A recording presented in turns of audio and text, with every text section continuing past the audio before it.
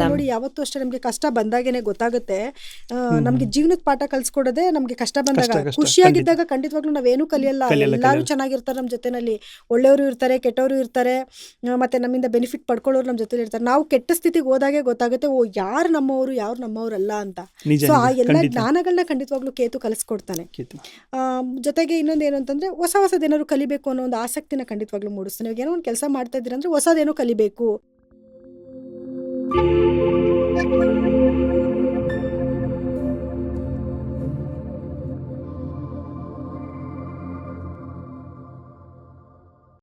Hello and welcome to the podcast with Sharnu. I'm your host Sharnu. Today our guest Vibha Shetty. She is an astrologer as well as a numerology as well as a Vastu consultant. So let's welcome Vibha Shetty. ನಮಸ್ತೆ. ಜ್ಞಾನಾನಂದಮಯಂ ದೇವಂ ನಿರ್ಮಲಂ ಸ್ಫಟಿಕಾಕೃತಿಂ ಆಧಾರಂ ಸರ್ವ ವಿದ್ಯಾನಂ ಹಯಗ್ರೀವ ಉಪಾಸ್ಮಹೆ. ಸಮಸ್ತ ಶರಣು podcast ವೀಕ್ಷಕರೆಲ್ಲರಿಗೂ ಕೂಡ ವಿಭಾ ಶೆಟ್ಟಿ ಮಾಡುವ ನಮಸ್ಕಾರಗಳು. ತಮಗೆಲ್ಲರಿಗೂ ಕೂಡ 2026ನೇ ಇಸ್ವಿಯ ಒಂದು ಏನೆಲ್ಲ ಗ್ರಹಗತಿಗಳಿದ್ದಾವೆ ಅದ್ರ ಬಗ್ಗೆ ಮಾತಾಡೋಕ್ಕೋಸ್ಕರ ನಾನು ಇವತ್ತು ಬಂದಿದ್ದೀನಿ. ಹಾಗೆ ಎಲ್ಲರಿಗೂ ಕೂಡ ಕರ್ನಾಟಕ ರಾಜ್ಯೋತ್ಸವದ ಶುಭಾಶಯಗಳು. ಸೊ ನವೆಂಬರ್ ಮಂತ್ ಅಂದ್ರೇ ಕನ್ನಡ ಏನೆ ಕುಣಿದಾಡುವುದೆನ್ನದೆ ಕನ್ನಡ ಏನೆ ಕಿವಿ ನಿಮಿರುವುದು, ಕಾಮನ ಬಿಲ್ಲನ್ನು ಕಾಣುವ ಕವಿಯಳು ತೆಕ್ಕೆನೆ ಮನ ಮೈ ಮರೆಯುವುದು.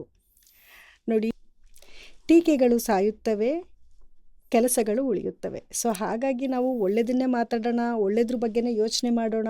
ಹಾಗೆ ಇನ್ನೊಬ್ರ ಬಗ್ಗೆ ನಾವು ಟೀಕೆಗಳನ್ನ ಮಾಡೋದ್ರ ಬದಲಾಗಿ ನಾವೇನಾಗಬೇಕು, ಹೆಂಗೆ ಉದ್ಧಾರ ಆಗಬೇಕು, ನಮ್ಮ ಜೀವನನ ಹೇಗೆ ಅದ್ಭುತಗೊಳಿಸ್ಕೋಬೇಕು ಅನ್ನೋದ್ರ ಬಗ್ಗೆ ಮಾತ್ರನೇ ನಾವು ಯೋಚನೆ ಮಾಡೋಣ ಅಂತ ಹೇಳ್ತಾ ಈ ಕಾರ್ಯಕ್ರಮನ ನಾವು ಶುರು ಮಾಡೋಣ.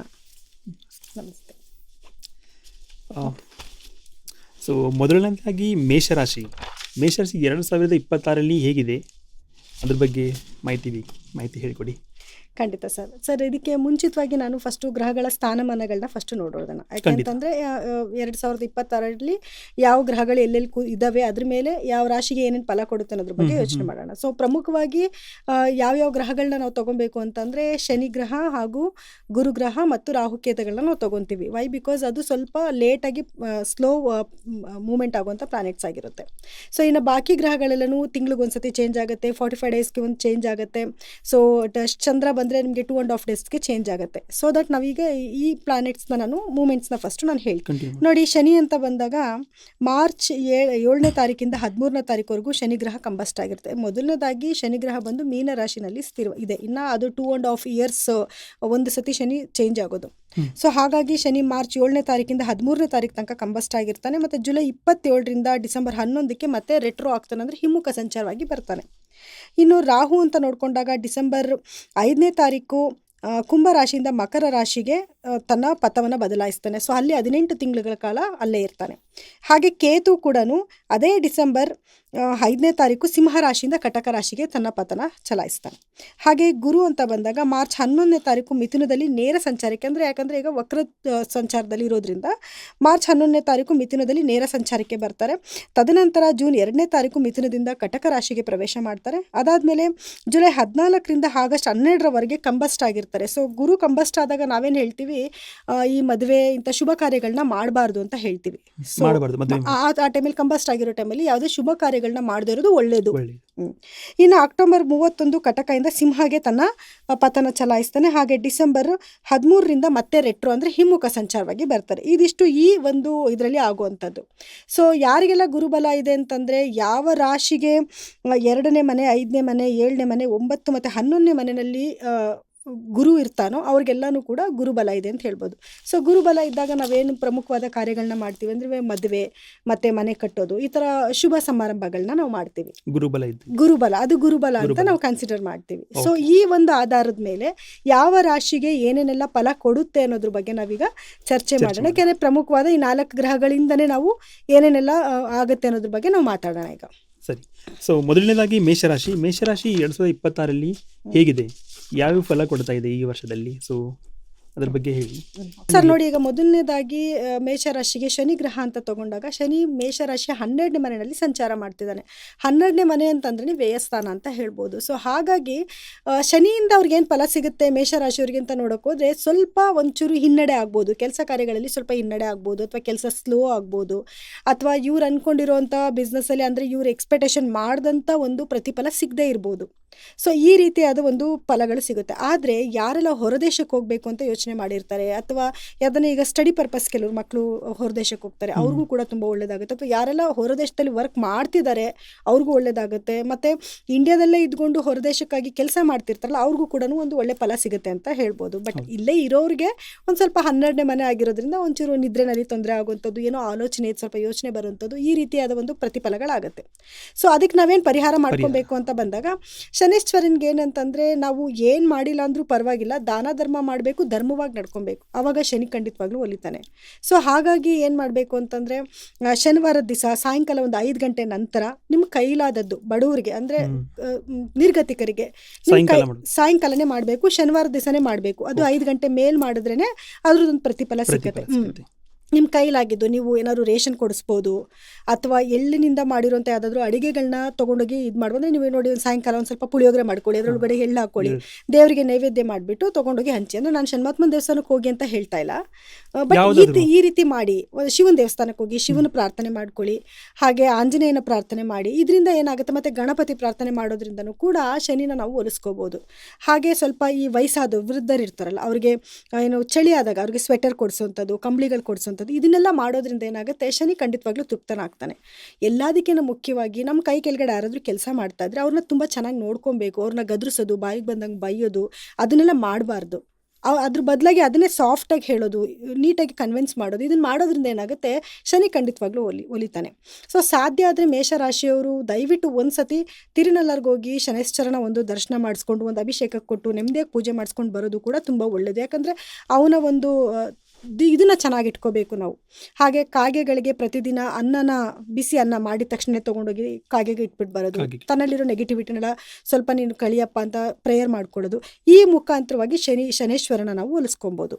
ಇನ್ನು ರಾಹು ಅಂತ ಬಂದಾಗ ನೋಡಿ, ರಾಹು ನಾನು ಆಗಲೇ ಹೇಳ್ದಂಗೆ ಈಗ ಪ್ರೆಸೆಂಟಲ್ಲಿ ರಾಹು ಗ್ರಹ ಬಂದು ಮೇಷರಾಶಿಯವರಿಗೆ 11ನೇ ಮನೆಯಲ್ಲಿ ಇದ್ದಾರೆ. ಸೊ 11ನೇ ಮನೇಲಿ ಇರೋದ್ರಿಂದ ರಾಹುವಿಂದ ಏನು ಬೆನಿಫಿಟ್ಸ್ ಆಗ್ತಿದೆ, ಈಗ ಶನಿಯಿಂದ ಆ ಥರ ಪ್ರಾಬ್ಲಮ್ ಆಗ್ತಿದೆ ಅಂದರೆ ಕಂಪ್ಲೀಟಾಗಿ ಅವರು ರಾಶಿನೇ ಹೋಯ್ತು, ಮೇಷರಾಶಿಯವ್ರ ಕತೆ ಇಷ್ಟೇ ಅಂತ ಅನ್ಕೊಳ್ಳೋದು ಬೇಡ. ಮತ್ತು ಇನ್ನೊಂದು ಜನಕ್ಕೆ ಈ 7.5 ಅನ್ನೋದು ತಲೆನಲ್ಲಿ ತುಂಬ್ಕೊಂಡ್ಬಿಟ್ಟಿದೆ. ಯಾವ 7.5 ಅದ್ರ ಬಗ್ಗೆ ದಯವಿಟ್ಟು ತಲೆ ಕೆಡಿಸ್ಕೊಳ್ಳೋಕೆ ಹೋಗಬೇಡಿ. ನೀವು ನಾನು ಹೇಳಿದ್ನಲ್ಲ, ಎಷ್ಟು ಧರ್ಮವಾಗಿ ನಡ್ಕೊತಿರೋ ಶನೈಶ್ಚರ ನಿಮ್ಗೆ ಅಷ್ಟೇ ಒಳಿತನ ಖಂಡಿತವಾಗ್ಲೂ ಮಾಡ್ತಾನೆ. ಆದರೆ ಅದನ್ನು ಕೂಡ ನಿಮ್ಮ ಹಾರೋಸ್ಕೋಪಲ್ಲಿ ನಿಮ್ಮ ಜಾತಕದಲ್ಲಿ ಶನಿ ಯಾವ ಜಾಗದಲ್ಲಿ ಕೂತಿದ್ದಾನೆ ಅನ್ನೋದು ಕೂಡ ಒಂದು ಇದಾಗತ್ತೆ, ಮ್ಯಾಟರ್ ಆಗುತ್ತೆ. ಸೊ ಈಗ ನಾವು ರಾಹು ಅಂತ ಬಂದಾಗ ರಾಹು ಕೂಡ ಅಷ್ಟೇ, ಈಗ ನಿಮಗೆ 11ನೇ ಮನೆಯಲ್ಲಿ ಮೇಷರಾಶಿಯವರಿಗೆ 11ನೇ ಮನೆಯಲ್ಲಿ ಸಂಚಾರ ಮಾಡ್ತಾ ಇರೋದ್ರಿಂದ ಒಂದು ಒಳ್ಳೆ ಅದೃಷ್ಟನೇ ಕೊಡ್ತಾ ಇದ್ದಾನೆ. ಅಂದರೆ ಕೆಲಸದಲ್ಲಿ ಅಭಿವೃದ್ಧಿ ಆಗುವಂಥದ್ದು, ಒಳ್ಳೊಳ್ಳೆ ಕೆಲಸದ ಆಪರ್ಚುನಿಟೀಸ್ ಬರುವಂಥದ್ದು, ಈ ರೀತಿ ಒಂದು ಅವ್ರು ಏನು ಕೆಲಸ ಮಾಡ್ತಿರೋ ಅದರಲ್ಲಿ ರಾಹು ಏನೇ ಕೊಟ್ಟರು ಎಲ್ಲನೂ ಜಾಸ್ತಿ ಕೊಡ್ತಾನೆ, ಯಾವುದೂ ಕಮ್ಮಿ ಕೊಡಲ್ಲ. ಕಮ್ಮಿ ಕೊಟ್ಟರೆ ಕಂಪ್ಲೀಟ್ ಲಾಸ್, ಝೀರೋಗೆ ತಂದು ನಿಲ್ಲಿಸ್ಬಿಡ್ತಾನೆ. ಅವನು ಭಿಕ್ಷಾಧಿಪತಿನ ಕೋಟ್ಯಾಧಿಪತಿ ಮಾಡ್ಬೋದು, ಕೋಟ್ಯಾಧಿಪತಿನ ಭಿಕ್ಷಾಧಿಪತಿನೂ ಮಾಡ್ತಾನೆ. ಅದು ರಾಹು ಪ್ರಭಾವದಿಂದನೇ ಆಗುವಂಥದ್ದು. ಅಂದರೆ ರಾಹು ಎಲ್ಲಿ ಪ್ಲೇಸ್ ಆಗಿದ್ದಾನೆ ಅನ್ನೋದ್ರ ಮೇಲೆ. ಈಗ ನಾನು ಮೇಷರಾಶಿಗೆ 11ನೇ ಮನೇಲಿ ಇರೋದ್ರ ಬಗ್ಗೆ ಹೇಳ್ತಿದ್ದೀನಿ, ಆದರೆ ಅವ್ರ ಪರ್ಸ್ನಲ್ ಹಾರೋಸ್ಕೋಪಲ್ಲಿ ಏನಾದರೂ ಪ್ಲೇಸ್ಮೆಂಟ್ಸ್ ಚೇಂಜ್ ಇದ್ದಾಗ ಈ ಫಲಗಳು ಸ್ವಲ್ಪ ವ್ಯತ್ಯಾಸ ಆಗುತ್ತೆ. ಅಂದರೆ ಪರ್ಸೆಂಟೇಜ್ ಕಮ್ಮಿ ಆಗುತ್ತೆ, ಇಲ್ಲವೇ ಇಲ್ಲ ಅಂತಲ್ಲ, ಪರ್ಸೆಂಟೇಜ್ ಕಮ್ಮಿ ಆಗ್ತಾ ಹೋಗುತ್ತೆ. ಸೊ ದಟ್ ಇವಾಗ ರಾಹು 11ನೇ ಮನೆಯಲ್ಲಿ ಇರೋದ್ರಿಂದ ಇವರಿಗೆ ಒಳ್ಳೊಳ್ಳೆ ಆಪರ್ಚುನಿಟೀಸ್ನ ಕೊಡ್ತಾನೆ, ಒಳ್ಳೊಳ್ಳೆ ಕೆಲಸ, ಅದನ್ನು ಇವ್ರು ತಗೋಬೇಕು. ಸೋಂಬೇರಿತನ ಬೀಳ್ದಿರಾ ಇವರು ಕಷ್ಟಪಟ್ಟು ವರ್ಕ್ ಮಾಡೋಕ್ಕೆ ಸ್ಟಾರ್ಟ್ ಮಾಡಿದ್ರೆ ಖಂಡಿತ ರಾಹುವಿಂದ ಅವರಿಗೆ ಒಂದು ಒಳ್ಳೆ ಫಲ ಖಂಡಿತ ಸಿಗುತ್ತೆ. ಆದರೂ ರಾಹುನ ಇನ್ನೊಂದಷ್ಟು ನಾವು ಹೆಂಗೆ ಚೆನ್ನಾಗಿ ಮಾಡ್ಕೋಬೋದು, ಪ್ಯಾಂಪರ್ ಮಾಡ್ಕೋಬೋದು ರಾಹುನ ಅಂತಂದಾಗ ಇವರು ದುರ್ಗಾದೇವಿನ ಆರಾಧನೆ ಮಾಡಬೇಕಾಗತ್ತೆ. ದುರ್ಗಾದೇವಿನ ಇವರು ವಾರದಲ್ಲಿ ಒಂದು ಸತಿ ಶುಕ್ರವಾರನೋ ಅಥವಾ ಬುಧವಾರದ ದಿವಸನೋ ಅಥವಾ ಭಾನುವಾರದ ದಿವಸನೋ ದುರ್ಗಾದೇವಿ ದೇವಸ್ಥಾನಕ್ಕೆ ಹೋಗ್ಬಿಟ್ಟು ಓಂ ದುಮ್ ದುರ್ಗಾಯೈ ನಮಃ ಅಂತ ಹೇಳ್ಕೊಳ್ಳೋದ್ರಿಂದ, ಜಪ ಮಾಡೋದ್ರಿಂದ, ಈ ಕೆಲವರು ದೇವಸ್ಥಾನಕ್ಕೆ ಹೋಗೋಕ್ಕೆ ಇಷ್ಟಪಡಲ್ಲ, ಜಪ ಮಾಡ್ಕೊಳ್ಳಿ, ಪರವಾಗಿಲ್ಲ. ಜಪದಿಂದನೇ ನಿಮಗೆ ಖಂಡಿತವಾಗ್ಲೂ ಒಳ್ಳೆ ಫಲಗಳು ಸಿಗುತ್ತೆ ಜಪ ಮಾಡ್ಕೊಳ್ಳೋದ್ರಿಂದ. ಹಾಗೆ ರಾಹುವಿನ ಬೀಜ ಮಂತ್ರಗಳನ್ನ ಪಠನೆ ಮಾಡ್ಕೊಳ್ಳೋದ್ರಿಂದ, ಓಂ ರಂ ರಾಹುವೇ ನಮಃ ಅಂತ ಹೇಳ್ಕೊಳ್ಳೋದ್ರಿಂದ ರಾಹು ಖಂಡಿತವಾಗ್ಲೂ ಅವ್ರಿಗೆ ಒಳ್ಳೆಯದನ್ನೇ ಮಾಡ್ತಾನೆ. ನೋಡಿ ರಾಹು ಡಿಸೆಂಬರ್ 5ನೇ ತಾರೀಕು ನಾನು ಹೇಳ್ದಾಗೆ ಏನು ಕುಂಭ ರಾಶಿಯಿಂದ ಮಕರ ರಾಶಿಗೆ ಬರ್ತಾನೆ. ಆವಾಗ ಮೇಷರಾಶಿಯವರಿಗೆ ಅದು 9ನೇ ಮನೆ ಆಗುತ್ತೆ. ಸೊ ಆ ಟೈಮಲ್ಲಿ ಏನಾಗುತ್ತೆ ಅಂತಂದರೆ ಸ್ವಲ್ಪ ತಂದೆ ಆರೋಗ್ಯದಲ್ಲಿ ಏರುಪೇರಾಗ್ಬೋದು. ಆದರೆ 9ನೇ ಮನೆ ಅನ್ನೋದು ಕೂಡ ಅದು ಕೂಡ ನಿಮಗೆ ಲಕ್ ಕೊಡ್ತಾ ಹೋಗುತ್ತೆ. ಇನ್ನು ಕೇತು ಅಂತ ಬಂದಾಗ ಕೇತು ಇವಾಗಲೇ 5ನೇ ಮನೆಯಲ್ಲಿ ಸಂಚಾರ ಮಾಡ್ತಾನೆ, ಅಂದರೆ ಮೇಷರಾಶಿಗೆ 5ನೇ ಮನೇಲಿ ಸಂಚಾರ ಮಾಡ್ತಿದ್ದಾನೆ. ಇದರಿಂದ ಏನಾಗ್ತಿದೆ ಪ್ರಾಬ್ಲಮ್ ಅಂತಂದರೆ ನೋಡಿ, ಯಾರೆಲ್ಲ ಮೇಷರಾಶಿಯವರಿದ್ದೀರಾ ಅವರ ಮಕ್ಕಳಿಗೆ ಸ್ವಲ್ಪ ಆರೋಗ್ಯದಲ್ಲಿ ಏರುಪೇರಾಗುವಂಥದ್ದು, ಅಥವಾ ಅವ್ರ ಎಜುಕೇಷನಲ್ಲಿ ಏನಾದರೂ ಸ್ವಲ್ಪ ಅಡೆತಡೆ ಬರೋದು, ಅಂದರೆ ಮೀನ್ಸ್ ಅವ್ರಿಗೇನೋ ಆರೋಗ್ಯ ಸಮಸ್ಯೆ ಬಂದೇ ಒಂದು ಸ್ವಲ್ಪ ದಿವಸ ಬ್ರೇಕ್ ತೊಗೊಳ್ಳೋವಂಥದ್ದು ಈ ರೀತಿ, ಅಥವಾ ಬಿದ್ದೇನೋ ಪೆಟ್ ಮಾಡ್ಕೊಳ್ಳೋಂಥ, ಅಥವಾ ಏನಾದರೂ ಸ್ವಲ್ಪ ಸಣ್ಣ ಪುಟ್ಟ ಕಾಯಿಲೆಗಳು ಬರ್ತಾನೆ ಇರೋದು, ನೀವು ಎಷ್ಟು ಡಾಕ್ಟ್ರಿಗೆ ತೋರಿಸೋದು ವಾಸಿ ಆಗೋದಿಲ್ಲ, ಅಥವಾ ಕೆಲವರು ಮಕ್ಕಳು ಏನಾದ್ರು ದುಶ್ಚಟಗಳಿಗೆ ಹೋಗಿ ಅದನ್ನು ತಂದೆ ತಾಯಿಗೆ ಬೇಜಾರು, ಅಂದರೆ ಮೇಷರಾಶಿಯವರಿಗೆ ಅದು ಬೇಜಾರಾಗೋದು, ಈ ರೀತಿ ಸ್ವಲ್ಪ ಅಡೆತಡೆಗಳು ಇಷ್ಟು ದಿವಸ ಆಗ್ತಾ ಇತ್ತು. ಇನ್ನು ಮುಂದಕ್ಕೂ ಅಷ್ಟೇ. ಡಿಸೆಂಬರಲ್ಲಿ ಅದು ಚೇಂಜ್ ಆಗಿ 4th ಹೌಸ್ಗೆ ಬರುತ್ತೆ.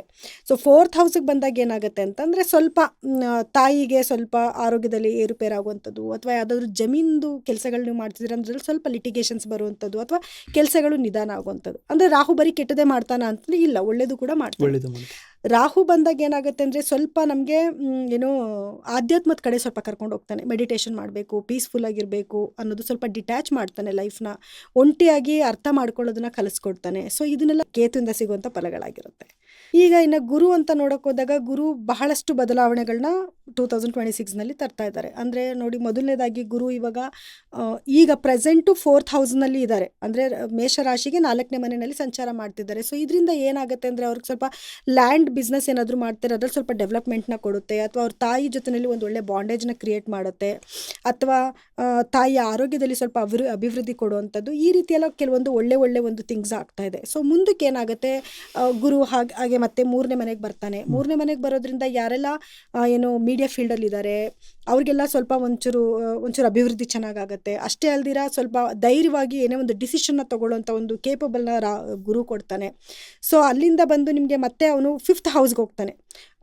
4th ಹೌಸಿಂದ ಅಗೇನ್ ನಿಮಗೆ ಎಂಡ್ ಆಫ್ ದ ಇಯರ್ ಒಳಗಡೆ ಮತ್ತೆ 5th ಹೌಸಿಗೆ ಬರ್ತಾರೆ. ಸೊ 5th ಹೌಸಿಗೆ ಬಂದಾಗ ಏನಾಗುತ್ತೆ, ಮಕ್ಕಳು ಎಜುಕೇಷನಲ್ಲಿ ನೋಡಿ, ಆಗಲೇ ನಾನು ಹೇಳಿದೆ ಕೇತು ಇದ್ದಿದ್ದರಿಂದ ಎಜುಕೇಷನಲ್ಲಿ ಸ್ವಲ್ಪ ಕಟ್ ಆಗ್ತಿತ್ತು ಅಂತ. ಈಗ ಗುರು ಬಂದಾದಮೇಲೆ ಎಜುಕೇಷನಲ್ಲಿ ಸ್ವಲ್ಪ ಡೆವಲಪ್ಮೆಂಟ್ ಆಗುವಂಥದ್ದು, ಗಂಡ ಹೆಂಡತಿ ಮಧ್ಯದಲ್ಲಿ ಒಂದು ಒಳ್ಳೆ ಪ್ರೀತಿ ಬಾಂಡೇಜ್ ಬೆಳೆಯುವಂಥದ್ದು, ಮತ್ತು ಯಾರಿಗೆಲ್ಲ ಮದುವೆ ಇನ್ನೂ ಆಗಿಲ್ಲ ಅಂತ ಹುಡುಕ್ತಿರ್ತಾರೆ ಅವ್ರಿಗೆಲ್ಲ ಮದುವೆ ಯೋಗ ಕೂಡಿ ಬರುವಂಥದ್ದು, ಈ ರೀತಿಯೆಲ್ಲ ಒಂದು ಶುಭವಾದ ಸುದ್ದಿಗಳು ಬರ್ತವೆ. ಒಂದು ಪಾಯಿಂಟಲ್ಲಿ ನೆಗೆಟಿವ್ ಇದ್ರೂ ಕೂಡ ಇನ್ನು ಮಿಕ್ಕಿದ ಗ್ರಹಗಳಿಂದ ಅವರಿಗೆ ಸ್ವಲ್ಪ ಒಳ್ಳೆಯದೇ ಆಗ್ತಾ ಇರುತ್ತೆ. ಸೊ ಒಳ್ಳೊಳ್ಳೆ ಆಪರ್ಚುನಿಟೀಸ್ ಅವ್ರಿಗೂ ಬರುವಂಥದ್ದು, ಮಕ್ಕಳಿಗೆ ಎಜುಕೇಷನ್ ಪರ್ಪಸ್ ಎಲ್ಲರೂ ಹೊರಗಡೆ ಹೋಗುವಂಥದ್ದು, ಅಥವಾ ಎಜುಕೇಷನಲ್ಲಿ ಇಂಪ್ರೂವ್ಮೆಂಟ್ ಆಗುವಂಥದ್ದು, ಈ ರೀತಿಯೆಲ್ಲ ಗುಡ್ ಥಿಂಗ್ಸ್ ಆಗ್ತಾ ಹೋಗ್ತಾ ಇರುತ್ತೆ. ಸೊ ಇವಿಷ್ಟು ಮೇಷರಾಶಿಯವರ ಫಲಾನುಫಲಗಳು. ಸೊ ಇವಾಗ ಒಳ್ಳೆ ಗ್ರಹಗಳಿಗೂ ಕೂಡ ಅವರೇನಾದರೂ ಇನ್ನೂ ಚೆನ್ನಾಗಿ ಮಾಡ್ಕೊಬೇಕು ಅಂದಾಗ, ನಾನು ಇವಾಗ ಕೇತುದಾಗಲೇ ನಾನು ಪರಿಹಾರ ಹೇಳಿಲ್ಲ. ಕೇತು ಅಂತ ಬಂದಾಗ ಗಣಪತಿ ಧ್ಯಾನ ಜಾಸ್ತಿ ಮಾಡಬೇಕಾಗತ್ತೆ. ಎಷ್ಟು ನೀವು ಗಣಪತಿನ ಪೂಜೆ ಮಾಡ್ತೀರೋ ಅಷ್ಟು ಕೇತುನ ನೀವು ಒಲಿಸ್ಕೊಬಹುದು. ಇನ್ನು ಗುರು ಅಂತ ಬಂದಾಗ ರಾಘವೇಂದ್ರ ಸ್ವಾಮಿ ಆಗಿರ್ಬೋದು, ಅಥವಾ ದತ್ತಾತ್ರೇಯ ಸ್ವಾಮಿ ಆಗಿರ್ಬೋದು, ಅಥವಾ ದಕ್ಷಿಣಾಮೂರ್ತಿ ಆಗಿರ್ಬೋದು, ಆ ಗುರುಗಳನ್ನ ಯಾವುದೂ ಇಲ್ಲ ನಿಮ್ಮ ಮನೆಯಲ್ಲಿ ಗುರು ಹಿರಿಯರು ಅಂದರೆ ನಿಮಗಿಂತ ದೊಡ್ಡವರು ಇರ್ತಾರೆ, ಅವ್ರ ಕಾಲ್ಮುಟ್ಟು ನಮಸ್ಕಾರ ಮಾಡ್ಕೊಳ್ಳೋದು, ಅವ್ರ ಆಶೀರ್ವಾದ ತೊಗೊಳ್ಳೋದು, ನಿಮಗೆ ವಿದ್ಯೆ ಕಲಿಸಿದ ಗುರುಗಳನ್ನ ಹೋಗಿ ಮೀಟ್ ಮಾಡೋದು, ಅವರಿಗೆ ಚಪ್ಪಲಿನೋ ಬಟ್ಟೆನೋ ಏನೋ ಅವ್ರಿಗೆ ಕೊಟ್ಟು ಖುಷಿ ಮಾಡಿಸೋವಂಥದ್ದು, ಇದೆಲ್ಲ ಮಾಡೋದ್ರಿಂದ ಏನಾಗುತ್ತೆ, ಗುರು ಅನುಗ್ರಹ ಚೆನ್ನಾಗಿರುತ್ತೆ. ಸೊ ಇದನ್ನೆಲ್ಲ ಮಾಡ್ಕೊಳ್ಳೋದ್ರಿಂದ ಏನಾಗುತ್ತೆ, ಮೇಷರಾಶಿಯವರಿಗೆ ಸ್ವಲ್ಪ ನೆಗೆಟಿವ್ ಥಿಂಗ್ಸ್ ಇರೋದನ್ನ ಸ್ವಲ್ಪ ಈ ಕಡೆಯಿಂದ ಪಾಸಿಟಿವ್ ಮಾಡ್ಕೊಂಡು ಹೋಗ್ಬೋದು. ಸೊ 2ನೇ ರಾಶಿ ಬಂದ್ಬಿಟ್ಟು ವೃಷಭ ರಾಶಿ. ಸೊ ವೃಷಭ ರಾಶಿ ಬಗ್ಗೆ ತಿಳ್ಕೊಳ್ಳೋಣ ಬನ್ನಿ ಸರ್. ವೃಷಭ ರಾಶಿಗೆ ಹೇಳಬೇಕು ಅಂತಂದ್ರೆ ಅವ್ರದ್ದು ಏನು ಒಂಥರ ಎತ್ತು ಥರ, ಅವರು ಕಷ್ಟಪಟ್ಟು ದುಡಿಯೋದ್ರಲ್ಲಿ ನಿಸ್ಸೀಮರಾಗಿರ್ತಾರೆ. ಹಾಗೆ ಏನಂತಂದರೆ ವೃಷಭ ರಾಶಿಯವರು ಇನ್ನೊಂದು ಮೀನ್ಸ್ ಎಲ್ಲ ಲಕ್ಸುರಿಯಾಗಿ ಖರ್ಚು ಮಾಡುವಂಥದ್ದು, ಲ್ಯಾವಿಶಾಗಿ ಬದುಕಬೇಕು ಅಂತ ಆಲೋಚನೆ ಮಾಡುವಂಥವ್ರು. ಆಮೇಲೆ ಏನು ತುಂಬ ಕೆಲಸ ಮಾಡ್ತಾರೆ ಅವರು, ಅವರು ಜೀವನದ ಕೊನೆವರೆಗೂ ಕೂಡ ಒಂದಲ್ಲ ಒಂದು ರೀತಿಯಲ್ಲಿ ವರ್ಕ್ ಮಾಡ್ತಾನೆ ಇರ್ತಾರೆ. ಅವ್ರು ಸುಮ್ಮನೆ ಕೂತ್ಕೊಳ್ಳುವಂಥ ಸ್ವಭಾವದವ್ರು ಅವ್ರು ಆಗಿರೋದಿಲ್ಲ. ಸೊ ಮೊದಲನೇದಾಗಿ ವೃಷಭ ರಾಶಿಯವರಿಗೆ ಒಂದು ಅದೃಷ್ಟವಾದ ವರ್ಷ 2026 ಅಂತಲೇ ಹೇಳ್ಬೋದು. ಯಾಕೆ ಅಂತಂದರೆ ನೋಡಿ, ಆಲ್ರೆಡಿ ಈಗ ವೃಷಭ ರಾಶಿಯವರಿಗೆ ಶನಿ ಬಂದು ಅವರ ಒಂದು 11ನೇ ಮನೆಯಲ್ಲಿ ಸಂಚಾರ ಮಾಡ್ತಿದ್ದಾರೆ. ಸೊ ಅದರಿಂದ ಒಳ್ಳೆಯದೇ ಆಗ್ತಾ ಇದೆ. ಅಂದರೆ ಇವರಿಗೆ ಕೆಲಸ ಕಾರ್ಯದಲ್ಲಿ ಒಂದು ಒಳ್ಳೆ ಅದೃಷ್ಟನ ತಂದುಕೊಡ್ತಿದ್ದಾರೆ ಶನಿ ಮಹಾತ್ಮ, ಮತ್ತು ಅವರಿಗೆ ಒಳ್ಳೊಳ್ಳೆ ಆಪರ್ಚುನಿಟೀಸ್ ಬರುವಂಥದ್ದು, ಮತ್ತು ಯಾವುದೇ ಕೆಲಸದಲ್ಲಿ ಕೈ ಇಟ್ಟರು ಕೂಡ ಆ ಕೆಲಸದಲ್ಲಿ ಸಕ್ಸಸ್ ಆಗುವಂಥದ್ದು, ಈ ರೀತಿ ಆಲ್ರೆಡಿ ಇವಾಗ ನಡೀತಿದೆ. ಸೊ 2026ಅಲ್ಲೂ ಕೂಡ ಹಾಗೆ ಇರುತ್ತೆ. ಯಾಕಂದರೆ ಅದೇ ಪ್ಲೇಸ್ಮೆಂಟಲ್ಲೇ ಶನೇಶ್ವರ ಇರೋದ್ರಿಂದ ಸೊ ಅದೇ ಒಂದು ಅವ್ರಿಗೆ ಬೆನಿಫಿಟ್ಸ್ ಆಗ್ತಾ ಹೋಗ್ತಾ ಇರುತ್ತೆ. ಆದರೆ ಶನಿಯ ದೃಷ್ಟಿ ಬಂದು ಅವ್ರ ಮೇಲೆ ಬಿದ್ದಿರೋದ್ರೆ ಕೆಲಸಗಳು ಸ್ವಲ್ಪ ಸ್ಲೋ ಆಗುತ್ತಷ್ಟೇ, ಬಟ್ 100% ಆಗುತ್ತೆ. ಅವ್ರಿಗೆ ಈಗ ಜನವರಿನಲ್ಲಿ ಕೆಲಸ ಮುಗಿಸ್ಬೇಕು ಅಂತ ಅಂದ್ಕೊಂಡಿರೋದು ಮಾರ್ಚ್ ಗಂಟೆ ಎಳಿಬೋದು. ಬಟ್ ಕೆಲಸ ಆಗತ್ತೆ. ಅವ್ರು ಏನು ಅನ್ಕೊಂಡಿದ್ರು ಇಂಥದ್ದೇ ಆಗಬೇಕು, ನನಗೆ ಇಷ್ಟೇ ಬರಬೇಕು ಅಥವಾ ಇದನ್ನೇ ಸಾಧಿಸ್ಬೇಕು ಅಂತ, ಖಂಡಿತ ಅದನ್ನಂತೂ ಸಾಧಿಸ್ತಾರೆ. ಆದರೆ ಸ್ವಲ್ಪ ಡಿಲೇ ಆಗುತ್ತೆ ಅಷ್ಟೇ. ಶನೇಶ್ವರನಿಂದ ಆಗೋದು ಅಷ್ಟೇ ಅವರಿಗೆ. ಬಟ್ ತುಂಬ ಒಂದು ಒಳ್ಳೆ ಅದೃಷ್ಟನ ಶನೇಶ್ವರ ಖಂಡಿತವಾಗ್ಲೂ ಕೊಡ್ತಾ ಹೋಗ್ತಿರ್ತಾನೆ. ಸೊ ಯೋಗಾಧಿಪತಿ ಕೂಡ ಆಗಿರ್ತಾರೆ ವೃಷಭ ರಾಶಿಯವರಿಗೆ. ಮತ್ತು ಅದಕ್ಕಾಗಿ ಶನಿಯೇಶ್ವರನ ಇನ್ನೊಂದು ಸ್ವಲ್ಪ ಚೆನ್ನಾಗಿ ಇಟ್ಕೊಬೇಕು. ಏನು ಮಾಡಬೇಕು ಅಂದರೆ, ನಾನು ಆಗಲೇ ಹೇಳ್ದಂಗೆ ಅವರು ಸ್ವಲ್ಪ ದಾನ ಧರ್ಮ ಜಾಸ್ತಿ ಮಾಡುವಂಥದ್ದು, ಬಡವ್ರ ಬಗ್ಗರಿಗೆ ಸ್ವಲ್ಪ ಕೀಳಾಗಿ ನೋಡ್ದಿರ ಅವ್ರಿಗೂ ಕೂಡ ಸಹಾಯ ಮಾಡುವಂಥದ್ದು, ಕೈ ಕೆಳಗಡೆ ಕೆಲಸ ಮಾಡ್ತಿರೋ ನಾವು ಪ್ರೀತಿ ವಿಶ್ವಾಸದಿಂದ ಮಾತಾಡುವಂಥದ್ದು, ತನ್ನ ಕೈಲಾಗಿದ್ದು ಏನೋ, ಇವಾಗ ದಾನ ಧರ್ಮ ಮಾಡಿ ಅಂದರೆ ಸಾಲ ಮಾಡಿಬಿಟ್ಟು ಕೊಡಿ ಅಂತ ಹೇಳ್ತಿಲ್ಲ, ನಿಮ್ಮ ಕೈಲಿ ಸಾಧ್ಯ ಎಷ್ಟಾಗುತ್ತೋ ಶನಿವಾರ ದಿವಸ ಸಾಯಂಕಾಲ ಒಂದು 5 ಗಂಟೆ ಮೇಲೆ ಒಂದು ಉದ್ದಿನೊಡೆ ತೊಗೊಂಡೋಗಿ ಕೊಡಿ, ಒಂದು ಸ್ವಲ್ಪ ಮೊಸರನ್ನ ಮಾಡ್ಕೊಂಡು ಹೋಗಿ ಕೊಡಿ. ಈ ರೀತಿ ಎಲ್ಲ ಸ್ವಲ್ಪ ಕೈಲಾಗಿದ್ದನ್ನು ದಾನ ಮಾಡೋದ್ರಿಂದ ಶನೇಶ್ವರನ ಒಂದು ಕೃಪೆ ಖಂಡಿತವಾಗ್ಲೂ ಇದ್ದೇ ಇರುತ್ತೆ. ಇನ್ನು ಗುರು ಅಂತ ನೋಡಿದಾಗ, ಗುರುವಿನ ದೃಷ್ಟಿ ಅಂತ ನೋಡೋಕೆ ಹೋದಾಗ, ಗುರು ಒಂದು ಒಳ್ಳೆ ಪ್ಲೇಸ್ಮೆಂಟಲ್ಲಿ ಇಷ್ಟು ದಿವಸ ನೋಡಿ 2ನೇ ಮನೆಯಲ್ಲಿದ್ದರು. ಸೊ ಅವ್ರಿಗೆ ಒಂದು ಇನ್ಕಮ್ ತುಂಬ ಚೆನ್ನಾಗಿ ಬರ್ತಾಯಿತ್ತು. ಈಗ 3ನೇ ಮನೆಯಲ್ಲಿದ್ದರು. 3ನೇ ಮನೆಯಲ್ಲಿ ಹೋದಾಗ ಏನಾಗಿದೆ ಅಂದರೆ, ಯಾರೆಲ್ಲ ಸೋಷಿಯಲ್ ಮೀಡಿಯಾದಲ್ಲಿ ವರ್ಕ್ ಮಾಡ್ತಾ ಇದ್ದಾರೆ, ಯಾರೆಲ್ಲ ಏನು ಮೀಡಿಯಾ ಲೈನಲ್ಲಿದ್ದಾರೆ, ಅವ್ರಿಗೆಲ್ಲರೂ ಕೂಡ ಒಂದು ತುಂಬ ಒಳ್ಳೆ ಬೆನಿಫಿಟ್ಟು, ಮತ್ತು ಏನೇ ಕೆಲಸ ಮಾಡಿದ್ರು ತುಂಬ ಧೈರ್ಯವಾಗಿ ಒಂದು ಕೆಲಸ ಮಾಡುವಂಥ ಒಂದು ಶಕ್ತಿನ ಕೊಟ್ಟಿರ್ತಾನೆ. ಸೊ ಇವಾಗ ಇಷ್ಟು ದಿವಸ ಅವರಿಗೆ ಗುರುಬಲ ಕೂಡ ಇತ್ತು. ಸೊ ಇವಾಗ ಏನಾಗಿದೆ ಅಂತಂದರೆ, ಒಂದು ಒಳ್ಳೆ, ಅದೇ ಹೇಳಿದ್ನಲ್ಲ, ಧೈರ್ಯವಾಗಿ ಒಂದು ಡಿಸಿಷನ್ನ ತೊಗೊಳ್ಳುವಂಥದ್ದು, ಅದರಿಂದ ಸಕ್ಸಸ್ ಆಗುವಂಥದ್ದು, ಮತ್ತು ಶೈನ್ ಆಗುವಂಥದ್ದು. ಇವಾಗ ಯಾರೆಲ್ಲ ಜನಗಳ ಮುಂದೆ ಪ್ರೊಜೆಕ್ಟ್ ಆಗ್ತಾ ಇದ್ದಾರೆ ಅವರೆಲ್ಲ ಇನ್ನೊಂದು ಸ್ವಲ್ಪ ಜಾಸ್ತಿ ಫೇಮಸ್ ಆಗ್ತಾರೆ, ಇನ್ನೂ ಜಾಸ್ತಿ ಅವರಿಗೆ ಅಭಿವೃದ್ಧಿ ಆಗುತ್ತೆ. ಇನ್ನು ಅಲ್ಲಿಂದ 4th ಹೌಸ್ಗೆ ಶಿಫ್ಟ್ ಆಗ್ತಾರೆ ಗುರು.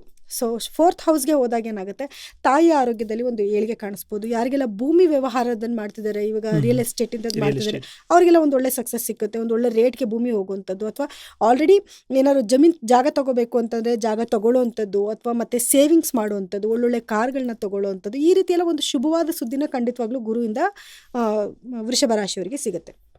ಇನ್ನು ಕೇತು ಅಂತ ನೋಡಿದಾಗ, ಕೇತು ಈಗ ವೃಷಭ ರಾಶಿಯವರಿಗೆ 4ನೇ ಮನೆಯಲ್ಲಿ ಸಂಚಾರ ಮಾಡ್ತಿದ್ದಾನೆ. 4ನೇ ಮನೆಯಿಂದ 3ನೇ ಮನೆಗೆ ಶಿಫ್ಟ್ ಆಗ್ತಾನೆ. ಸೊ 4ನೇ ಮನೆಯಲ್ಲಿದ್ದಾಗ ಏನಾಗುತ್ತೆ ಅಂತಂದರೆ, ಸ್ವಲ್ಪ ತಾಯಿಯ ಆರೋಗ್ಯದಲ್ಲಿ ಸ್ವಲ್ಪ ಅಡೆತಡೆಗಳಾಗೋದು, ಅಂದರೆ ಏರುಪೇರುಗಳಾಗೋದು, ಅಥವಾ ಜಮೀನು ಕೆಲಸಗಳೇನು ಮಾಡ್ತಾ ಇದ್ದಾರೆ ಅಂದರೆ ಭೂಮಿಗೆ ಸಂಬಂಧಪಟ್ಟಿದ್ದು ಏನು ವ್ಯವಹಾರಗಳಿದ್ದಾವೆ ಅದನ್ನು ಸ್ವಲ್ಪ ತಡೆ ಆಗೋದು, ಅಂದರೆ ಆಗುತ್ತೆ ಕೆಲಸ ಡಿಲೇ ಆಗುತ್ತೆ, ಸ್ವಲ್ಪ ಲೇಟ್ ಆಗುವಂಥದ್ದು, ಅಥವಾ ಈಗ ಏನೋ ಒಂದು ಕೆಲಸಕ್ಕೆ ಇಟ್ಟಿರ್ತೀರ, ಆ ಪೇಪರ್ ಸಿಕ್ಕಿಲ್ಲ, ಅದಕ್ಕೆ ಇನ್ನೊಂದು ತಿಂಗಳು ಲೇಟ್ ಆಗುತ್ತೆ ಅಂತ ಅನ್ನೋದು, ಅಥವಾ ಇವಾಗ ಏನೋ ಒಂದು ವ್ಯಾಪಾರ ಕೂತಿರ್ತಾರೆ, ಒಂದು ಕೆಲಸ ಕಟ್ಟಾಗಿ ಇನ್ನೊಂದು ಸೆಕೆಂಡ್ ಅದು ಬಂದು ಸಕ್ಸಸ್ ಆಗೋದು, ಆ ಥರ ಕೆಲವೊಂದು ಈ ಥರದ್ದು ನಡೀತಾ ಇರುತ್ತೆ. ಸ್ವಲ್ಪ ತಾಯಿಯ ಆರೋಗ್ಯದಲ್ಲಿ ಏರುಪೇರಾಗುತ್ತೆ. ಇನ್ನು ಅದು 3rd ಹೌಸ್ಗೆ ಹೋದಾಗ, ಸೊ ಅಲ್ಲೂ ಅಷ್ಟೇ, ಅವಾಗ ಸ್ವಲ್ಪ ಸೋಷಿಯಲ್ ಮೀಡಿಯಾದಲ್ಲಿದ್ದವರಿಗೆ ಸ್ವಲ್ಪ ಸ್ಲೋ ಆಗೋದು, ಅಥವಾ ಲೇಟ್ ಆಗೋದು, ಅಥವಾ ಕಟ್ ಆಗೋದು, ಏನಾದ್ರು ಕೆಲಸಗಳು ಕಟ್ ಆಗೋದು, ಈ ರೀತಿ ಕೆಲವೊಂದು ಚೇಂಜಸ್ ಖಂಡಿತವಾಗ್ಲೂ ಆಗುತ್ತೆ.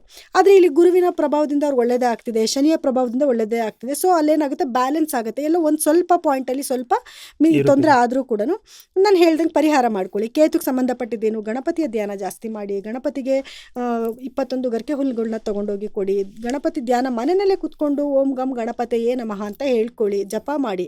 ಇದರಿಂದ ಏನಾಗುತ್ತೆ, ನೆಗೆಟಿವಿಟಿನ ಖಂಡಿತವಾಗ್ಲೂ ತಪ್ಪಿಸ್ಬೋದು. ಇನ್ನು ಗುರು ಪ್ರಭಾವನೂ ಅಷ್ಟೇ, ಗುರು ಇರೋ ಪ್ಲೇಸ್ಮೆಂಟ್ ಚೆನ್ನಾಗಿದೆ, ಗುರು ಒಳ್ಳೆಯದನ್ನೇ ಮಾಡ್ತಾ ಇದ್ದಾನೆ. ಗುರುನ ಇನ್ನೂ ಸ್ವಲ್ಪ ಚೆನ್ನಾಗಿ ಇಟ್ಕೊಳ್ಳಿ, ಗುರುಗಳ ದೇವಸ್ಥಾನಕ್ಕೆ ಹೋಗಿ ಬನ್ನಿ, ಏನು ಹಳದಿ ಬಟ್ಟೆನ ಗುರುವಾರ ದಿವಸ ಹಾಕ್ಕೊಳ್ಳಿ, ಮತ್ತು ಹಣೆಗೆ ಯಾವಾಗಲೂ ಹಳದಿ ಚಂದನನ ಇಟ್ಕೊಂಡು ಹೋಗಿ. ಇದರಿಂದ ಏನಾಗುತ್ತೆ, ಗುರುವಿಂದ ಇನ್ನೊಂದಷ್ಟು ನಿಮಗೆ ಬೆನಿಫಿಟ್ ಸಿಗುತ್ತೆ. ಒಳ್ಳೆ ಎಜುಕೇಷನು, ಯಾರೆಲ್ಲ ಹೈಯರ್ ಎಜುಕೇಷನ್ ಮಾಡಬೇಕು ಅಂತಿದ್ದೀರಾ ಅವ್ರಿಗೆ ತುಂಬ ಒಳ್ಳೆಯದಾಗುತ್ತೆ. ಮತ್ತು ಎಸ್ಪೆಷಲಿ ಸ್ಟೂಡೆಂಟ್ಸ್ ಯಾರಿರ್ತಾರೆ ಅವ್ರಿಗೆ ಎಜುಕೇಷನಲ್ಲಿ ಖಂಡಿತವಾಗ್ಲೂ ಮುನ್ನಡೆ ಇದೆ ಅಂತ ಹೇಳ್ಬೋದು.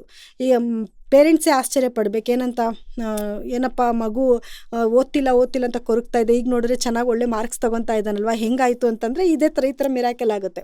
ಸೊ ಜಾಸ್ತಿ ಗುರುಗಳನ್ನ ಧ್ಯಾನ ಮಾಡೋದ್ರಿಂದ ಇನ್ನಷ್ಟು ಅಭಿವೃದ್ಧಿ ಖಂಡಿತವಾಗ್ಲೂ ಸಿಕ್ಕತ್ತೆ.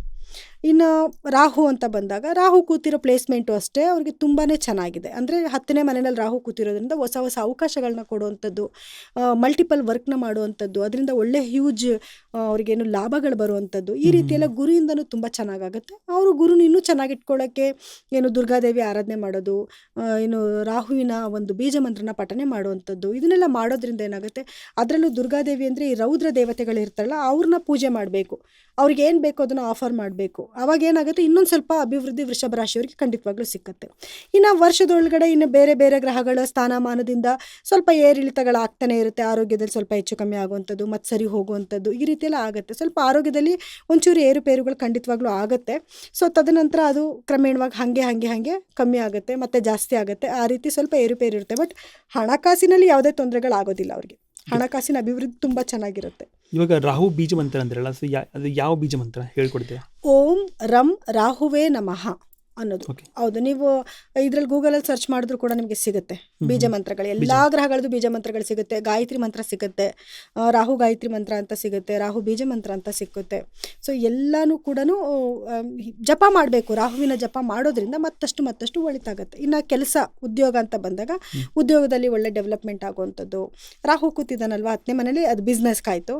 ಆದರೂ ಅಷ್ಟೇ ನಿಮಗೆ ಅವರಿಗೆ ಇದ್ರ ಚೆನ್ನಾಗಿರುತ್ತೆ. ನೀವು ಕೆಲಸ ಕಾರ್ಯದಲ್ಲಿ ಒಳ್ಳೆ ಅಭಿವೃದ್ಧಿ ಆಗೋದು, ಪ್ರಮೋಷನ್ ಸಿಗುವಂಥದ್ದು, ಈ ರೀತಿ ಎಲ್ಲ ಒಳ್ಳೇದಾಗುತ್ತೆ. ಸ್ವಲ್ಪ ಡಿಲೇ ಆಗುತ್ತೆ. ನಾನು ಆಗಲೇ ಹೇಳ್ದಂಗೆ ಶನಿಯ ದೃಷ್ಟಿ ಬೀಳ್ತಾ ಇರೋದ್ರಿಂದ ಒಂದು ಸ್ವಲ್ಪ ಡಿಲೇ ಆಗುತ್ತೆ. 100% ಕೆಲಸಗಳಾಗತ್ತೆ. ಸ್ವಲ್ಪ ಭೂಮಿಗೆ ಸಂಬಂಧಪಟ್ಟಿದ್ದು ಕೇತು ಪ್ರಭಾವದಿಂದ ಸ್ವಲ್ಪ ಕಟ್ಟಾಗ್ತಿತ್ತು. ಗುರು ಬಂದಾದ್ಮೇಲೆ ಅದು ಕೂಡ ಸರಾಗವಾಗಿ ಆಗ್ಬಿಡುತ್ತೆ.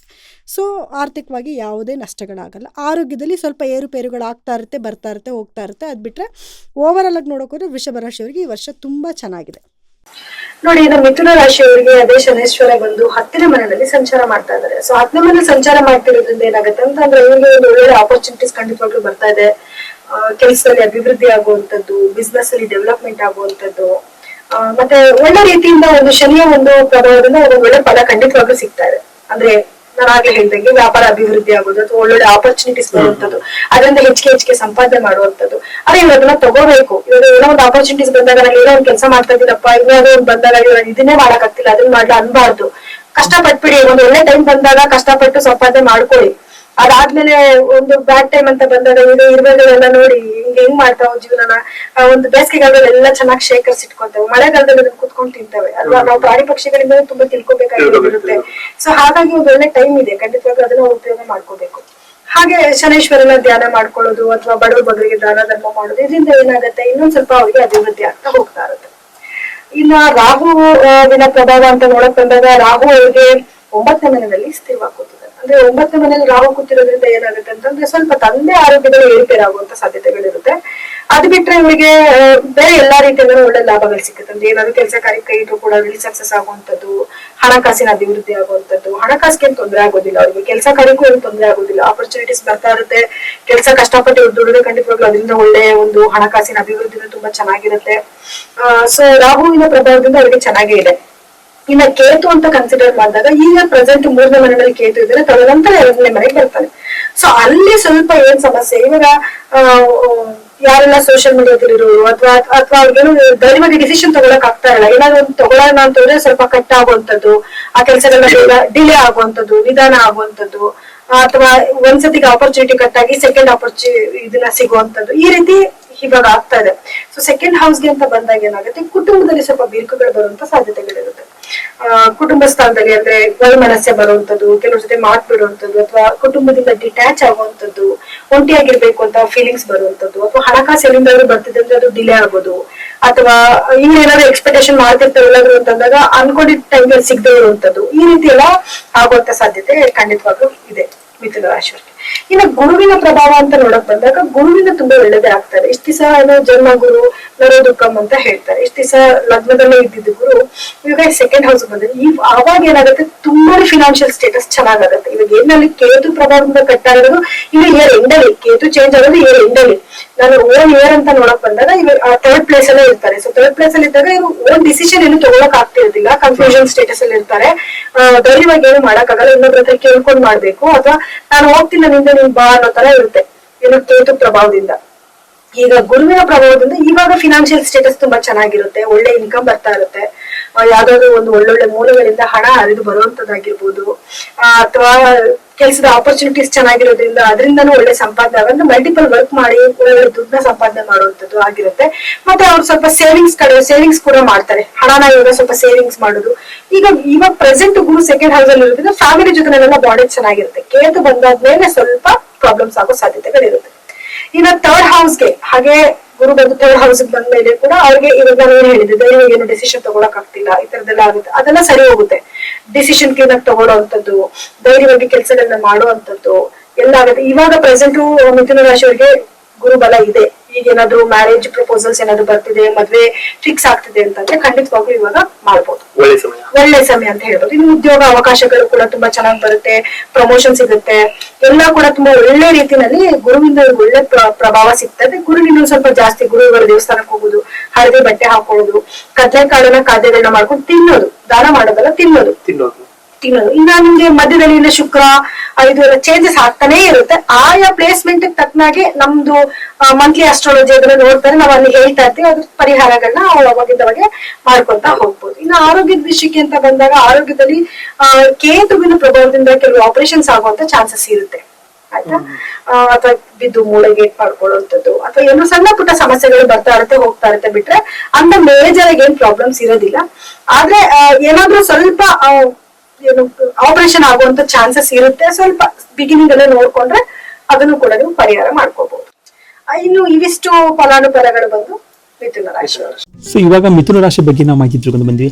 ಇವಾಗ ನೆಕ್ಸ್ಟ್ ರಾಶಿ ಇರೋದು ಕಟಕ ರಾಶಿ. ಸೊ ನೆಕ್ಸ್ಟ್ ರಾಶಿ ಕಟಕ ರಾಶಿ ಬಗ್ಗೆ ಮಾಹಿತಿ ಹೇಳಿ. ಖಂಡಿತ ಸರ್. ನೋಡಿ, ಕಟಕ ರಾಶಿಯವರಿಗೆ ಈಗಾಗಲೇ ಶನೇಶ್ವರ ಬಂದು 10ನೇ ಮನೆಯಲ್ಲಿ ಸಂಚಾರ ಮಾಡ್ತಾರೆ. ನೋಡಿ, ಕಟಕ ರಾಶಿಯವರಿಗೆ ಶನೇಶ್ವರ ಬಂದು ಈಗ 9ನೇ ಮನೆಯಲ್ಲಿ ಸಂಚಾರ ಮಾಡ್ತಾ ಇದ್ದಾರೆ.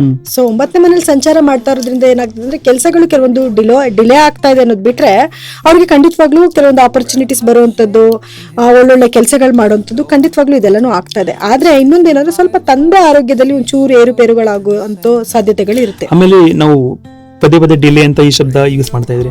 ಸೊ ಆ ಡಿಲೇಗೋಸ್ಕರ ಸ್ಪೆಷಲ್ ಆಗಿ ಏನಾದ್ರೂ ರೆಮಿಡಿ ಇದೆಯಾ, ಪರಿಹಾರ ಇದೆಯಾ? ಸೊ ಅದು ಡಿಲೇ ಸರ್, ಶನೇಶ್ವರ ಏನೇ ಕೊಟ್ಟರು ಸ್ವಲ್ಪ ನಿಧಾನಕ್ಕೆ ಕೊಡ್ತಾನೆ, ಆದ್ರೆ ಪ್ರಧಾನವಾಗಿ ಕೊಡ್ತಾನೆ, ಜಾಸ್ತಿ ಕೊಡ್ತಾನೆ, ಒಳ್ಳೇದನ್ನ ಮಾಡ್ತಾನೆ. ನಾವು ಎಷ್ಟು ಸತ್ಯವಾಗಿ ನಡ್ಕೊಂತೀವೋ ಅಷ್ಟು ಒಳ್ಳೇದನ್ನ ಮಾಡ್ತಾನೆ. ಕೆಲಸ ನಿಧಾನ ಆಗುತ್ತೆ ಅಷ್ಟೇ, ಅದಕ್ಕೆ ನಾವು ಇನ್ನೇನು ಮಾಡೋಕ್ಕಾಗಲ್ಲ. ಶನಿಗ್ರಹಕ್ಕೆ ಸ್ವಲ್ಪ ಫಾಸ್ಟಾಗಿ ಹೋಗು ಅಂತ ಹೇಳ್ಬೇಕಷ್ಟೇ. ಸೊ ಅವ್ರ ಪ್ರಭಾವದಿಂದ ಯಾವಾಗ್ಲೂ ಕೆಲಸಗಳು ನಿಧಾನನೇ ಆಗೋದು, ಬಟ್ ಖಂಡಿತವಾಗ್ಲೂ ಒಳ್ಳೇದಾಗತ್ತೆ. ಖಂಡಿತವಾಗ್ಲೂ ಅಟ್ ದ ಟೈಮ್ ಅಂದ್ರೆ ಒಂದು ಎಂಡ್ ಆಫ್ ದ ಟೈಮ್ಗೆ ಅವ್ರಿಗೆ ತುಂಬಾ ಒಳ್ಳೇದಾಗುತ್ತೆ. ಆದ್ರೆ ನಾನು ಆಗ್ಲೇ ಹೇಳ್ದಂಗೆ ಶನೇಶ್ವರನ ಶಾಂತಿ ಮಾಡ್ಕೊಳ್ಳು. ಶಾಂತಿ ಯಾವ ರೀತಿ ಮಾಡ್ತೀರಾ? ಹಾಲಿನ ಅಭಿಷೇಕ ಮಾಡಿ, ಮೊಸರಿನ ಅಭಿಷೇಕ ಮಾಡಿ, ಅದಲ್ಲ, ಬಡವ್ರ ಬಗ್ಗರಿಗೆ ದಾನ ಧರ್ಮ ಮಾಡಿ, ಪ್ರೀತಿ ವಿಶ್ವಾಸದಿಂದ ಮಾತಾಡಿ, ನಿಮ್ ಕೈ ಕೆಳಗಡೆ ಕೆಲಸ ಮಾಡ್ತಿರೋರ್ನ ಚೆನ್ನಾಗಿ ನೋಡ್ಕೊಳ್ಳಿ. ಮತ್ತೆ ಇದು ಅವರು ಕೂಡ ಕ್ಲೀನ್ ಆಗಿರ್ಬೇಕು. ಕೆಲವ್ರು ಏನ್ ಗೊತ್ತಾ, ತುಂಬಾ ಬಟ್ಟೆಗಳು ಕೆಳಗಡೆ ಪ್ಯಾಂಟ್ ಎಲ್ಲ ಅರ್ಧೋಗ್ಬಿಟ್ಟಿರುತ್ತೆ, ಮಣ್ಣೆಲ್ಲ ಸೌದೋಗಿರುತ್ತೆ, ನೆಲ ಎಲ್ಲ ಗುಡಿಸ್ಕೊಂಡು ಓಡಾಡ್ತಿರುತ್ತೆ. ಅದನ್ನೆಲ್ಲ ಮಾಡ್ಬೇಡಿ.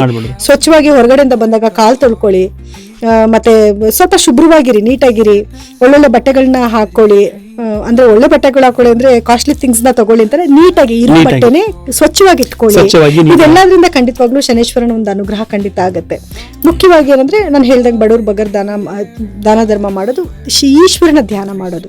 ಈಶ್ವರನ ನೀವು ಎಷ್ಟು ಧ್ಯಾನ ಮಾಡ್ತಿರೋ, ಈಶ್ವರನ ಧ್ಯಾನ ಮಾಡಿದಾಗ ಏನಾಗುತ್ತೆ, ಸ್ವಲ್ಪ ಶಾಂತಿನ ಕೊಡ್ತಾನೆ ಮನಸ್ಸಿಗೆ.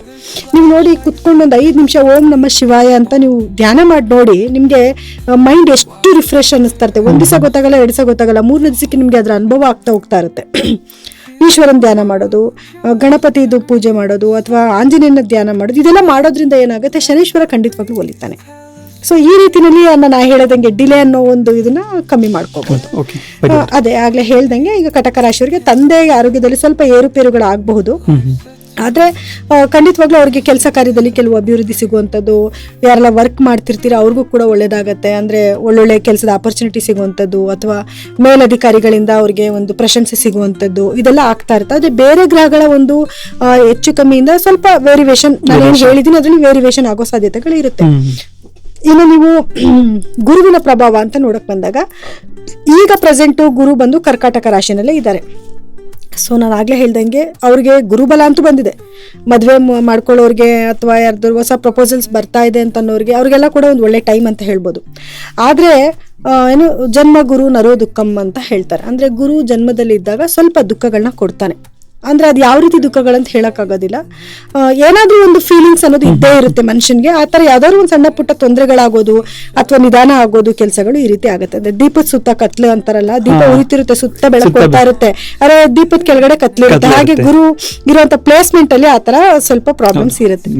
ಸೊ ಇನ್ನ ಸೆಕೆಂಡ್ ಹೌಸ್ ಅಲ್ಲಿ ಅವ್ರಿಗೆ ಕೇತು ಕೂತ್ಕೊಂಡಿದೆ.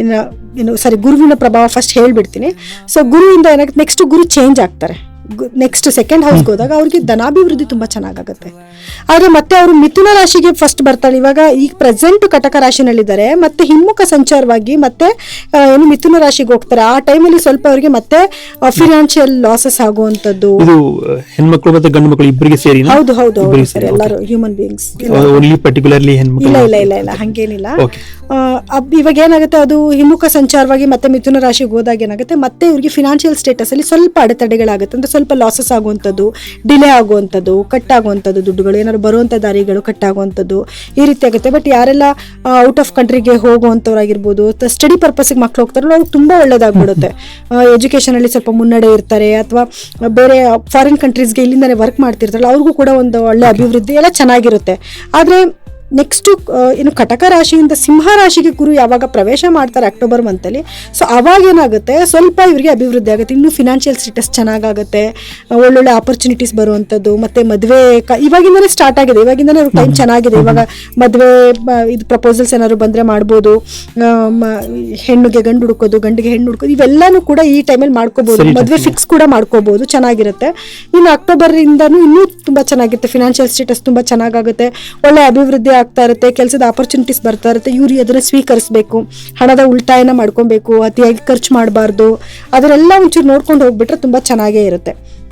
ಇನ್ನು ಕೇತುವಿನ ಪ್ರಭಾವ ಅಂತ ನೋಡಕ್ ಹೋದಾಗ, ಈಗ ಪ್ರೆಸೆಂಟ್ ಕೇತು ಬಂದು ಸೆಕೆಂಡ್ ಹೌಸ್ ನಲ್ಲಿ ಇದ್ದಾರೆ. ಸೊ ಸೆಕೆಂಡ್ ಹೌಸಲ್ಲಿ ಇದ್ದಾಗ ಕುಟುಂಬದಿಂದ ಸ್ವಲ್ಪ ಬೇರ್ಪಡೆ ಆಗುವಂಥದ್ದು, ಅಂದ್ರೆ ಡಿಟ್ಯಾಚ್ ಆಗುವಂಥದ್ದು, ಸ್ವಲ್ಪ ಏನೋ ಮಾತುಕತೆನ ಸ್ಟಾಪ್. ಇವಾಗ ಹಿಂಗೆ ಕೋಲ್ಡ್ ವಾರ್ ಅಂತ ಆಗ್ಬಿಟ್ಟಿರುತ್ತೆ, ಸುಮ್ಮನೆ ಅವ್ರ ಮುಖ ನೋಡಿ ಮಾತೇ ಆಡೋದಿಲ್ಲ, ಒಳಗಡೆ ಪ್ರೀತಿ ವಿಶ್ವಾಸ ಚೆನ್ನಾಗೇ ಇರುತ್ತೆ. ಆ ತರ ಸ್ವಲ್ಪ ಕೋಲ್ಡ್ ವಾರ್ಗಳು ಆಡುವಂಥದ್ದು, ಅಥವಾ ಡೈರೆಕ್ಟ್ ಆಗಿ ಜಗಳ ಆಗಿ ಕುಟುಂಬದಿಂದ ಸ್ವಲ್ಪ ದೂರ ಇರುವಂಥದ್ದು, ಅಥವಾ ಯಾವುದೇ ಫಂಕ್ಷನ್ಸ್ಗಳಿಗೆ ನಾನು ಅಟೆಂಡೇ ಆಗೋದಿಲ್ಲ, ನನ್ನ ಕುಟುಂಬದ ಜೊತೆ ಸೇರೋದೇ ಇಲ್ಲ ಅಂತ ಅನ್ಕೊಳ್ಳೋದು, ಈ ರೀತಿ ಈಗ ಪ್ರೆಸೆಂಟ್ ಆಗ್ತಾ ಇದೆ. ಕೇತುವಿನ ಬದಲಾವಣೆ, ಕೇತು ಲಗ್ನಕ್ಕೆ ಬರೋ ತನಕ ಸ್ವಲ್ಪ ಹಂಗೆ ಇರುತ್ತೆ. ಆದ್ರೆ ಗುರುವಿಂದ ಅವ್ರಿಗೆ ಇಲ್ಲಿ ಏನು ಅದೇ ಬಾಂಡೇಜ್ ನ ಚೆನ್ನಾಗಿ ಕ್ರಿಯೇಟ್ ಮಾಡಿದ್ರೆ 50-50 ತರ ಇರುತ್ತೆ. ಸಮಟೈಮ್ಸ್ ಕಿತ್ತಾಡ್ಕೊಳ್ಳೋದು, ಸಮಟೈಮ್ಸ್ ಚೆನ್ನಾಗೇ ಇರೋದು, ಒಂದೊಂದ್ಸತಿ ಅವರೇ ಬಂದು ಮಾತಾಡಿಸ್ತಾರೆ, ಅಥವಾ ಒಂದ್ಸತಿ ಇವರೇ ಹೋಗಿ ಮಾತಾಡ್ತಾರೆ. ಈ ರೀತಿ ಸ್ವಲ್ಪ ಬದಲಾವಣೆಗಳಾಗ್ತಾ ಇರುತ್ತೆ. ಇವಾಗ ಪ್ರೆಸೆಂಟ್ ಸಿಚುವೇಶನ್ ಅಂತ ನೋಡಕ್ ಹೋದಾಗ ಕಟಕ ರಾಶಿಯವರಿಗೆ ಸ್ವಲ್ಪ ಫಿನಾನ್ಷಿಯಲ್ ಅಲ್ಲಿ ಒಂಚೂರು ಅಡೆತಡೆಗಳು ಖಂಡಿತವಾಗ್ಲೂ ಇದೆ. ಅದೇ ಸ್ವಲ್ಪ ಡಿಲೇ ಆಗೋದು, ಅಥವಾ ಏನಾದ್ರು ಒಂದು ಕೆಲಸಕ್ಕೆ ಇಟ್ಟರೆ ತಕ್ಷಣಕ್ಕೆ ಆಗೋದಿಲ್ಲ, ಆ ಕೆಲಸ ಬಿಟ್ಟು ತಿರ್ಗಿ ಸ್ವಲ್ಪ ಬಿಟ್ಟು ಬೇರೆ ಯಾವ್ದೋ ಆಪರ್ಚುನಿಟಿ ಬರುತ್ತೆ, ಅದ್ರಲ್ಲಿ ಸಕ್ಸಸ್ ಆಗೋದು, ಈ ರೀತಿ ಖಂಡಿತವಾಗ್ಲೂ ಆಗ್ತಾ ಇರುತ್ತೆ. ಸೊ ಕೇತುವಿನ ಬದಲಾವಣೆ ನಂತರ ಸ್ವಲ್ಪ ಕಮ್ಮಿ ಆಗುತ್ತೆ, ಆದ್ರೆ ಇವ್ರಿಗೆ ಸ್ವಲ್ಪ ಹೆಲ್ತ್ ಇಶ್ಯೂಸ್ ಬರೋ ಚಾನ್ಸಸ್ ಇರುತ್ತೆ. ಕೇತುವಿನ ಬದಲಾವಣೆ ಇನ್ನು ಡಿಸೆಂಬರ್ ಅಲ್ಲಿ ಆಗೋದು, 2026 ಡಿಸೆಂಬರ್ ಅಲ್ಲಿ ಆಗೋದು.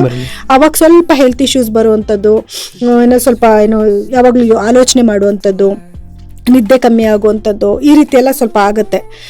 ಮತ್ತೆ ಇನ್ನೊಂದೇನು ಅಂತಂದ್ರೆ, ಇವು ಸ್ವಲ್ಪ ಮೆಡಿಟೇಷನ್ ಮಾಡ್ಕೊಬೇಕು, ಗಣಪತಿ ಧ್ಯಾನ ಮಾಡಬೇಕು. ಅದರಿಂದ ಕೇತುವಿನ ಒಂದು ದುಷ್ಪರಿಣಾಮದಿಂದ ಪಾರಾಗ್ಬೋದು. ಇವಾಗ ಆಲ್ರೆಡಿ ಅವ್ರಿಗೆ ಕೇತುದು ಪ್ರಾಬ್ಲಮ್ಸ್ ಇದೆ, ಸೊ ಅದರಿಂದ ಸ್ವಲ್ಪ ಪಾರಾಗ್ಬೋದು. ಆದ್ರೆ ಕೇತು ಏನ್ ಮಾಡ್ತಾನೆ, ಇನ್ನೊಂದು ಜ್ಞಾನ ಕೊಡ್ತಾನೆ. ಅಂದ್ರೆ ಇವಾಗ ನಾನು ಹೇಳ್ದಂಗೆ ಮೆಡಿಟೇಷನ್ ಮಾಡ್ಕೊಳ್ಳಿ ಅಂತ ಹೇಳಿದೆ, ಅದ್ರ ಕಡೆ ಜ್ಞಾನ ಕೊಡ್ತಾನೆ, ಹೊಸ ಅದನ್ನ ಕಲಿಬೇಕು ಅನ್ನೋ ಆಸಕ್ತಿನ ಕೊಡ್ತಾನೆ. ಅದೆಲ್ಲ ತುಂಬಾ ಗುಡ್ ಥಿಂಗ್ಸ್. ಏನು ಹೊಸದೇನಾದ್ರು ಒಂದು ಇದು ಬಂದ್ರೆ ಕಲಿಬೇಕು ಅಂತ ಅನ್ಕೊಳ್ಳೋದು, ಏನೇ ವಿಷಯ ಆಗಿರ್ಬೋದು, ಅದು ಒಂದು ಮ್ಯೂಸಿಕ್ ಕಲಿಬೇಕು ಅಂತ ಆಗಿರ್ಬೋದು, ಅಥವಾ ಒಂದು ಇನ್ಸ್ಟ್ರೂಮೆಂಟ್ ಕಲಿಬೇಕು ಅನ್ನೋದಾಗಿರ್ಬೋದು, ಅಥವಾ ಇನ್ಯಾವುದೋ ಒಂದು ಬುಕ್ ನ ಸ್ಟಡಿ ಮಾಡ್ಬೇಕು ಅನ್ಕೊಳ್ಳೋದಾಗಿರ್ಬೋದು, ಎಲ್ಲಾನು ಅಷ್ಟೇ ಕೇತು ಜ್ಞಾನನ ಕೊಡ್ತಾ ಹೋಗ್ತಾನೆ. ಸೊ ನೀವೇನ್ ಕಲಿತೀನಿ, ಏನ್ ಮಾಡ್ತೀನಿ ಅಂದ್ರೂ ಅದಕ್ಕೆಲ್ಲ ಒಂದು ಬೂಸ್ಟ್ ಕೊಡ್ತಾ ಹೋಗ್ತಾನೆ. ಸ್ವಲ್ಪ ಗಣಪತಿ ಪೂಜೆ ಮಾಡ್ಕೊಳ್ಳಿ, ಗಣಪತಿ ಧ್ಯಾನ ಮಾಡ್ಕೊಳ್ಳಿ. ಸೊ ನಿಮ್ಗೆ ಏನಾಗುತ್ತೆ, ಒಂದ್ ಸ್ವಲ್ಪ ಅಟ್ಲೀಸ್ಟ್ ನೆಗೆಟಿವ್ ಆಗೋದು ಈ ತರ ಒಂದು ರೀತಿಯಲ್ಲಿ ಪಾಸಿಟಿವ್ ಆಗ್ತಾ ಹೋಗ್ತಾ ಇರುತ್ತೆ. ಗಣಪತಿ ಆರಾಧನೆ ಮಾಡ್ಕೊಂಡ್ರೆ ಇಷ್ಟೇ ಪರಿಹಾರನ, ಅಥವಾ ಇನ್ನೇನಾದ್ರೂ ಇದೆಯಾ ಪರಿಹಾರ? ಕೇತುಗೆ ಹೌದು, ಗಣಪತಿ ಧ್ಯಾನ ಮಾಡ್ಕೊಳ್ಳೋದ್ರಿಂದ ತುಂಬಾ ಒಳ್ಳೇದಾಗತ್ತೆ. ಎಷ್ಟು ನೀವು ಗಣಪತಿನ ಆರಾಧನೆ ಮಾಡ್ತೀರೋ ಅಷ್ಟು ಕೂಡ ಕೇತುವಿನ ಪ್ರಭಾವದಿಂದ ಸ್ವಲ್ಪ ತಪ್ಪಿಸ್ಕೋಬಹುದು. ಸೊ ಕೇತು ಅಂತಾನೆ ನಾವು ಗಣಪತಿಗೆ ಅದನ್ನ ಹೋಲಿಸ್ತೀವಿ. ಸೊ ಹಾಗಾಗಿ ಗಣಪತಿ ಪೂಜೆನ ಜಾಸ್ತಿ ಮಾಡ್ಕೋಬೇಕು. ಜಾಸ್ತಿ ಮಾಡು ಅಂದ್ರೆ ಏನ್ ಮಾಡ್ತೀರಾ, ಧ್ಯಾನ ಮಾಡಿ ಅಷ್ಟೇನೆ. ನೀವು ದೇವಸ್ಥಾನಕ್ಕೆ ಹೋಗಕ್ ಆಗಿಲ್ಲ ಅಂದ್ರೂ ಪರವಾಗಿಲ್ಲ, ಮನೇಲೆ ಕೂತ್ಕೊಂಡು ಧ್ಯಾನ ಮಾಡೋದ್ರಿಂದ ಏನಾಗುತ್ತೆ, ನಿಮ್ಗೆ ಅದ್ರದ್ದು ಒಂದು ಅನುಭವ, ಅದ್ರದ್ದು ಫೀಲ್ ಆಗ್ತಾ ಹೋಗ್ತಾ ಇರುತ್ತೆ. ಯಾವತ್ತಷ್ಟೇ ಒಬ್ಬ ಮನುಷ್ಯ ಯಾವುದೇ ದೇವ್ರದ್ದು ಒಂದು ಹೋಲಿಸ್ಕೊಂಡಿದ್ದಾನೆ, ನಂಗೆ ಆ ದೇವಿ ತುಂಬಾ ಚೆನ್ನಾಗಿ ಹೊಲ್ದಿದ್ದಾಳೆ ಅಂತಂದ್ರೆ ಅದ್ರ ಬಗ್ಗೆ ಸ್ವಲ್ಪ ಧ್ಯಾನ ಮಾಡೋದ್ರಿಂದ ಅಥವಾ ಜಪ ಮಾಡೋದ್ರಿಂದ, 24 hours ಮಾಡಿ ಅಂತ ಹೇಳ್ತಿಲ್ಲ, ಒಂದು ಮೀಸಲಿಡಿ, ಒಂದು 10 minutes, ಒಂದು 15 minutes ದೇವ್ರಿಗೋಸ್ಕರ ಅಂತ ಒಂದು ಮೀಸಲಿಡಿ, ಪ್ರೇಯರ್ ಮಾಡಿ. ಬೇರೆ ಏನು ಮಾಡಕ್ ಹೇಳ್ತಾ ಇಲ್ಲ ನಾವು. ಅದು ಕೆಲವರಿಗೆ ಏನ್ ಯಾವಾಗ್ಲೂ ದೇವಸ್ಥಾನ ಅಂತೀರಾ, ದೇವಸ್ಥಾನಗಳಿಗೆ ನಿಮ್ಗೆ ಅವ್ರ ಜೊತೆ ಏನ್ ಕಾಂಟ್ರಾಕ್ಟ್ ಇದೆಯಾ, ಇದನ್ನೆಲ್ಲಾನು ಬರುತ್ತೆ. ನಾವ್ ಯಾವ್ದು ದೇವಸ್ಥಾನಕ್ಕೆ ರೆಫರ್ ಮಾಡ್ತಾ ಇಲ್ಲ, ಮನೆಯಲ್ಲೇ ಮಾಡಿ ಪರವಾಗಿಲ್ಲ. ಈಗ ಕೆಲವ್ರಿಗೆ ಹೋಗಕ್ಕಾಗಲ್ಲ. ಈಗ ನನ್ಗೆ ಯಾರೋ ಒಬ್ರು ಕೆಲವ್ರು ಕೇಳಿದ್ರು, ಕಿಡ್ನಿ ಪ್ರಾಬ್ಲಮ್ ಆಗಿದೆ ಮೇಡಮ್ ನನಗೆ ಯಾವ ದೇವಸ್ಥಾನಕ್ಕೂ ಹೋಗೋಕೆ ಶಕ್ತಿ ಅಂತೂ ಇಲ್ಲ, ನಾನು ಕೂತ್ ಜಾಗದಲ್ಲಿ ಏನೋ ಕೆಲಸಗಳು ಮಾಡೋದಿದ್ರೆ ಹೇಳಿ. ನಾನು ಅವ್ರು ಕೆಲವೊಂದು ಅವ್ರಿಗೆ ಏನ್ ಹೇಳ್ಬೇಕು ಅದನ್ನ ಹೇಳ್ಕೊಟ್ಟೆ, ತುಂಬಾ ಹ್ಯಾಪಿ ಆದ್ರು. ಥ್ಯಾಂಕ್ ಯು ಮೇಡಮ್, ಮನೆಯಲ್ಲೇ ಕುತ್ಕೊಂಡು ನಾನು ಏನೆಲ್ಲ ಮಾಡ್ಬೋದು ಅನ್ನೋದ್ರ ಬಗ್ಗೆ ಹೇಳ್ಕೊಟ್ರಿ, ಥ್ಯಾಂಕ್ ಯು ಅಂತ. ಹಂಗೆ ಮಾಡ್ಕೋಬಹುದು. ಒಳ್ಳೆಯದು. ಇನ್ನು ಈಗ ರಾಹುವಿನ ಪ್ರಭಾವ, ರಾಹು ಬಂದು ಇವರಿಗೆ 8ನೇ ಮನೆಯಲ್ಲಿ ಇವಾಗ ಸ್ಥಿರವಾಗಿರೋದ್ರಿಂದ ಸ್ವಲ್ಪ ಇವರಿಗೆ ಆರೋಗ್ಯದಲ್ಲಿ ಖಂಡಿತವಾಗ್ಲೂ ಏರುಪೇರುಗಳಿರುತ್ತೆ. ಆರೋಗ್ಯದಲ್ಲಿ ಹೆಚ್ಚು ಕಮ್ಮಿ ಅಂದರೆ ಬ್ಲಡ್ ವೆರಿವೇಷನ್ ಆಗುವಂಥದ್ದು, ಅಥವಾ ಏನಾದ್ರು ಮೊದಲೇ ಕಾಯಿಲೆಗಳಿದ್ರೆ ಅದು ಡೆವಲಪ್ಮೆಂಟ್ ಆಗುವಂಥದ್ದು, ಇದೆಲ್ಲ ಒಂದು ನೆಗೆಟಿವ್. ಆರೋಗ್ಯದಲ್ಲಿ ಏರುಪೇರಾಗುವಂಥದ್ದು. ಆದರೆ ಪಾಸಿಟಿವ್ ಆಗಿ ಏನು ಯೋಚನೆ ಮಾಡ್ಬೋದು ಅಂದರೆ ಗುಪ್ತವಾದ ಒಂದು ಹಣ ಬರ್ಬೋದು. ಮತ್ತೆ ಗುಪ್ತವಾದ 8ನೇ ಮನೆ ಅಂತಂದ್ರೆ ಸೀಕ್ರೆಟ್ ಹೌಸ್ ಅಂತ ಹೇಳ್ತೀವಿ. ಏನ್ ಬೇಕಾದ್ರೂ ಆಗ್ಬೋದು, ದಿಢೀರ್ ಅಂತ ಆಕ್ಸಿಡೆಂಟ್ಲಿ ಏನ್ ಬೇಕಾದ್ರೂ ನಡಿಬಹುದು, ಒಳ್ಳೇದು ಆಗ್ಬೋದು ಕೆಟ್ಟದ್ದು ಆಗ್ಬೋದು. ಮತ್ತೆ ರಾಹು ಒಳ್ಳೇದನ್ನು ಜಾಸ್ತಿ ಮಾಡ್ತಾನೆ, ಕೆಟ್ಟದ್ದು ಜಾಸ್ತಿ ಮಾಡ್ತಾನೆ.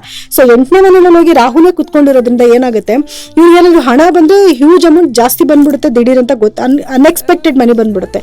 ಲಾಸ್ ಆದ್ರೆ ಇವ್ರು ಯೋಚನೆ ಮಾಡ್ಬೇಕು, ನಾನು ಹೆಂಗ್ ಇಷ್ಟು ಲಾಸ್ ಆಯ್ತು, ಯಾವ ತರ ಆಯ್ತು, ಹೆಂಗ್ ಇಷ್ಟೊಂದು ದುಡ್ಡು ಹೊಟ್ಟೋಯ್ತಲ್ಲ ನನಗೆ ಅಂತ ಇವ್ರು ಯೋಚನೆ ಮಾಡ್ಬೇಕು. ಆ ರೀತಿಯಲ್ಲಿ ಲಾಸ್ ಆಗ್ಬಿಡುತ್ತೆ. ಮತ್ತೆ ಅನಿರೀಕ್ಷಿತವಾಗಿ ಇವರ ಎಕ್ಸ್ಪೆಕ್ಟೇಷನ್ ಮಾಡದೇ ಇರುವಂತ ಕೆಲವು ಘಟನೆಗಳು ಇವ್ರ ಜೀವನದಲ್ಲಿ ನಡೀತಾ ಇರುತ್ತೆ. ಇವಾಗ ಪ್ರೆಸೆಂಟ್ ನಡೀತಾನೆ ಇರುತ್ತೆ. ಅದು ಮುಂದಿನ ವರ್ಷದಲ್ಲೂ ಕೂಡ ಡಿಸೆಂಬರ್ ಅಲ್ಲಿ ಚೇಂಜ್ ಆಗುತ್ತೆ. ಸೊ 8ನೇ ಮನೆಯಿಂದ ಏನು 7ನೇ ಮನೆಗೆ ಬರ್ತಾನೆ.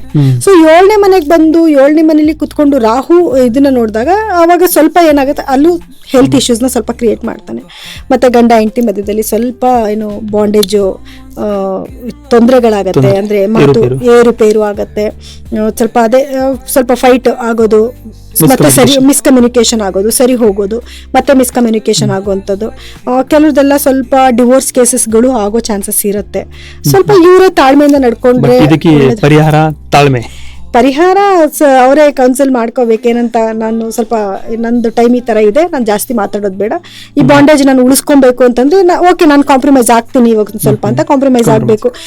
ಜಗಳ ದೊಡ್ಡದಾಗ್ತಿದೆ ಅನ್ನೋ ಟೈಮಲ್ಲಿ ಸ್ವಲ್ಪ ಇವರೇ ತಾಳ್ಮೆ ವಹಿಸ್ಕೊಂಡು ಸ್ವಲ್ಪ ಈಚೆ ಕಡೆ ಹೋಗ್ಬಿಡೋದು.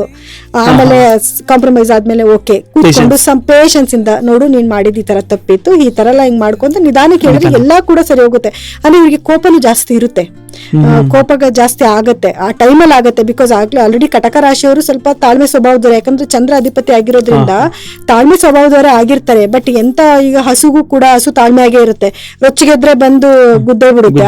ಆ ತರ ಇವ್ರಿಗೆ ಹಂಗೆ ರಾಹುದ ಒಂದು ಚೇಂಜಸ್ ಇಂದ ಈ ತರ ಆಗತ್ತೆ. ಸ್ವಲ್ಪ ಒಂಚೂರು ನೀವು ಶಾಂತ ಸ್ವಭಾವದವ್ರು ಆಗಿರೋದ್ರಿಂದ ಒಂಚೂರು ತಾಳ್ಮೆ ತಗೊಳ್ಳಿ. ಮತ್ತೆ ಇವರು ಮೆಡಿಟೇಷನ್ ಎಲ್ಲ ಮಾಡಿರೋದು ಸ್ವಲ್ಪ ಬೇಗ ಇದಾಗತ್ತೆ. ಇವರು ಪೌರ್ಣಮಿ ಚಂದ್ರನ ನೋಡ್ಕೊಂಡು ಪ್ರೇಯರ್ ಮಾಡ್ಕೊಬೇಕು, ನನ್ನ ಜೀವನದಲ್ಲಿ ಎಲ್ಲಾನು ಪಾಸಿಟಿವ್ ಆಗಲಿ, ನನಗೆಲ್ಲ ಒಳ್ಳೆದಿನೇ ಮಾಡು, ಅಥವಾ ಇವ್ರು ಏನು ಕೇಳ್ಕೊಬೇಕಿದ್ದಾರೆ ಆ ಮ್ಯಾನಿಫೆಸ್ಟೇಷನ್ ಎಲ್ಲ ಅವರು ಚಂದ್ರನ ನೋಡ್ತಾ ಮಾಡ್ಕೊಬೇಕು. ಅವ್ರು ಖಂಡಿತವಾಗ್ಲೂ ಒಳ್ಳೇದಾಗತ್ತೆ. ಯಾರು ಕಟಕ ರಾಶಿ. ಇನ್ನು ನಾನು ಆಲ್ಮೋಸ್ಟ್ ಎಲ್ಲ ಹೇಳ್ದೆ, ಶನಿಯದು ಹೇಳಿದೆ, ರಾಹುದು ಹೇಳಿದೆ, ಕೇತುದು ಹೇಳಿದೆ, ಗುರುದು ಕೂಡ ನಾನು ಹೇಳಿದ್ದೀನಿ. ಗುರುವಿಂದನೂ ಕೂಡ ಅವ್ರಿಗೇನೆಲ್ಲ ಆಗತ್ತೆ ಅಂತ. ಇನ್ನು ಉದ್ಯೋಗ ಅವಕಾಶಗಳು ಅಂತ ಬಂದಾಗ ಗುರು ಬದಲಾವಣೆಯಿಂದ ಖಂಡಿತವಾಗ್ಲೂ ಅವ್ರಿಗೆ ಒಳ್ಳೇದಾಗತ್ತೆ. ಫಿನಾನ್ಷಿಯಲ್ ಸ್ಟೇಟಸ್ ಚೆನ್ನಾಗಿರುತ್ತೆ, ಮತ್ತೆ ಇನ್ನು ಉದ್ಯೋಗ ಅವಕಾಶಗಳು ಕೂಡ ತುಂಬಾ ಚೆನ್ನಾಗಿ ಬರುತ್ತೆ. ಮತ್ತೆ ಆ ಗುರು ಚೇಂಜ್ ಆದ್ಮೇಲೆ ಅವ್ರಿಗೆ ಒಂದು ಏನು ಬಡ್ತಿ ಸಿಗುತ್ತೆ, ಅಂದ್ರೆ ಪ್ರಮೋಷನ್ ಸಿಗೋದು, ಇದೆಲ್ಲಾನು ಆಗತ್ತೆ ಇವ್ರ ಜೀವನದಲ್ಲಿ. ಮತ್ತೆ ಮದುವೆಗೂ ಕೂಡ ಹೇಳ್ತೆ ನಾನು ಆಗತ್ತೆ ಅಂತ. ಇನ್ನು ಹೆಲ್ತ್ ಇಶ್ಯೂಸ್ ಖಂಡಿತವಾಗ್ಲೂ ರಾಹು ಪ್ರಭಾವದಿಂದ ಹೆಲ್ತ್ ಇಶ್ಯೂಸ್ ಖಂಡಿತವಾಗ್ಲೂ ಇದ್ದೇ ಇರುತ್ತೆ. ಕುಟುಂಬದಲ್ಲಿ ಕೇತುವಿನ ಪ್ರಭಾವದಿಂದ ಇದೆಲ್ಲ ಆಗತ್ತೆ ಅಂತ ಹೇಳ್ತೀವಿ. ಇದಿಷ್ಟು ಕಟಕ ರಾಶಿಯವರದು 2026 ಏನು ಇದಾಗಿದೆ. ಸೊ ಇವಾಗ 2026 ಸಿಂಹರಾಶಿ ಯಾವ ಥರ ಇದೆ ಬನ್ನಿ ತಿಳ್ಕೊಳ್ಳೋಣ. ಖಂಡಿತವಾಗಿ ಸರ್ 2026 ಸಿಂಹರಾಶಿಗೆ ಹೇಗಿದೆ ಅಂತ ನೋಡೋದಾದರೆ ನೋಡಿ, ಸಿಂಹರಾಶಿಗೆ ಲಗ್ನದಲ್ಲೇ ಕೇತು ಇದ್ದಾರೆ. ಇನ್ನು 2026 ಇನ್ನು ಎಷ್ಟನೇ ತಿಂಗಳು ಡಿಸೆಂಬರ್ ತನಕನೂ ಕೂಡ ಕೇತು ಅದೇ ಜಾಗದಲ್ಲಿ ಇರ್ತಾನೆ. ಸೊ ಲಗ್ನದಲ್ಲೇ ಕೇತು ಇದ್ದಾಗ ಏನಾಗುತ್ತೆ ಅಂತಂದರೆ, ಕೇತುವಿನ ಪ್ರಭಾವಗಳು ನಾನು ಆಗಲೇ ಹೇಳ್ದಂಗೆ ಸ್ವಲ್ಪ ಅದೇ ಕೆಲಸಗಳು ಡಿಲೇ ಆಗುವಂಥದ್ದು, ಎಲ್ಲ ಕೆಲಸಗಳು ಅರ್ಧಕ್ಕೆ ನಿಂತೋಗ್ಬಿಡೋದು, ಸ್ವಲ್ಪ ಬೇಗ ಆಗೋದಿಲ್ಲ. ಮತ್ತು ಫ್ಯಾಮಿಲಿಯಿಂದ ಸ್ವಲ್ಪ ಡಿಟ್ಯಾಚ್ ಆಗಿ ಬದುಕುವಂಥದ್ದು, ಅಯ್ಯೋ ಜೀವನ ನಶ್ವರಪ್ಪ ಸಾಕು ನನಗೆ ಜೀವನ, ನಾನು ಧ್ಯಾನ ಮಾಡ್ಕೊಂಡು ಇದ್ಬಿಡ್ತೀನಿ, ಅಥವಾ ಎಲ್ಲಾದರೂ ದೇಶ ಬಿಟ್ಟು ಹೊರಗಡೆ ಹೋಗ್ಬಿಡ್ತೀನಿ ಅಂತ ಯೋಚನೆ ಮಾಡೋದು, ಇದೆಲ್ಲನೂ ಕೂಡ ಆಲೋಚನೆಗಳು ಬರುವಂಥ ಒಂದು ಟೈಮ್ ಇದು. ಮತ್ತು ಆರೋಗ್ಯದಲ್ಲೂ ಸ್ವಲ್ಪ ಏರುಪೇರಾಗೋ ಸಾಧ್ಯತೆಗಳಿರುತ್ತೆ. ಸ್ವಲ್ಪ ಮಾನಸಿಕ ಒತ್ತಡ ಜಾಸ್ತಿ ಆಗುವಂಥದ್ದು, ಯಾವಾಗಲೂ ಆಲೋಚನೆ ಮಾಡುವಂಥದ್ದು, ಈ ರೀತಿ ಸ್ವಲ್ಪ ಅವ್ರಿಗೊಂದು ಸ್ವಲ್ಪ ಬ್ಯಾಡ್ ಇಂಪ್ಯಾಕ್ಟ್ ಆಗ್ತಾ ಇರುತ್ತೆ. ಹಾಗೆ ಕೇತುವಿನ ಪ್ರಭಾವದಿಂದ ಒಂದು ಒಳ್ಳೆ ಜ್ಞಾನನೂ ಕೂಡ ಗಳಿಸ್ತಾರೆ. ಅಂದರೆ ನೋಡಿ, ಯಾವತ್ತೂ ಅಷ್ಟೇ ನಮಗೆ ಕಷ್ಟ ಬಂದಾಗೇನೆ ಗೊತ್ತಾಗುತ್ತೆ, ನಮಗೆ ಜೀವನದ ಪಾಠ ಕಲಿಸ್ಕೊಡೋದೇ ನಮಗೆ ಕಷ್ಟ ಬಂದಾಗ. ಖುಷಿಯಾಗಿದ್ದಾಗ ಖಂಡಿತವಾಗ್ಲೂ ನಾವೇನೂ ಕಲಿಯಲ್ಲ, ಎಲ್ಲರೂ ಚೆನ್ನಾಗಿರ್ತಾರೆ ನಮ್ಮ ಜೊತೆನಲ್ಲಿ, ಒಳ್ಳೆಯವರು ಇರ್ತಾರೆ, ಕೆಟ್ಟವರು ಇರ್ತಾರೆ, ಮತ್ತು ನಮ್ಮಿಂದ ಬೆನಿಫಿಟ್ ಪಡ್ಕೊಳ್ಳೋರು ನಮ್ಮ ಜೊತೆ ಇರ್ತಾರೆ. ನಾವು ಕೆಟ್ಟ ಸ್ಥಿತಿಗೆ ಹೋದಾಗೆ ಗೊತ್ತಾಗುತ್ತೆ, ಓ ಯಾರು ನಮ್ಮವರು ಯಾರು ನಮ್ಮವರಲ್ಲ ಅಂತ. ಸೊ ಆ ಎಲ್ಲ ಜ್ಞಾನಗಳನ್ನ ಖಂಡಿತವಾಗ್ಲೂ ಕೇತು ಕಲಿಸ್ಕೊಡ್ತಾನೆ. ಜೊತೆಗೆ ಇನ್ನೊಂದು ಏನು ಅಂತಂದರೆ, ಹೊಸದೇನಾದ್ರು ಕಲಿಬೇಕು ಅನ್ನೋ ಒಂದು ಆಸಕ್ತಿನ ಖಂಡಿತವಾಗ್ಲೂ ಮೂಡಿಸ್ತಾನೆ. ಇವಾಗ ಏನೋ ಒಂದು ಕೆಲಸ ಮಾಡ್ತಾ ಇದ್ದೀರ ಅಂದರೆ ಹೊಸದೇನೋ ಕಲಿಬೇಕು, ಅದರಿಂದ ಏನೋ ನಮಗೆ ಬೆನಿಫಿಟ್ ಆಗುತ್ತೆ ಅನ್ನೋದ್ರ ಕಡೆ ಜಾಸ್ತಿ ಆಧ್ಯಾತ್ಮದ ಕಡೆ ಕರ್ಕೊಂಡು ಹೋಗ್ತಾನೆ, ಧರ್ಮ ಕಾರ್ಯಗಳನ್ನ ಮಾಡಿಸ್ತಾನೆ. ಸೊ ಇದೆಲ್ಲನೂ ಕೂಡ ಸಿಂಹರಾಶಿಯವರಿಗೆ ಆಲ್ರೆಡಿ ಆಗ್ತಾ ಇದೆ. ಸಿಂಹರಾಶಿಯವರು ಅಂತಂದ್ರೆ ಹೆಸರಿಗೆ ಹೇಳ್ದಂಗೆ ಅವರು ಸಿಂಹದ ಥರ ಬದುಕೋರು. ಏನೇ ಚಾಲೆಂಜ್ ಬರಲಿ ಅವ್ರಿಗೇನೇ ಕೆಟ್ಟದ್ದು ಆಗ್ತಿದ್ರು ಕೂಡ ಅವ್ರಿಗೆ ಇವಾಗ ಬೇರೆಯವರೆಲ್ಲ ಹೆಂಗಾಗುತ್ತೆ, ಏನಾದರೂ ಕೆಲವು ತೊಂದರೆ ಆಗ್ತಿದ್ರೆ ಅಯ್ಯೋ ಅಷ್ಟು ನನ್ನ ಜೀವನ ಮುಗೀತು ಅಂತ ತಲೆ ಮೇಲೆ ಕೈ ಇಟ್ಕೊಂತಾರೆ. ಇವ್ರು ಹಂಗೆಲ್ಲ ಮಾಡಲ್ಲ. ಕಷ್ಟ ತಾನೇ ಬರಲಿ ಬಿಡು, ಸುಖ ಬಂದಂಗೆ ಅದು ಬರುತ್ತೆ, ನಾನು ಎದುರಿಸೋ ಶಕ್ತಿ ನನಗಿದೆ ಅನ್ನುವಷ್ಟು ಒಂದು ಕಾನ್ಫಿಡೆಂಟ್ ಜಾಸ್ತಿ ಇವರಿಗೆ. ಲೀಡರ್ಶಿಪ್ ಕ್ವಾಲಿಟಿ ತುಂಬ ಚೆನ್ನಾಗಿರುತ್ತೆ. ಏನೇ ಬಂದರೂ ನಾನು ಮಾಡ್ತೀನಿ, ಏನೇ ಬಂದರೂ ನಾನು ನಿಂತ್ಕೊತೀನಿ ಅಂತ ನಿಂತ್ಕೊಳ್ಳೋಂಥ ಗುಣದವ್ರು ಇವರಾಗಿರ್ತಾರೆ. ಸೊ ಇವರಿಗೆ ಕಷ್ಟ ಅನ್ನೋದು ಏನು ಅವ್ರಿಗೇನು ಮೈಗಂಟೋದಿಲ್ಲ, ಒಂಥರ ತಲೆ ಕೆಡಿಸ್ಕೊಳ್ಳುವಂಥ ಸ್ವಭಾವದವರಲ್ಲ. ಬರಲಿ ಬಿಡು ಪರವಾಗಿಲ್ಲ, ಚಾಲೆಂಜ್ ತೊಗೊತೀನಿ ಬಿಡು ಅನ್ನುವಂಥ ಒಂದು ಕೇಪಬಲ್ ಇರುವಂಥವ್ರು. ಸೊ ಹಾಗಾಗಿ ಇವರಿಗೆ ಆಲ್ರೆಡಿ ಇವಾಗ ಸ್ವಲ್ಪ ಸಮಸ್ಯೆಗಳು ಕೇತು ಪ್ರಭಾವದಿಂದ ಖಂಡಿತವಾಗ್ಲೂ ಇದೆ. ನೆಕ್ಸ್ಟ್ ಆದರೆ ಗುರುವಿನ ಪ್ರಭಾವದಿಂದ ಗುರು ಇವಾಗ ಆಲ್ರೆಡಿ ಇವ್ರಿಗೆ ಇಷ್ಟು ಸಹ 11ನೇ ಮನೆಯಲ್ಲಿದ್ದ. 11ನೇ ಮನೆಯಲ್ಲಿದ್ದಾಗ ಏನಾಗಿತ್ತು, ಇವ್ರಿಗೆ ತುಂಬ ಒಂದು ಒಳ್ಳೆ ಬೆನಿಫಿಟ್ಸ್ ಆಗ್ತಾಯಿತ್ತು, ಒಳ್ಳೊಳ್ಳೆ ಆಪರ್ಚುನಿಟೀಸ್ ಬರ್ತಾಯಿತ್ತು, ಕೆಲಸ ಕಾರ್ಯದಲ್ಲಿ ಒಳ್ಳೆ ಅಭಿವೃದ್ಧಿ ಆಗ್ತಾಯಿತ್ತು, ಮತ್ತು ಎಲ್ಲ ರೀತಿಯಿಂದನೂ ಇವರಿಗೆ ಗುರುವಿಂದ ಒಂದು ಒಳ್ಳೆಯ ಒಂದು ಇದು ಕೂಡ ಆಗ್ತಿತ್ತು. ಮತ್ತು ಗುರುಬಲ ಕೂಡ ಇತ್ತು. ಯಾರೆಲ್ಲ ಮದುವೆ ಪ್ರಪೋಸಲ್ಸ್ ಇತ್ತು ಅವ್ರಿಗೆಲ್ಲ ಮದುವೆ ಕಂಕಣ ಬಲ ಕೂಡ ಬರುವಂಥದ್ದು ಇದೆಲ್ಲ ಆಗ್ತಾಯಿತ್ತು. ಈಗ ಪ್ರೆಸೆಂಟ್ ಏನಾಗಿದೆ, 12ನೇ ಮನೆಗೆ ಗುರು ಬಂದಿದ್ದಾನೆ. ಸೊ ವ್ಯಯಸ್ಥಾನಕ್ಕೆ ಗುರು ಬಂದಿರೋದ್ರಿಂದ ಏನಾಗುತ್ತೆ ಅಂದರೆ ಸ್ವಲ್ಪ ಒಂಚೂರು ಕೆಲಸ ಕಾರ್ಯದಲ್ಲಿ ಡಿಲೇ ಆಗೋದು, ಅಥವಾ ಏನಾದರೂ ಹಣಕಾಸು ಬರೋದು ನಿಧಾನ ಆಗುವಂಥದ್ದು, ಅಥವಾ ಇವ್ರು ಅಂದ್ಕೊಂಡಷ್ಟು ಪ್ರಾಫಿಟ್ ಬರದೇ ಇರೋದು. ಇವಾಗ ಇವ್ರು ಎಫರ್ಟ್ ಆಗ್ತಿರ್ತಾರೆ. ಗುರು 11ನೇ ಮನೇಲಿದ್ದಾಗ ಏನಾಗಿರುತ್ತೆ, ಇವರು ಇವಾಗ ಫಾರ್ ಎಕ್ಸಾಂಪಲ್ ಏನೋ ಒಂದು ವ್ಯಾಪಾರ ಮಾಡ್ತಿದ್ದಾರೆ ಅಂದರೆ 1 ಅವರ್ ಅದನ್ನೆಲ್ಲ ಮುಗಿಸ್ಕೊಂಡ್ಬಿಟ್ಟಿರ್ತಾರೆ, ಒಳ್ಳೆ ಇದು ಬಂದಿರುತ್ತೆ. ಇವಾಗ ಏನಾಗುತ್ತೆ, 1 ಅವರ್ನಲ್ಲಿ ಸೇಲ್ ಮಾಡ್ತಿದ್ದ ವಸ್ತುಗಳನ್ನ ಒಂದು 2 ಅವರ್ 3 ಅವರ್ ಸೇಲ್ ಮಾಡಬೇಕಾಗಿ ಬರುತ್ತೆ. ಅಂದ್ಕೊಂಡಷ್ಟು ಬೆನಿಫಿಟ್ಸು ಬರ್ತಾನೆ ಇಲ್ಲದೆ ಇರ್ಬೋದು. ಇವ್ರ ಎಕ್ಸ್ಪೆಕ್ಟೇಷನ್ ಇವ್ರು 100%ಗೆ 100% ಸಿಗದಿರೋ ಒಂದು 90%ಗೆ ಇಳಿಬೋದು. ಈ ರೀತಿ ಸ್ವಲ್ಪ ಆಗುತ್ತೆ. ತದನಂತರ ಮತ್ತೆ ಗುರು ಇವರ ಸಿಂಹರಾಶಿಗೆ ಪ್ರವೇಶ ಮಾಡ್ತಾನೆ ಇಯರ್ ಎಂಡಿಂಗಲ್ಲಿ, ಅಂದರೆ ಅಕ್ಟೋಬರ್ ಮಂತಲ್ಲಿ. ಸೊ ಆವಾಗ ಏನಾಗುತ್ತೆ ಅಂತಲೇ ಇವ್ರಿಗೆ ಮತ್ತೆ ಗುರುಬಲ ಬರುತ್ತೆ. ಅಂದರೆ ಮದುವೆ ಮುಂಜಿ ಮಾಡ್ಕೊಳ್ಳೋರಿಗೆ, ಗೃಹ ಪ್ರವೇಶ ಮಾಡೋರಿಗೆ, ಅವ್ರಿಗೆಲ್ಲನೂ ಕೂಡ ಒಂದು ಒಳ್ಳೆಯದಾಗತ್ತೆ. ಮತ್ತು ಇದರಿಂದ ಅವ್ರಿಗೇನು ಬೆನಿಫಿಟ್ಸ್ ಅಂತಂದರೆ, ಗುರು ಲಗ್ನದಲ್ಲಿ ಬರೋದ್ರಿಂದ ಅದೇ ಎಜುಕೇಷನ್ ಪರ್ಪಸ್ಸು ಯಾರೆಲ್ಲ ವಿದ್ಯಾರ್ಥಿಗಳಿರ್ತಾರೋ ಅವ್ರಿಗೆ ತುಂಬ ಒಳ್ಳೆಯದಾಗುತ್ತೆ. ಎಜುಕೇಷನಲ್ಲಿ ತುಂಬ ಮುಂದಕ್ಕೆ ಹೋಗ್ತಾರೆ. ಮತ್ತು ಧರ್ಮ ಕಾರ್ಯಗಳನ್ನ ಜಾಸ್ತಿ ಮಾಡುವಂಥದ್ದು, ಈ ಥರ ಒಳ್ಳೊಳ್ಳೆ ಕೆಲಸಗಳನ್ನ ಮಾಡುವಂಥದ್ದು, ಸ್ವಲ್ಪ ತಾಳ್ಮೆ ಬರುತ್ತೆ ಮನುಷ್ಯನಿಗೆ. ಆದರೆ ಸ್ವಲ್ಪ ಲೇಸಿ ಆಗ್ತಾರೆ, ಒಂಚೂರು ಲೇಸಿ ಫೀಲ್ ಆಗ್ತಾರೆ. ಗುರು ಹಾಗೇನೆ, ಗುರು ಎಷ್ಟೇ ಒಳ್ಳೇದು ಮಾಡಿದ್ರು ಕೂಡ ಸ್ವಲ್ಪ ಲೇಸಿ ಇರ್ತಾರೆ. ಒಂಚೂರು ಎಬ್ಬರಿಸ್ಬೇಕು, ಹೋಗು ಕೆಲಸ ಮಾಡು ಅಂತ. ಯಾಕಂದರೆ ಅವ್ರಿಗೆ ಕಾನ್ಫಿಡೆಂಟ್ ಜಾಸ್ತಿ ಇರುತ್ತೆ, ನಾನು ಮಾಡ್ತೀನಿ ಅನ್ನೋ ಒಂದು ಇದಿರುತ್ತಲ್ಲ. ಸೊ ಕಾನ್ಫಿಡೆಂಟ್ ಜಾಸ್ತಿ ಇರುತ್ತೆ ಅವ್ರಿಗೆ. ಸೊ ಇದಿಷ್ಟು ಗುರುವಿನ ಪ್ರಭಾವದಿಂದ ಅವ್ರಿಗೆ ಸ್ವಲ್ಪ ಒಳ್ಳೇದು ಆಗ್ತಾ ಇದೆ, ಸ್ವಲ್ಪ ಕೆಟ್ಟದ್ದು ಆಗ್ತಾ ಇದೆ. ಸೊ ಗುರುಗೆ ಸಂಬಂಧಪಟ್ಟಂಗೆ ಅವ್ರು ಏನು ಪರಿಹಾರ ಮಾಡ್ಕೊಬೇಕು ಅಂದರೆ, ಕಡಲೆಕಾಳನ್ನ ಜಾಸ್ತಿ ಸೇವನೆ ಮಾಡುವಂಥದ್ದು, ಕಡಲೆಕಾಳು ಕಡಲೆಕಾಳನ್ನ ಜಾಸ್ತಿ ತಗೊಳ್ಳೋದು. ಗುರುವಾರ ಕಡಲೆಕಾಳಿನ ಏನು ಬೆನಿಫಿಟ್ ಆಗುತ್ತೆ ಅವರಿಗೆ ಕಡಲೆಕಾಳು ತಿಂದ್ಮೇಲೆ? ಸರ್, ಕಡಲೆಕಾಳು ಬಂದು ಗುರುಗೆ ಸಂಬಂಧಪಟ್ಟಿದ್ದು. ಇವಾಗ ನಾವು ಗುರು ಒಳ್ಳೆ ಪ್ಲೇಸ್ಮೆಂಟಲ್ಲಿ ಇದ್ದಾನೆ, ಒಳ್ಳೇದನ್ನ ಮಾಡ್ತಿದ್ದಾನೆ, ಇನ್ನೊಂದಷ್ಟು ಚೆನ್ನಾಗಾಗಲಿ ನಮಗೆ ಅನ್ನೋದಕ್ಕೋಸ್ಕರ ಕಡಲೆಕಾಳನ್ನ ಮನೇಲಿ ಸ್ಟಾಕ್ ಇಡೋವಂಥದ್ದು, ಇದನ್ನು ಮಾಡ್ಕೋಬೇಕು ಅವರು. ಇವಾಗ ಬ್ಯಾಡ್ ಪೊಸಿಷನ್ ಅಂದರೆ 12ನೇ ಮನೇಲಿದ್ದಾಗ ದಾನ ಮಾಡಬೇಕು. ಕಡಲೆಕಾಳಿನ ಖಾದ್ಯಗಳನ್ನ ಮಾಡಿ ಅದನ್ನು ಗುರುಗಳ ದೇವಸ್ಥಾನದಲ್ಲಿ ಹೋಗಿ ದೇವ್ರಿಗೆ ನೈವೇದ್ಯ ಮಾಡಿಸಿ ಹಂಚ್ಬಿಟ್ಟು ಬನ್ನಿ 4 ಜನಕ್ಕೆ ಈ ರೀತಿ. ಅಥವಾ ಯಾರನ್ನ ಅಡುಗೆ ಮಾಡ್ಕೊಂಡು ತಿಂತಾರೆ ಅನ್ನೋರಿಗೆ ಕಡಲೆಕಾಳನ್ನ ದಾನವಾಗಿ ಕೊಟ್ಬಿಡಿ. ಈ ರೀತಿ ಎಲ್ಲನೂ ಮಾಡ್ಬೋದು. ಸೊ ಅದರಿಂದನೂ ಕೂಡ ಅವ್ರಿಗೆ ಒಳ್ಳೆಯದಾಗ್ತಾ ಹೋಗುತ್ತೆ. ಇನ್ನು ಕೇತುವಿನ ಪ್ರಭಾವದಿಂದ ನಾನು ಆಗಲೇ ಹೇಳ್ದಂಗೆ ಗಣಪತಿ ಧ್ಯಾನ ಜಾಸ್ತಿ ಮಾಡುವಂಥದ್ದು, ಮತ್ತು ಒಳ್ಳೊಳ್ಳೆ ಧರ್ಮ ಕಾರ್ಯಗಳನ್ನ ಮಾಡುವಂಥದ್ದು, ಅದನ್ನು ದೇವಸ್ಥಾನಗಳಿಗೆ ಹೋಗೋದು, ಅಲ್ಲೇನಾದರೂ ದಾನ ಧರ್ಮ ಮಾಡುವಂಥದ್ದು. ನಿಮ್ಮ ಕೈಲಿ ಸಾಧ್ಯ ಆಗಿದ್ದು ದಾನ ಧರ್ಮ ಮಾಡಿ ಅಂದರೆ ಎಲ್ಲ ಮಾರ್ಕೊಂಡು ಕೊಡಿ ಅಂತಲ್ಲ, ನಿಮಗೆ ಏನು ಸಾಧ್ಯ ಆಗುತ್ತೆ. ಇವಾಗ ಒಂದು ದೇವಿಗೆ ನೀವೇನೋ ಒಂದು ಅರ್ಕೆ ಇಟ್ಕೊತಿದ್ದೀರಾ, ಈ ದೇವಸ್ಥಾನದ ಏನೋ ಒಂದು ಅಭಿವೃದ್ಧಿ ಆಗ್ತಾ ಇದೆ, ನಿಮ್ಮ ಕೈಲಿ ಒಂದು ಕಲ್ಲು ಕೊಡೋಕ್ಕೆ ಸಾಧ್ಯ ಆಗುತ್ತೆ ಅಂತಂದರೆ ಅದನ್ನೇ ಕೊಡಿ. ಅದನ್ನ ಬಿಟ್ಬಿಟ್ಟು ನಾನು ಗೋಪುರನೇ ಕಟ್ಟಿಸ್ಕೊಡ್ತೀನಿ ಅಂತೆಲ್ಲ ಪ್ರಾಮಿಸ್ ಮಾಡಬೇಡಿ. ನಿಮ್ಮ ಕೈಲಿ ಆಗೋದಿಲ್ಲ, ಸುಮ್ಮನೆ ಆ ಪ್ರಯತ್ನ ಮಾಡಬೇಡಿ. ಎಷ್ಟಾಗುತ್ತೋ ಅಷ್ಟು, ನನ್ನ ಕೈಲಿ ಇಷ್ಟೇ ಆಗೋದು, ಕೊನೆಗೆ ನಿಮ್ಗೆ ಅದನ್ನು ಕೊಡ್ಸೋಕ್ಕಾಗಿಲ್ಲ, ನನ್ನ ಕೈಲಿ ಒಂದು 500 ರೂಪಾಯಿ ಕೊಡೋಕ್ಕಾಗುತ್ತೆ, ಅದನ್ನೇ ಕೊಟ್ಬಿಟ್ಟು ಬನ್ನಿ, ಪರವಾಗಿಲ್ಲ, ಅದು ಧರ್ಮ ಕಾರ್ಯಕ್ಕೆ ಸೇರಿಕೊಳ್ಳುತ್ತೆ. ಅದಕ್ಕಿಂತ ಜಾಸ್ತಿ ಏನು ಮಾಡೋದು ಬೇಡ. ಇನ್ನು ರಾಹು ಅಂತ ನೋಡೋಕೆ ಬಂದಾಗ, ರಾಹು ಇವಾಗ ಇವರಿಗೆ 7ನೇ ಮನೆಯಲ್ಲಿ ಸಂಚಾರ ಮಾಡ್ತಿದ್ದಾನೆ. ತದನಂತರ ಅವರು 6ನೇ ಮನೆಗೆ ಬರ್ತಾರೆ. 7ನೇ ಮನೆಯಲ್ಲಿ ರಾಹು ಸಂಚಾರ ಮಾಡ್ತಿರೋದ್ರಿಂದ ಸ್ವಲ್ಪ ಇವರು ದಂಪತಿಗಳಲ್ಲಿ ಸ್ವಲ್ಪ ಏನು ಭಿನ್ನಾಭಿಪ್ರಾಯಗಳು ಜಾಸ್ತಿ ಇರುತ್ತೆ. ಸ್ವಲ್ಪ ಮಾತುಕತೆ, ಕೆಲವರಿಗೆಲ್ಲ ಡಿವೋರ್ಸ್ ಆಗುವಂಥ ಸಾಧ್ಯತೆಗಳು ಇರುತ್ತೆ. ಸ್ವಲ್ಪ ಈ ಟೈಮಲ್ಲಿ ಒಂಚೂರು ಜಾಗೃತಿಯಾಗಿ ಮಾತಾಡಬೇಕಾಗಿ ಬರುತ್ತೆ. ಸ್ವಲ್ಪ ಕೇರ್ಫುಲ್ ಆಗಿರಬೇಕು, ಮಾತಿನ ಮೇಲೆ ಇಡ್ತಾ ಇರಬೇಕು. ಸಿಂಹರಾಶಿಯವರು ಸ್ವಲ್ಪ ಮೊದಲೇ ಕೋಪಿಸ್ಟ್ರು. ಯಾಕೆ ಅಂತಂದರೆ ಸೂರ್ಯ ಅಧಿಪತಿ ಆಗಿರ್ತಾನೆ, ತುಂಬ ಕೋಪ ಇರುತ್ತೆ, ಹೀಟ್ ಬಾಡಿ ಇರುತ್ತೆ ಅವರಿಗೆ. ಹೆಂಗೆ ಮಾತಾಡ್ತಾರೆ ಅನ್ನೋದನ್ನು ಊಹೆ ಕೂಡ ಮಾಡೋಕ್ಕಾಗೋದಿಲ್ಲ. ಪಾಪ ಇನ್ನೊಂದು ಸ್ವಲ್ಪ ಹೊತ್ತಿಗೆ ಸುಮ್ಮನಾಗ್ಬಿಡ್ತಾರೆ. ಒಂದು ಹಲಸಿನ ಹಣ್ಣಿನ ಥರ, ಮೇಲ್ಗಡೆ ಎಲ್ಲ ಮುಳ್ಳು, ಒಳಗಡೆ ಎಲ್ಲ ಸಾಫ್ಟ್ ಸಿಹಿ ಹಣ್ಣು ಅನ್ನೋ ಥರ ಅವ್ರ ಮನಸ್ಥಿತಿ ಆ ಥರ ಇರುತ್ತೆ. ಅರ್ಥ ಮಾಡ್ಕೊಳ್ಳೋರಿಗೆ ಮಾತ್ರ ಅರ್ಥ ಆಗುತ್ತೆ, ಹಂಗಂತ ಎಲ್ಲರೂ ಅರ್ಥ ಮಾಡ್ಕೊಳ್ಳೋದಿಲ್ಲ. ಇಂಥ ಟೈಮಲ್ಲಿ ಏನಾಗುತ್ತೆ, ವ್ಯವಹಾರಗಳು ಕಟ್ಟಾಗುತ್ತೆ. ಅಯ್ಯೋ ಅವ್ನು ಕೋಪಿಸ್ಟ್ ಮನುಷ್ಯ, ಅವನ ಹತ್ರ ಏನು ವ್ಯವಹಾರ ಮಾಡೋದು, ಈ ರೀತಿ ಆಗ್ಬಿಡುತ್ತೆ. ಸೊ ಸ್ವಲ್ಪ ಸಾಫ್ಟಾಗಿ ಮಾತಾಡೋದು, ಸ್ವಲ್ಪ ಜಗಳಗಳು ಬರ್ತದೆ ಅಂದಾಗ ಇವರೇ ಸ್ವಲ್ಪ ತಾಳ್ಮೆ ವಹಿಸ್ಕೊಳ್ಳೋದು, ಇದನ್ನು ಮಾಡೋದ್ರಿಂದ ಒಂಚೂರು ಅವಾಯ್ಡ್ ಮಾಡ್ಕೋಬೋದು. ಬಟ್ ದಂಪತಿಗಳ ಮಧ್ಯದಲ್ಲಿ ಸ್ವಲ್ಪ ಪ್ರಾಬ್ಲಮ್ಸ್ ಇರುತ್ತೆ. ಆದರೆ ಇವಾಗ ಹಸ್ಬೆಂಡು ಏನು ಸಿಂಹರಾಶಿಯವರಾಗಿದ್ದು ವೈಫ್ ಬೇರೆ ಇನ್ಯಾವುದೋ ರಾಶಿ ಆಗಿದ್ರೆ ವೈಫ್ ಕೂಡ ಸ್ವಲ್ಪ ತಾಳ್ಮೆ ತೊಗೊಬೇಕಾಗಿ ಬರುತ್ತೆ. ಅಥವಾ ವೈಫ್ ಇಬ್ರು ಸಿಂಹ ರಾಶಿ ಆದರೆ ಇಬ್ರು ಸಿಂಹರಾಶಿ ಆದರೆ ಮುಗಿತೋಗತ್ತೆ. ಇಬ್ರು ಕೂಡ ಫೈಟಿಗೆ ನಿಂತ್ಕೋತಾರೆ. ಬಟ್ ಅವರಲ್ಲಿ ಗ್ರಹಗತಿಗಳು ಯಾವ್ಯಾವ ಸ್ಥಾನದಲ್ಲಿದೆ ಅದ್ರ ಮೇಲೆ ಡಿಪೆಂಡ್ ಆಗುತ್ತೆ. ಬಟ್ ಇಬ್ರು ಇದ್ರೆ ಖಂಡಿತವಾಗ್ಲೂ ಇಬ್ರು ಕೂಡ ಸ್ವಲ್ಪ ಸೈಲೆಂಟ್ ಆಗಿರೋದು ಒಳ್ಳೇದು. ಏನೋ ಗಲಾಟೆ ಆಗ್ತಿದೆ ಅಂತಂದ್ರೆ ಕೂತ್ಕೊಂಡು ಟೈಮ್ ಚೆನ್ನಾಗಿದ್ದಾಗ ನೋಡ್ಕೊಂಡು ಮಾತಾಡೋದು ಒಳ್ಳೇದು. ಇಲ್ಲ ಅಂತಂದ್ರೆ ಖಂಡಿತವಾಗ್ಲೂ ಅದರಿಂದ ಫೈಟ್ ಆಗೇ ಆಗುತ್ತೆ, ಸ್ವಲ್ಪ ಬ್ಯಾಡ್ ಥಿಂಗ್ಸ್ ಆಗುತ್ತೆ. ಮತ್ತೆ ಆರೋಗ್ಯದಲ್ಲೂ ಸ್ವಲ್ಪ ಏರುಪೇರಿರುತ್ತೆ. ರಾಹು ಲಗ್ನನೇ ನೋಡ್ತಾ ಇರೋದ್ರಿಂದ ಸ್ವಲ್ಪ ಆರೋಗ್ಯದಲ್ಲಿ ಏರಿಳಿತಗಳಿರುತ್ತೆ. ಹಾಗೆ ರಾಹು ಕೆಟ್ಟದೇ ಮಾಡ್ತಾನೆ ಅಂತಿಲ್ಲ, ಒಳ್ಳೇದು ಮಾಡ್ತಾನೆ. ನಾನು ಆಗಲೇ ಹೇಳ್ದಂಗೆ ಅವ್ರಿಗೆ ಸ್ವಲ್ಪ ಒಳ್ಳೊಳ್ಳೆ ಉದ್ಯೋಗ ಅವಕಾಶಗಳು ಸಿಗುವಂಥ, ಅಂದರೆ ಮೀನ್ಸ್ ಆಪರ್ಚುನಿಟೀಸ್ ಜಾಸ್ತಿ ಸಿಗುವಂಥದ್ದು, ಈ ರೀತಿ ಎಲ್ಲನೂ ಕೂಡ ಆಗುತ್ತೆ. ಸೊ ರಾಹುವಿಂದ ಒಳ್ಳೇದು ಕೂಡ ಆಗ್ತಾ ಇರುತ್ತೆ. ಇನ್ನು ರಾಹು ಚೇಂಜ್ ಆಗ್ತಾರೆ ಅಂದರೆ 6ನೇ ಮನೆಗೆ ಬರ್ತಾರೆ. ಈ ಇಯರ್ ಎಂಡಿಂಗಲ್ಲಿ ಬಂದು 6ನೇ ಮನೆಗೆ ಬಂದಾಗ ಅವಾಗೂ ಕೂಡ ಅವ್ರಿಗೆ ಸ್ವಲ್ಪ ಏನು ಆರೋಗ್ಯದಲ್ಲಿ ಹೆಚ್ಚು ಕಮ್ಮಿ ಆಗುವಂಥದ್ದು. ಮತ್ತು 6ನೇ ಮನೆ ಅಂದ್ರೆ ನಾವು ರೋಗ ಋಣ ಶತ್ರು ಅಂತ ಹೇಳ್ತೀವಿ. ಸ್ವಲ್ಪ ಕ್ರೆಡಿಟ್ಸ್ ಆಗೋ, ಸಾಲಗಳು ಜಾಸ್ತಿ ಆಗೋ ಸಾಧ್ಯತೆಗಳು ಜಾಸ್ತಿ ಇರುತ್ತೆ. ಅಂದರೆ ಸ್ವಲ್ಪಕ್ಕೆ ಕೈ ಇಟ್ಟರೆ ಅದು ಜಾಸ್ತಿ ಆಗ್ಬಿಡೋದು. ನೀವೆಲ್ಲೋ 1 ಲಕ್ಷ ಬೇಕು ಅಂತ ನೀವು ಹೋದರೆ ಅದು 10 ಲಕ್ಷ ಆಗಿ ಡೆವಲಪ್ಮೆಂಟ್ ಆಗಿಬಿಟ್ಟಿರುತ್ತೆ. ಸೊ ಅಂಥ ಟೈಮಲ್ಲಿ ಸಾಲಗಳು ಮಾಡದೇ ಇರೋದೇ ಒಳ್ಳೆಯದು. ನಿಮಗೆ ಸಾಲಗಳ ಆಪರ್ಚುನಿಟಿ ಸಿಗುತ್ತೆ. ನೀವು ಅದನ್ನು ಬ್ಯಾಂಕಲ್ಲಿ ಅಪ್ಲಿಕೇಶನ್ ಏನಾದರೂ ಹಾಕಿದ್ದೀರಾ ಅಂದರೆ ಖಂಡಿತವಾಗ್ಲೂ ಸಾಲ ಸಿಗುತ್ತೆ. ನಿಮಗೆ ತೀರಿಸ್ಬೇಕಾದ್ರೆ ಕಷ್ಟ ಆಗ್ಬಿಡುತ್ತೆ. ಯಾರಿಗೆ ಸಿಂಹರಾಶಿ. ಇನ್ನು ಶತ್ರುಗಳು ಕೂಡ ಜಾಸ್ತಿ ಆಗೋ ಸಾಧ್ಯತೆಗಳು ಜಾಸ್ತಿ ಇರುತ್ತೆ. ಬಿಕಾಸ್ 6ನೇ ಮನೆಯಲ್ಲಿ ರಾಹು ಬರ್ತಾ ಇರೋದ್ರಿಂದ ಶತ್ರುಗಳು ಜಾಸ್ತಿ ಆಗೋದು, ಅಂದರೆ ಇವ್ರ ಮಾತಿಂದನೇ ಶತ್ರುಗಳಾಗೋದು.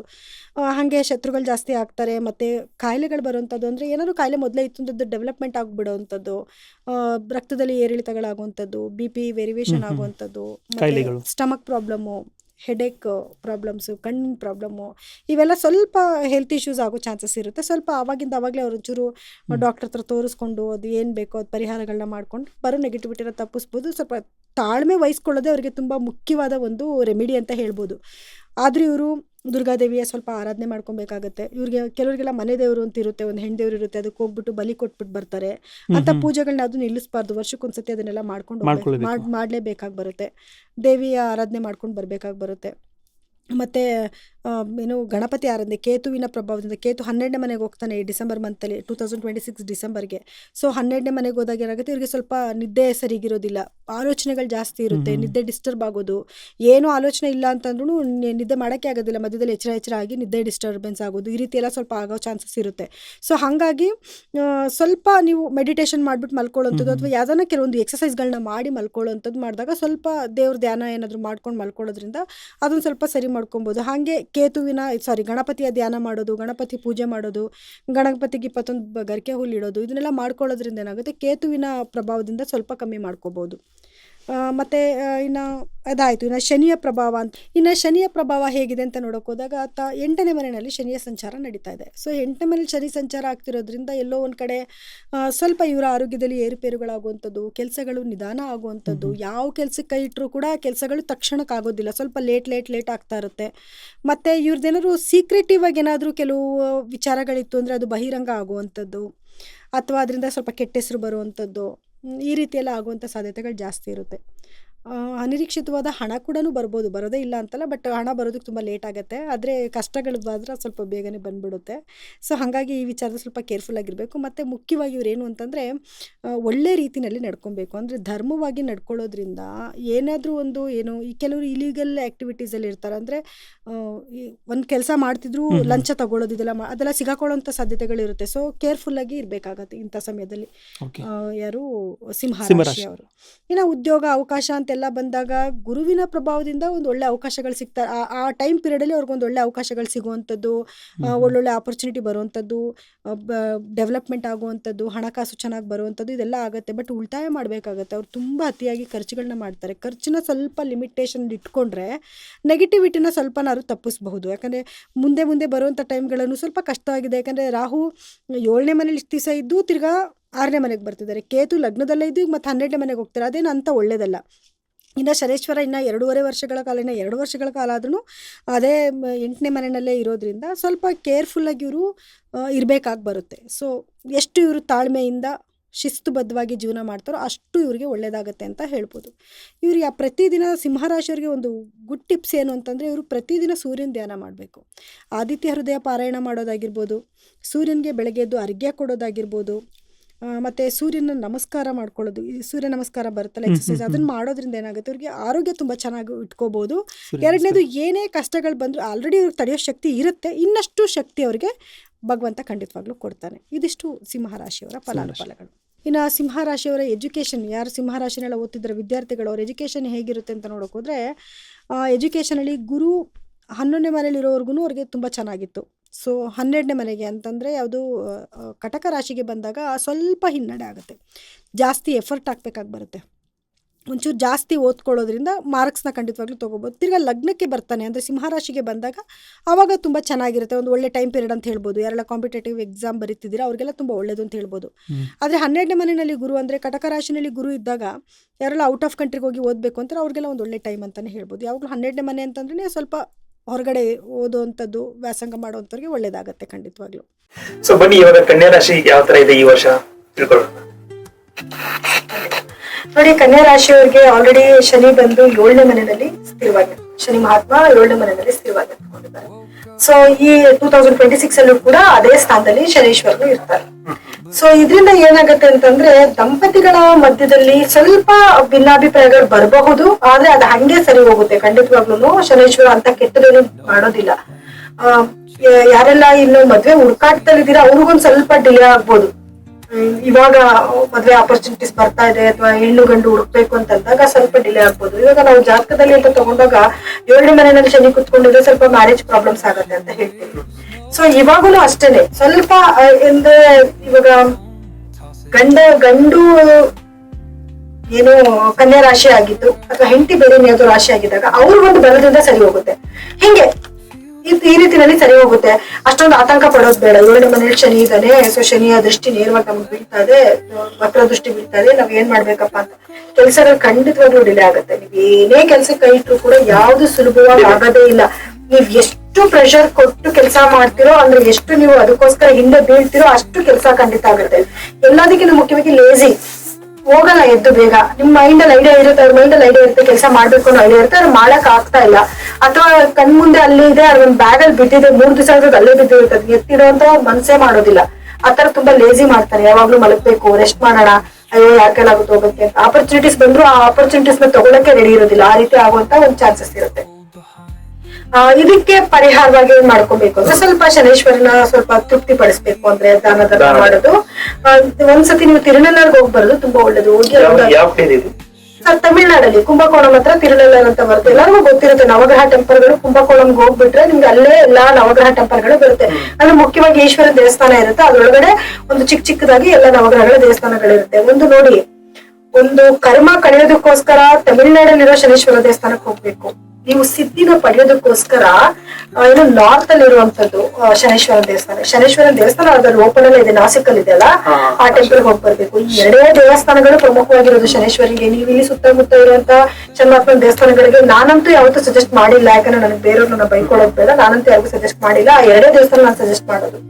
ಅದು ಬಿಟ್ರೆ ಇವಾಗ ಇನ್ನೊಂದು ಒಂದು ದೇವಸ್ಥಾನ ಕಮಂಡಲ ಗಣಪತಿ, ಅದು ಕೂಡ ತುಂಬಾ ಒಳ್ಳೇದು ಅಂತ ಹೇಳ್ತಾ ಇದ್ದಾರೆ. ಬಟ್ ನನಗೆ ಇವೆರಡರ ಬಗ್ಗೆ ಮಾತ್ರ ತುಂಬಾ ಒಂದು ನಂಬಿಕೆ ಇದೆ. ಹೌದೌದು, ನಾಸಿಕ್ ನಾವು ಹೋಗಿ ಬಂದಿದೀವಿ ಸರ್. ನಾವು ಕರ್ಮನೂ ಕಳ್ಕೊಂಡಿದೀವಿ, ಸಿದ್ಧಿನೂ ಪಡ್ಕೊಂಡಿದೀವಿ. ಹಾಗಾಗಿ ಪ್ರತಿಯೊಬ್ಬರಿಗೂ ಅಷ್ಟೇ ಹೇಳಿದ್ರೆ, ಫಸ್ಟ್ ನೀವು ತಿರುನಲ್ಲ ದೇವಸ್ಥಾನಕ್ಕೆ ಹೋಗಿ ಒಂದು ಅಭಿಷೇಕ ಕೊಟ್ಟು ದೇವ್ರ ಧ್ಯಾನ ಮಾಡ್ಕೊಂಡು ಬಂದು ತದನಂತರ ಬೇಕಾದ್ರೆ ನೀವು ಅಲ್ಲಿಗೆ ಹೋಗ್ಬೋದು, ನಾಸಿಕ್ಗೆ ಹೋಗ್ಬೋದು. ಸೊ ಹಂಗೆ ಒಂದು ಶನೀಶ್ವರನ ಶಾಂತಿ ಮಾಡಿಸ್ಕೊಂಡು ಬರೋದು ಒಳ್ಳೇದು.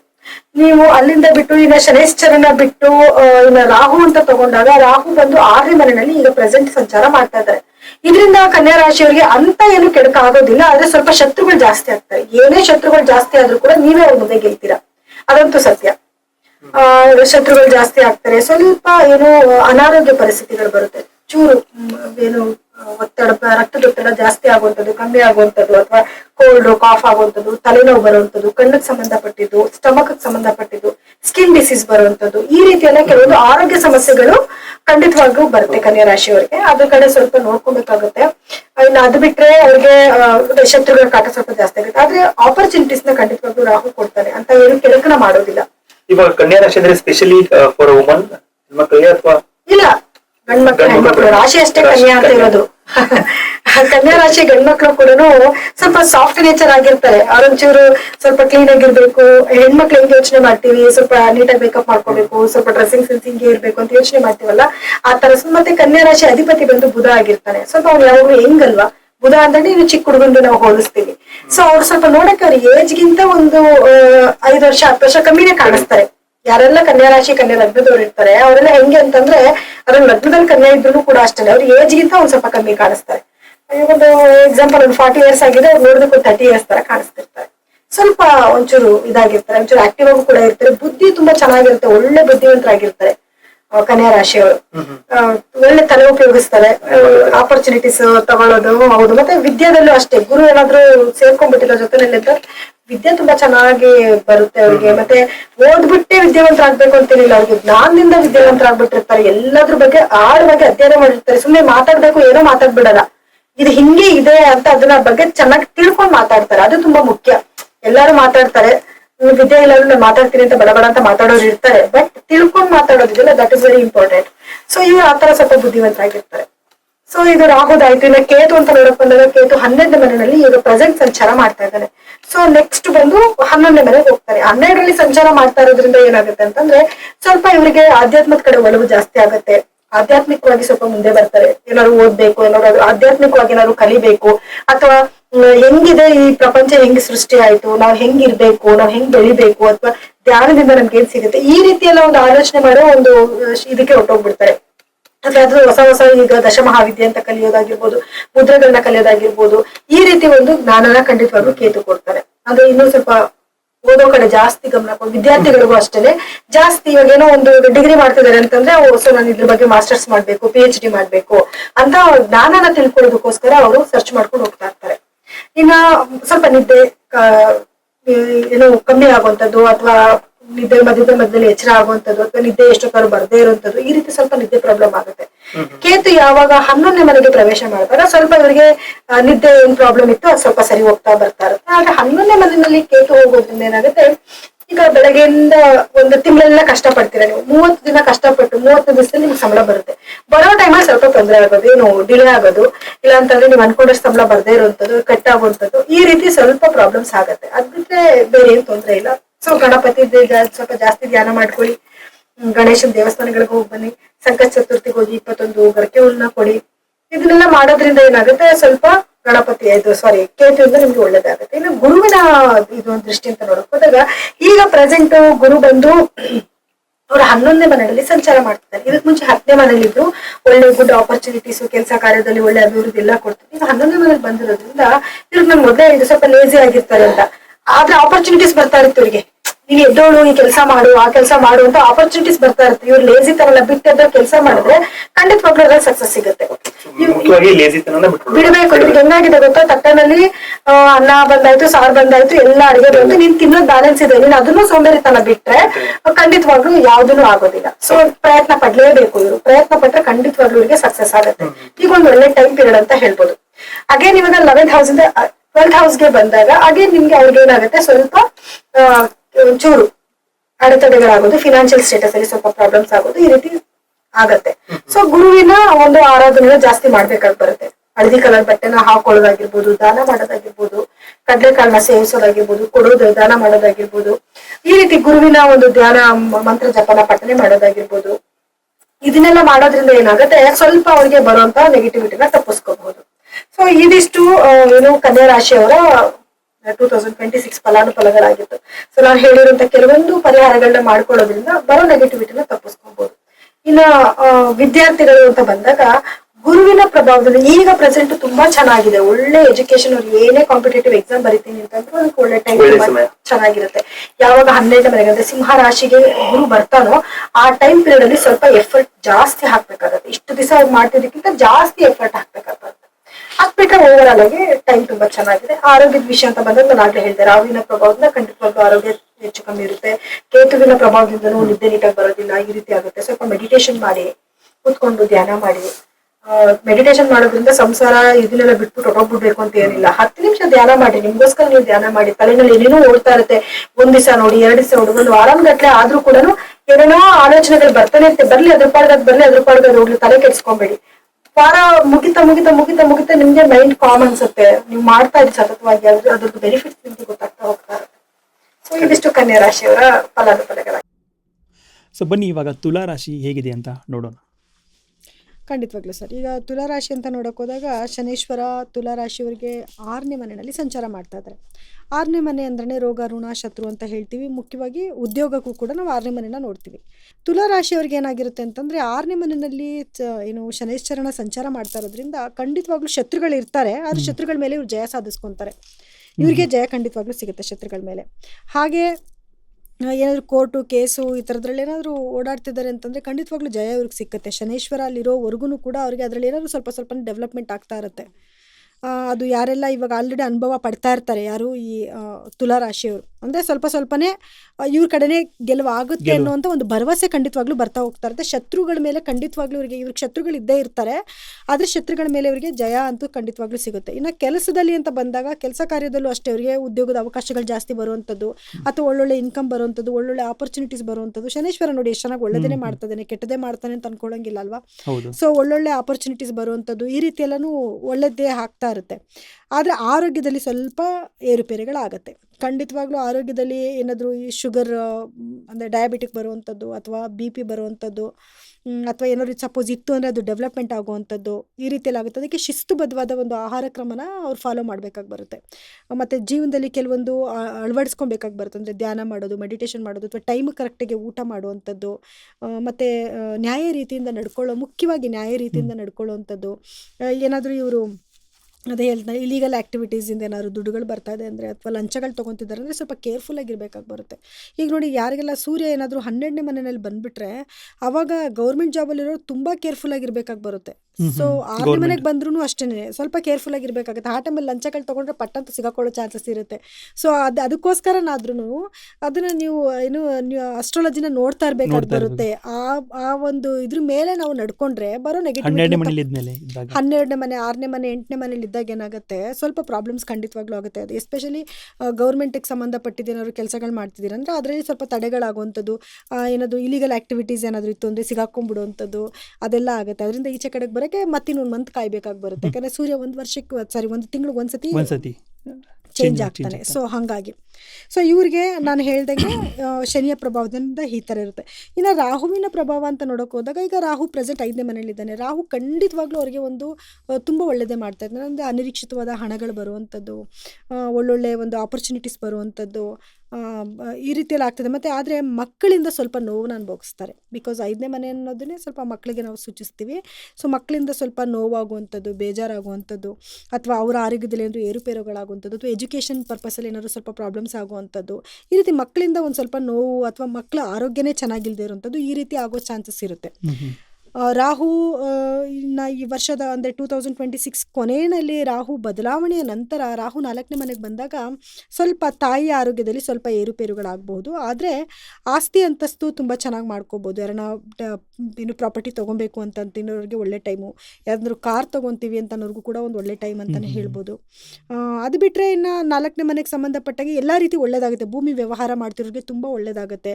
ಒಂದು ಒಳ್ಳೊಳ್ಳೆ ಆಪರ್ಚುನಿಟೀಸ್ ಬರುವಂಥದ್ದು, ಜಾಸ್ತಿ ಹ್ಯೂಜ್ ಹಣಗಳು ಬರುವಂಥದ್ದು, ಅಥವಾ ದೊಡ್ಡ ಆಸ್ತಿಗಳನ್ನ ಖರೀದಿ ಮಾಡುವಂಥದ್ದು, ಇದನ್ನೆಲ್ಲ ರಾಹು ತುಂಬ ಚೆನ್ನಾಗಿ ಒಳ್ಳೆಯದೇ ಮಾಡ್ತಾನೆ. ಆದರೆ ತಾಯಿಯ ಆರೋಗ್ಯದಲ್ಲಿ ಸ್ವಲ್ಪ ಒಂಚೂರು ವ್ಯತ್ಯಾಸ ಬರೋ ಸಾಧ್ಯತೆ ಇರುತ್ತೆ. ಅಂದರೆ ಬ್ಲಡ್ಗೆ ಸಂಬಂಧಪಟ್ಟಿದ್ದು, ಸ್ಟಮಕ್ಗೆ ಸಂಬಂಧಪಟ್ಟಿದ್ದು, ಕಣ್ಣು ತಲೆಗೆ ಸಂಬಂಧಪಟ್ಟಿದ್ದು, ಸ್ಕಿನ್ ಡಿಸೀಸ್ ಬರೋದು, ಈ ರೀತಿ ಸ್ವಲ್ಪ ಸಮಸ್ಯೆಗಳು.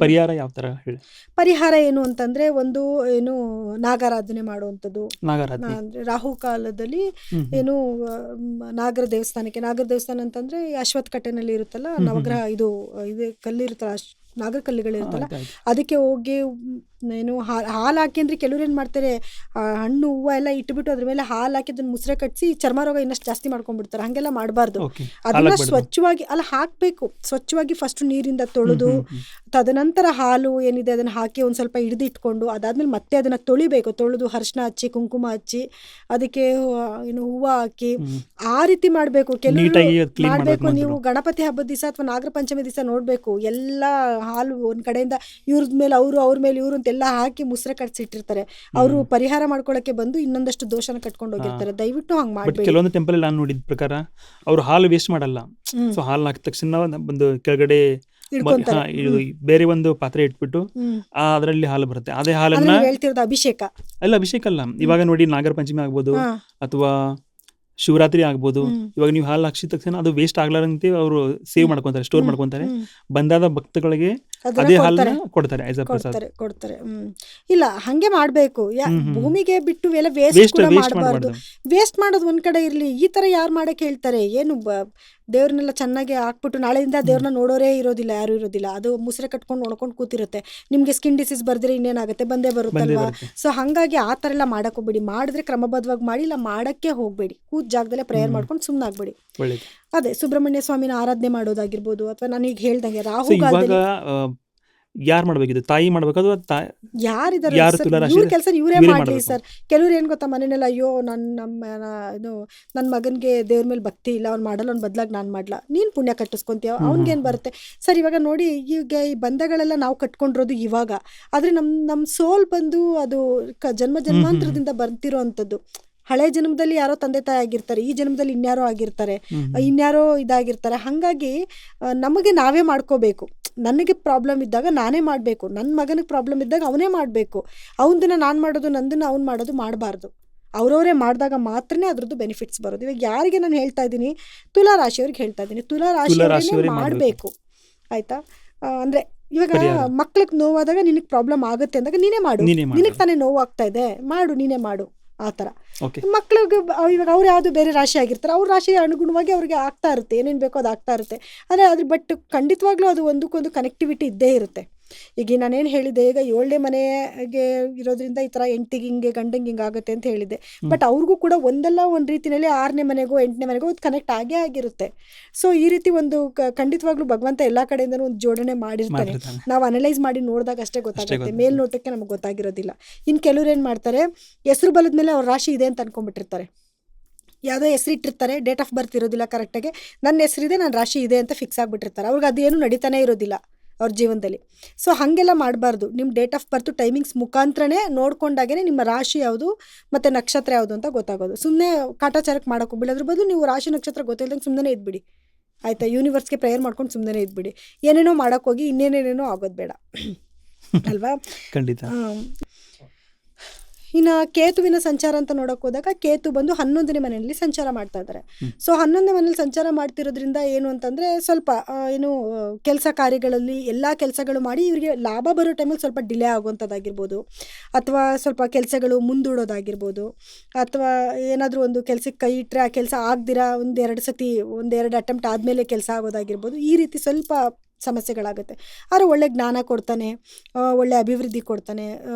ಮನುಷ್ಯನಿಗೆ ಏನು ಬೇಕು ಮುಖ್ಯವಾಗಿ ಅಂತಂದರೆ, ನಾವು ಜೀವನ ಮಾಡೋದಕ್ಕೆ ನಮಗೊಂದು ಜ್ಞಾನ ಬೇಕು. ನಾವು ಹಿಂಗೆ ಬದುಕಬೇಕು, ಹಿಂಗೆ ಇರಬೇಕು, ಅಥವಾ ಇದೇ ರೀತಿಯಲ್ಲಿ ನಾವು ಜೀವನ ಮಾಡ್ಕೊಂಡು ಹೋಗ್ಬೇಕು ಅನ್ನೋಂಥ ಒಂದು ಜ್ಞಾನನ ಕೊಡ್ತಾನೆ. ಮತ್ತು ಓದೋಕೆ ವಿದ್ಯಾರ್ಥಿಗಳಿಗಂತೂ ಒಂದು ಎಜುಕೇಷನ್ ಪರ್ಪಸ್ಸು ತುಂಬ ಒಳ್ಳೆ ಒಂದು ಡೆವಲಪ್ಮೆಂಟ್ನ ಖಂಡಿತವಾಗ್ಲೂ ಕೊಡ್ತಾನೆ.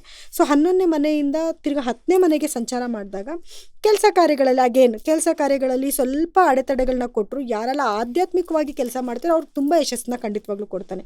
ಒಂದು ಒಳ್ಳೆ ಗೆಲುವನ್ನ ಕೊಡ್ತಾನೆ, ಮತ್ತು ಇನ್ನೊಂದಷ್ಟು ನಾಲೆಡ್ಜ್ನ ಕೊಡ್ತಾನೆ. ಇನ್ನು ಗುರುವಿನ ಪ್ರಭಾವ ಅಂತ ನೋಡೋಕೆ ಹೋದಾಗ, ಗುರು ಬಂದು ಇವಾಗ ಪ್ರೆಸೆಂಟ್ ಸಿಚುವೇಶನಲ್ಲಿ 10ನೇ ಮನೆಯಲ್ಲಿ ಸಂಚಾರ ಮಾಡ್ತಾ ಇದ್ದಾರೆ. ಇಷ್ಟು ದಿವಸ 9ನೇ ಮನೆಯಲ್ಲಿದ್ದರು, ತಿರ್ಗಾ 10ನೇ ಮನೆಗೆ ಬಂದಿದ್ದೆ, ತಿರ್ಗಾ 9ನೇ ಮನೆಗೆ ಹೋಗ್ತಾರೆ. ಸೊ 10ನೇ ಮನೆ ಅನ್ನೋದು ಕೂಡ ಕೆಲಸದಲ್ಲಿ ಡೆವಲಪ್ಮೆಂಟ್ ಚೆನ್ನಾಗಿ ಕೊಡ್ತಾನೆ, ಒಳ್ಳೊಳ್ಳೆ ಆಪರ್ಚುನಿಟೀಸ್ ಬರುತ್ತೆ. ಕೆಲಸದಲ್ಲಿ ಏನೇ ಕೆಲಸಕ್ಕೆ ಕೈ ಇಟ್ಟರು ಕೂಡ ಅದು ಅದರಲ್ಲಿ ಅಭಿವೃದ್ಧಿ ಆಗುವಂಥದ್ದು, ಒಳ್ಳೆ ಹಣಕಾಸು ಬರುವಂಥದ್ದು ಅದೆಲ್ಲ ಚೆನ್ನಾಗೇ ಇರುತ್ತೆ. 9ನೇ ಮನೇಲಿ ಇದ್ದಾಗೂ ಕೂಡ ಇವರಿಗೆ ಕೆಲಸ ಕಾರ್ಯದ ಅಭಿವೃದ್ಧಿ, ಒಂದೊಳ್ಳೆ ಅದೃಷ್ಟ ಬರುವಂಥದ್ದು ಇದೆಲ್ಲ ಆಗ್ತಾಯಿತ್ತು. ನೆಕ್ಸ್ಟು 10ರಿಂದ 11ನೇ ಮನೆಗೆ ಅಂದರೆ ಸಿಂಹ ರಾಶಿಗೆ ಪ್ರವೇಶ ಮಾಡಿದಾಗೂ ಕೂಡ ಇವರಿಗೆ ತುಂಬಾ ಚೆನ್ನಾಗಿರುತ್ತೆ. ಸೊ ಒಟ್ಟಾರೆಯಾಗಿ ಗುರುವಿನ ಪ್ರಭಾವದಿಂದ ಏನು ತುಲಾ ರಾಶಿಯವರಿಗೆ ಒಂದು ಜಾಕ್ ಪ್ಯಾಟ್ ಅಂತಲೇ ಹೇಳ್ಬೋದು. ಎಲ್ಲ ರೀತಿಯಿಂದನೂ ಅವ್ರಿಗೆ ಒಳ್ಳೆಯದಾಗುತ್ತೆ. ಏನು ಕೆಲಸಕ್ಕೆ ಇಟ್ಟರು ಕೂಡ ಅದ್ರಲ್ಲಿ ಸಕ್ಸಸ್ ಆಗುವಂಥದ್ದು, ಬಿಸ್ನೆಸ್ ಡೆವಲಪ್ಮೆಂಟ್ ಆಗುವಂಥದ್ದು, ಅಥವಾ ಏನು ಇನ್ನೂ ಹೆಚ್ಚಿಗೆ ಇವಾಗ ಒಂದು ಕೆಲಸ ಮಾಡ್ತಿರ್ತಾರೆ, ಅದನ್ನೇ ಡೆವಲಪ್ಮೆಂಟ್ ಮಾಡ್ಕೊಂಡು ಇನ್ನೊಂದು ಕಡೆ ಬ್ರಾಂಚ್ ಓಪನ್ ಮಾಡುವಂಥದ್ದು, ಆ ರೀತಿ ಡೆವಲಪ್ಮೆಂಟ್ ಆಗ್ತಾ ಹೋಗ್ತಾ ಇರ್ತಾರೆ. ಸೊ ಅದರಿಂದ ಗುರುವಿಂದ ಅವರಿಗೆ ತುಂಬ ಒಂದು ಒಳ್ಳೆಯದಾಗ್ತಾ ಇದೆ. ಸೊ ಹಾಗಾಗಿ ಗುರುವಿನ ಸ್ವಲ್ಪ ಜಾಸ್ತಿ ಆರಾಧನೆ ಮಾಡ್ಕೊಳ್ಳಿ. ನಿಮ್ಮ ರಾಶ್ಯಾಧಿಪತಿ ಆಗಿರುವಂಥ ಶುಕ್ರನ ಧ್ಯಾನ ಮಾಡ್ಕೊಳ್ಳಿ, ಶುಕ್ರನ ಬೀಜ ಮಂತ್ರನ ಪಠನೆ ಮಾಡ್ಕೊಳ್ಳಿ, ಗುರುನ ಆರಾಧನೆ ಮಾಡ್ಕೊಳ್ಳಿ. ಇದರಿಂದ ನೀವು ಖಂಡಿತವಾಗ್ಲೂ ಅವ್ರಿಗೆ ಒಳ್ಳೇದಾಗ್ತಾ ಹೋಗ್ತಾ ಇರುತ್ತೆ. ಇನ್ನು ರಾಹು ಕೇತುಗಾಗಲೇ ಹೇಳ್ದಂಗೆ ದುರ್ಗಾದೇವಿ ಆರಾಧನೆ ಮಾಡೋದಾಗಿರ್ಬೋದು, ಕೇತುಗಾಗಿ ಗಣಪತಿ ಧ್ಯಾನ ಮಾಡೋದ್ರಿಂದಾಗಿರ್ಬೋದು, ಎಲ್ಲ ನೆಗೆಟಿವಿಟಿನ ತಪ್ಪಿಸ್ಕೊಬಹುದು. ಸೊ ಹೀಗಾಗಿ 2026 ತುಲಾ ರಾಶಿಯವರಿಗೆ ಆಲ್ಮೋಸ್ಟ್ ಒಳ್ಳೆಯದೇ ಇದೆ. ಎಜುಕೇಷನ್ ಇನ್ನು ಎಜುಕೇಷನ್ ವೈಸ್ ಅಂತ ನೋಡೋಕೆ ಹೋದಾಗ ಗುರು ಎಲ್ಲ ರೀತಿಯಿಂದಲೂ ಒಳ್ಳೆ ಸ್ಥಾನದಲ್ಲಿ ಇರೋದ್ರಿಂದ ಎಜುಕೇಷನ್ ವೈಸಲ್ಲಿ ತುಂಬ ಚೆನ್ನಾಗಿರುತ್ತೆ. ಏನಾದರೂ ಕಾಂಪಿಟೇಟಿವ್ ಎಕ್ಸಾಮ್ ಬರೀತಿದ್ದಾರೆ ಅಂತಂದರೆ, ಅಥವಾ ಮಕ್ಕಳಲ್ಲಿ ಎಜುಕೇಷನ್ ವೈಸಲ್ಲಿ ತುಂಬ ಒಳ್ಳೆ ಇಂಪ್ರೂವ್ಮೆಂಟ್ ಆಗಿರ್ತಾರೆ, ಒಳ್ಳೆ ಜ್ಞಾನ ಕೊಡ್ತಾನೆ, ಹೊಸದನ್ನು ಕಲಿಬೇಕು ಅನ್ನೋ ಆಸಕ್ತಿ ಕೊಡ್ತಾನೆ, ಏನು ಕೆಲಸಕ್ಕೆ ಇಟ್ಟರು ಕೂಡ ಸಕ್ಸಸ್ ಆಗ್ತಾ ಇರುತ್ತೆ. ಸೊ ವಿದ್ಯಾರ್ಥಿಗಳಿಗೂ ಕೂಡ ತುಂಬ ಒಂದು ಒಳ್ಳೆ ಟೈಮ್ ಅಂತ ಹೇಳ್ಬೋದು. ಸೊ ಇವಾಗ ನಾವು ನೋಡ್ಕೊಂಡು ಬಂದಿದ್ದು ತುಲಾ ರಾಶಿ ಯಾವ ಥರ ಇದೆ ಈ ವರ್ಷದ ರಾಶಿಫಲದಲ್ಲಿ. ಸೊ ನೆಕ್ಸ್ಟ್ ಬರೋದು ವೃಶ್ಚಿಕ ರಾಶಿ. ಬನ್ನಿ ತಿಳ್ಕೊಳ್ಳೋಣ ಇದ್ರ ಬಗ್ಗೆ. ಖಂಡಿತವಾಗ್ಲೂ ಸರ್. ಈಗ ವೃಶ್ಚಿಕ ರಾಶಿ ಅಂತ ನೋಡೋಕೆ ಹೋದಾಗ ನೋಡಿ, ಶನೇಶ್ವರನು ವೃಶ್ಚಿಕ ರಾಶಿಗೆ 5ನೇ ಮನೆಯಲ್ಲಿ ಸಂಚಾರ ಮಾಡ್ತಾ ಇದ್ದಾನೆ.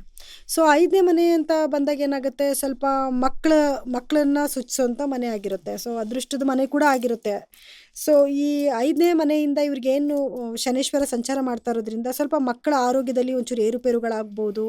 ಮತ್ತು ಆದರೆ ಎಜುಕೇಷನಲ್ಲಿ ಅವರು ಸ್ವಲ್ಪ ಚೆನ್ನಾಗಿರ್ತಾರೆ, ಮುಂದುವರಿತಾರೆ. ಮಕ್ಕಳಿಂದ ಸ್ವಲ್ಪ ಇವ್ರಿಗೆ ಬೇಜಾರಾಗುವಂಥದ್ದು ಆಗಿರುತ್ತೆ, ಅಥವಾ ಅವ್ರು ಸ್ವಲ್ಪ ಲೇಸಿ ಆಗಿರ್ತಾರೆ, ಮಕ್ಕಳು ಹೇಳಿದ ಮತ್ತೆ ಕೇಳ್ತಿಲ್ಲ ಅಂತ ತಂದೆ ತಾಯಿ ಫೀಲ್ ಮಾಡ್ಕೊಳ್ಳೋದಾಗಿರ್ಬೋದು. ಈ ರೀತಿ ಎಲ್ಲ ಆಗುವಂಥ ಸಾಧ್ಯತೆಗಳು ಜಾಸ್ತಿ ಇರುತ್ತೆ. ಸೊ ಆಗ್ತಾ ಇದೆ ಕೂಡ, ಮುಂದಿನ ವರ್ಷನೂ ಕೂಡ ಅದೇ ಕಂಟಿನ್ಯೂ ಆಗುತ್ತೆ. ಯಾಕಂದರೆ ಶನಿ ಅದೇ ಪ್ಲೇಸ್ಮೆಂಟಲ್ಲಿ ಇರೋದ್ರಿಂದ ಮುಂದಿನ ವರ್ಷನೂ ಕೂಡ ಅದು ಕಂಟಿನ್ಯೂ ಆಗ್ತಾ ಹೋಗ್ತಾ ಇರುತ್ತೆ. ಇನ್ನು ರಾಹುವಿನ ಪ್ರಭಾವ ಅಂತ ನೋಡೋಕೆ ಹೋದಾಗ ರಾಹು ಅವರ ಒಂದು 4ನೇ ಮನೆಯಲ್ಲಿ ಸಂಚಾರ ಮಾಡ್ತಾ ಇದ್ದಾರೆ.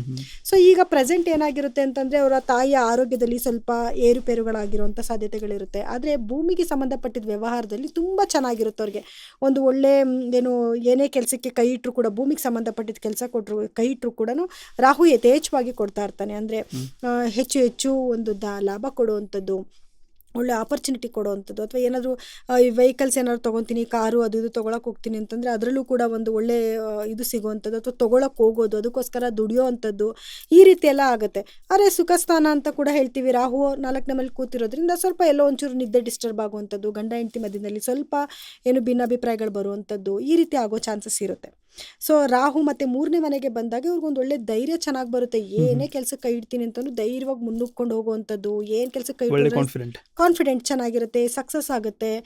ಯಾರೆಲ್ಲ ಸೋಷಿಯಲ್ ಮೀಡಿಯಾದಲ್ಲಿ ಇದ್ದೀರಾ, ಅಥವಾ ಯಾರೆಲ್ಲ ಜನಗಳಿಗೆ ಒಂದು ಪ್ರಾಜೆಕ್ಟ್ ಆಗ್ತಾ ಇದ್ದೀರಾ, ಅವ್ರಿಗೆಲ್ಲನೂ ಕೂಡ ಒಂದು ಒಳ್ಳೆ ಸಿಹಿ ಸುದ್ದಿ ಅಂತ ಹೇಳ್ಬೋದು. ಯಾಕಂದರೆ ಅದರಲ್ಲಿ ಚೆನ್ನಾಗಿ ಅಭಿವೃದ್ಧಿ ಕೊಟ್ಬಿಡ್ತಾನೆ ರಾಹು. ಸೊ ರಾಹು ಮುಖಾಂತರವಾಗಿ ತುಂಬ ಒಳ್ಳೆಯದೇ ಆಗ್ತಾ ಇದೆ.